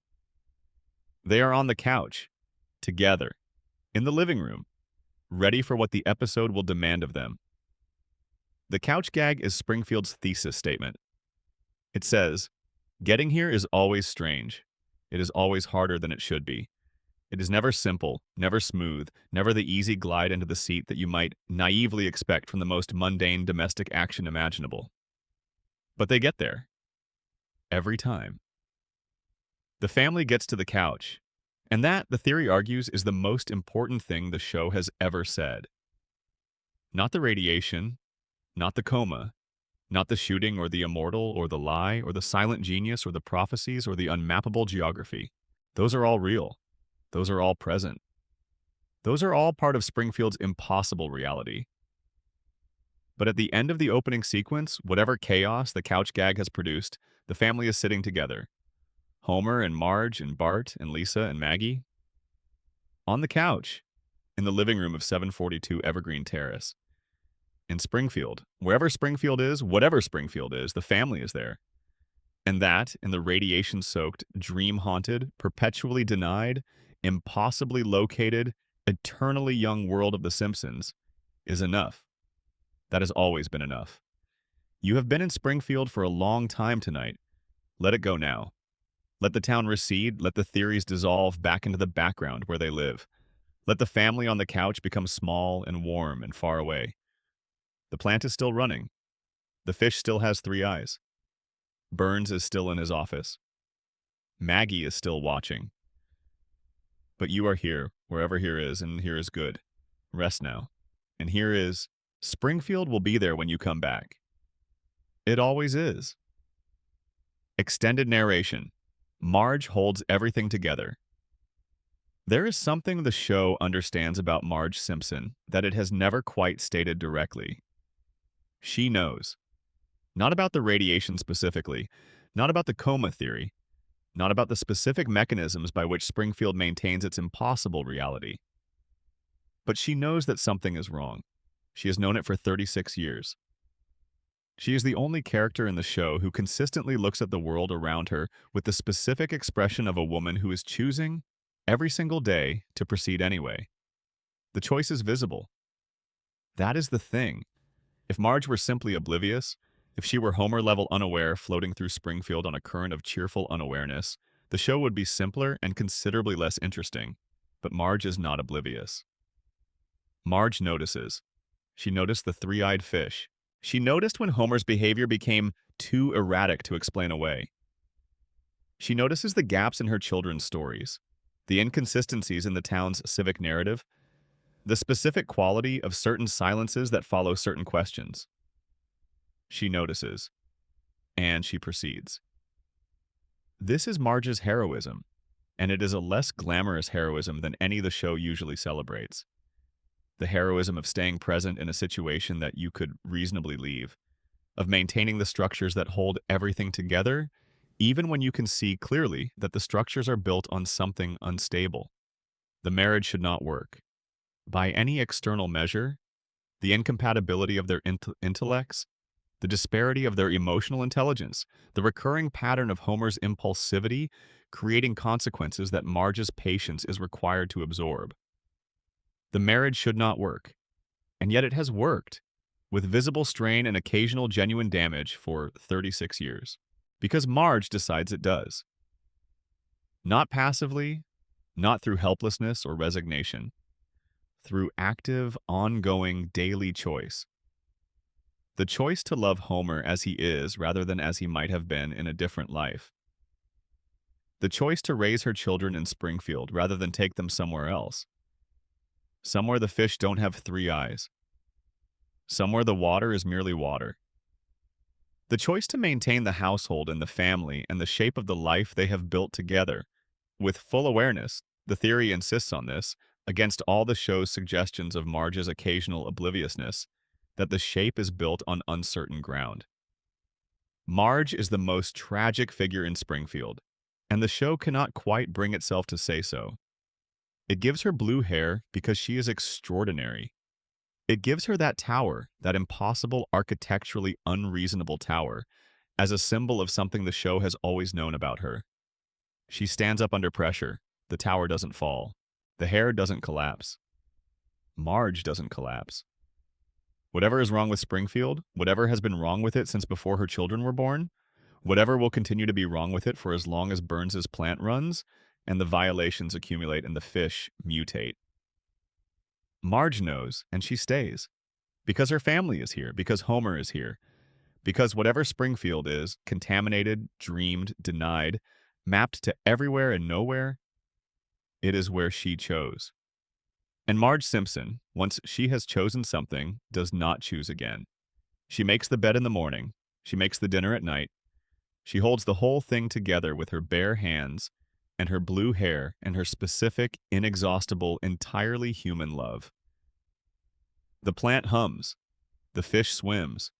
The clock doesn't move. And Marge stands in the kitchen at 5:29, listening for the sound of the car in the driveway, ready for him to come home. He always does. She always waits. That is Springfield. Extended narration. What we leave behind? When we sleep. You are almost there now. Not there in any specific place. Just there in the way that sleep is a place.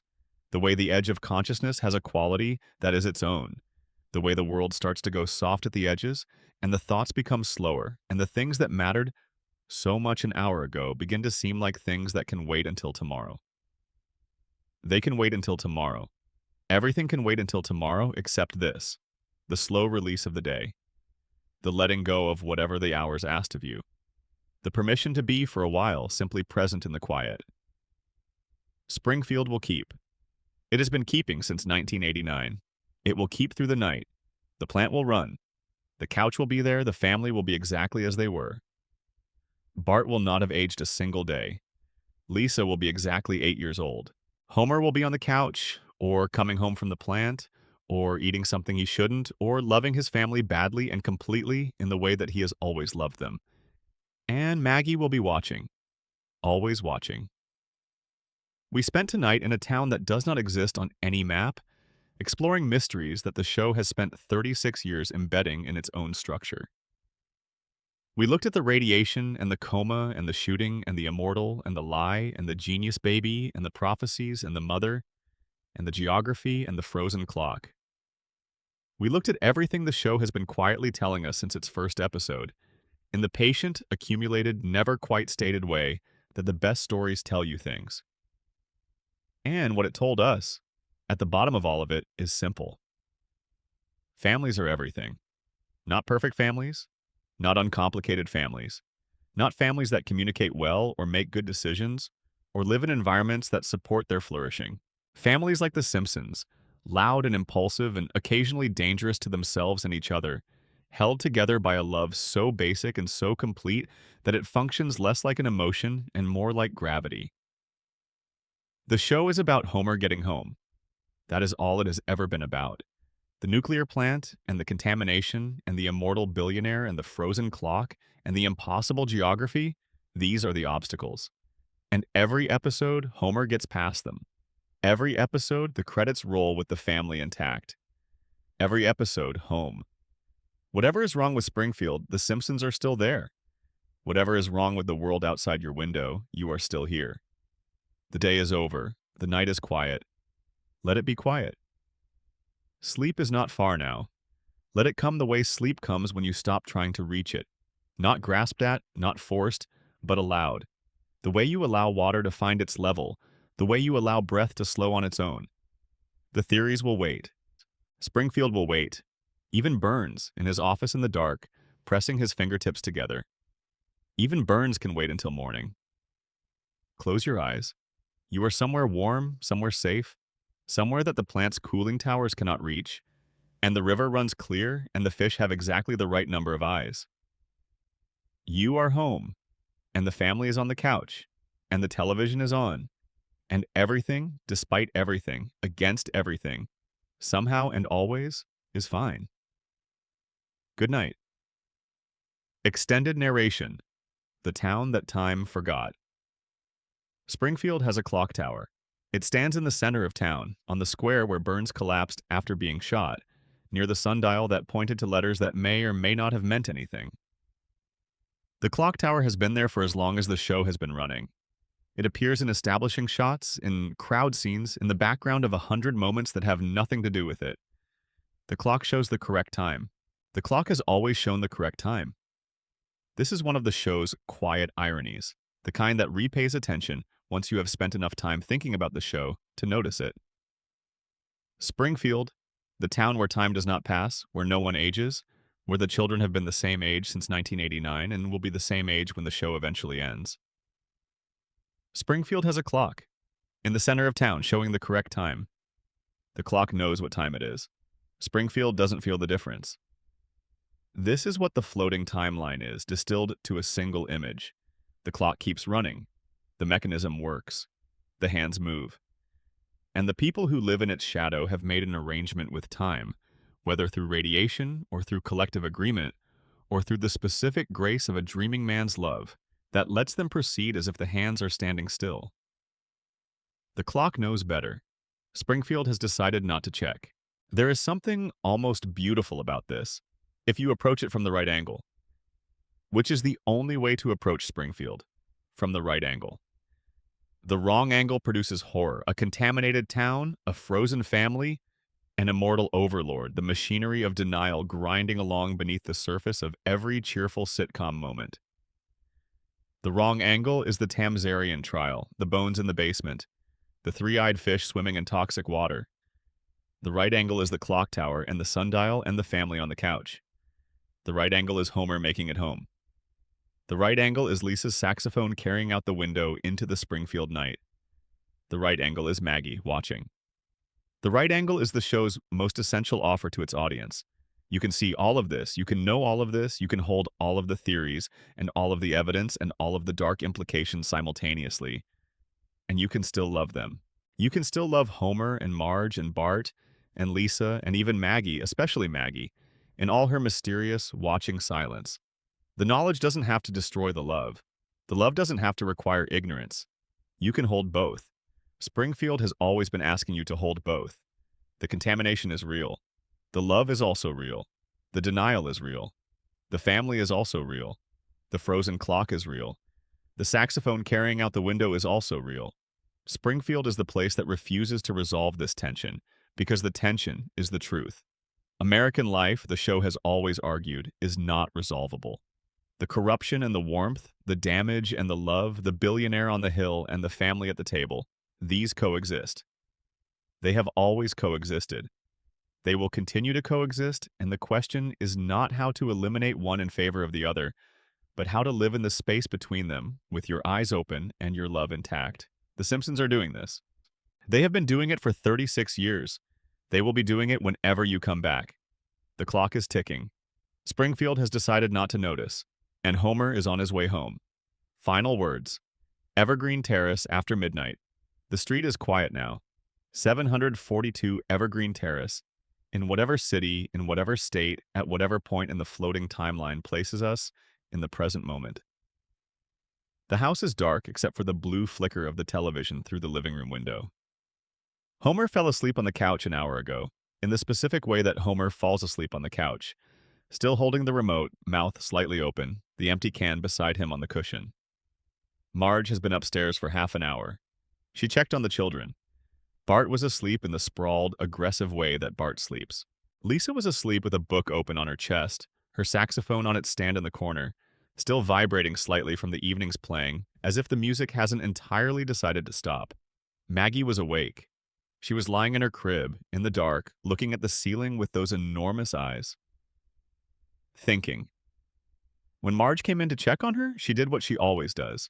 She closed her eyes and pretended to be asleep until Marge's footsteps went away. Then she opened them again. She thought for a while. Outside, Springfield was doing what Springfield does at this hour, accumulating slowly the specific quality of a small American town at rest. The plant ran its night shift. The river moved past. The cooling pond reflected a sky that was slightly brighter than it should have been, for reasons that no one who lived in its glow had ever formally questioned. And somewhere in a hospital, or somewhere in the specific warmth of a love so complete, it built itself a world to live in. Homer Simpson was with his family. He is always with his family. That is the secret the show has been keeping. Not the radiation, not the coma, not the shooting or the immortal or the lie. The secret is simpler than any of these. The secret is that the show, at its deepest level, is not a comedy about a dysfunctional family. It is a love story about a man and his family. And the comedy is what happens when you tell a love story with full awareness of all the ways love is impractical and imperfect and insufficient, and still the thing that makes everything else worth doing. Homer loves his family. That is the whole story. Everything else, the Springfield nuclear power plant, the floating timeline, the immortal billionaire, the town that cannot be found, everything else is just Springfield. The world this love story happens to take place in. And it is some world. Rest now. The theories will be here tomorrow. Springfield will be here tomorrow. The plant will run, and the fish will swim, and the clock will tick, and the family will be exactly as they were. But for now, for this hour, for the specific quiet of this particular night, let it go. You know the town, you know the family, you know the love. That is enough to carry into sleep. More than enough. Good night, Springfield. Good night, wherever you are. The couch is right there, the television is on, Homer is home.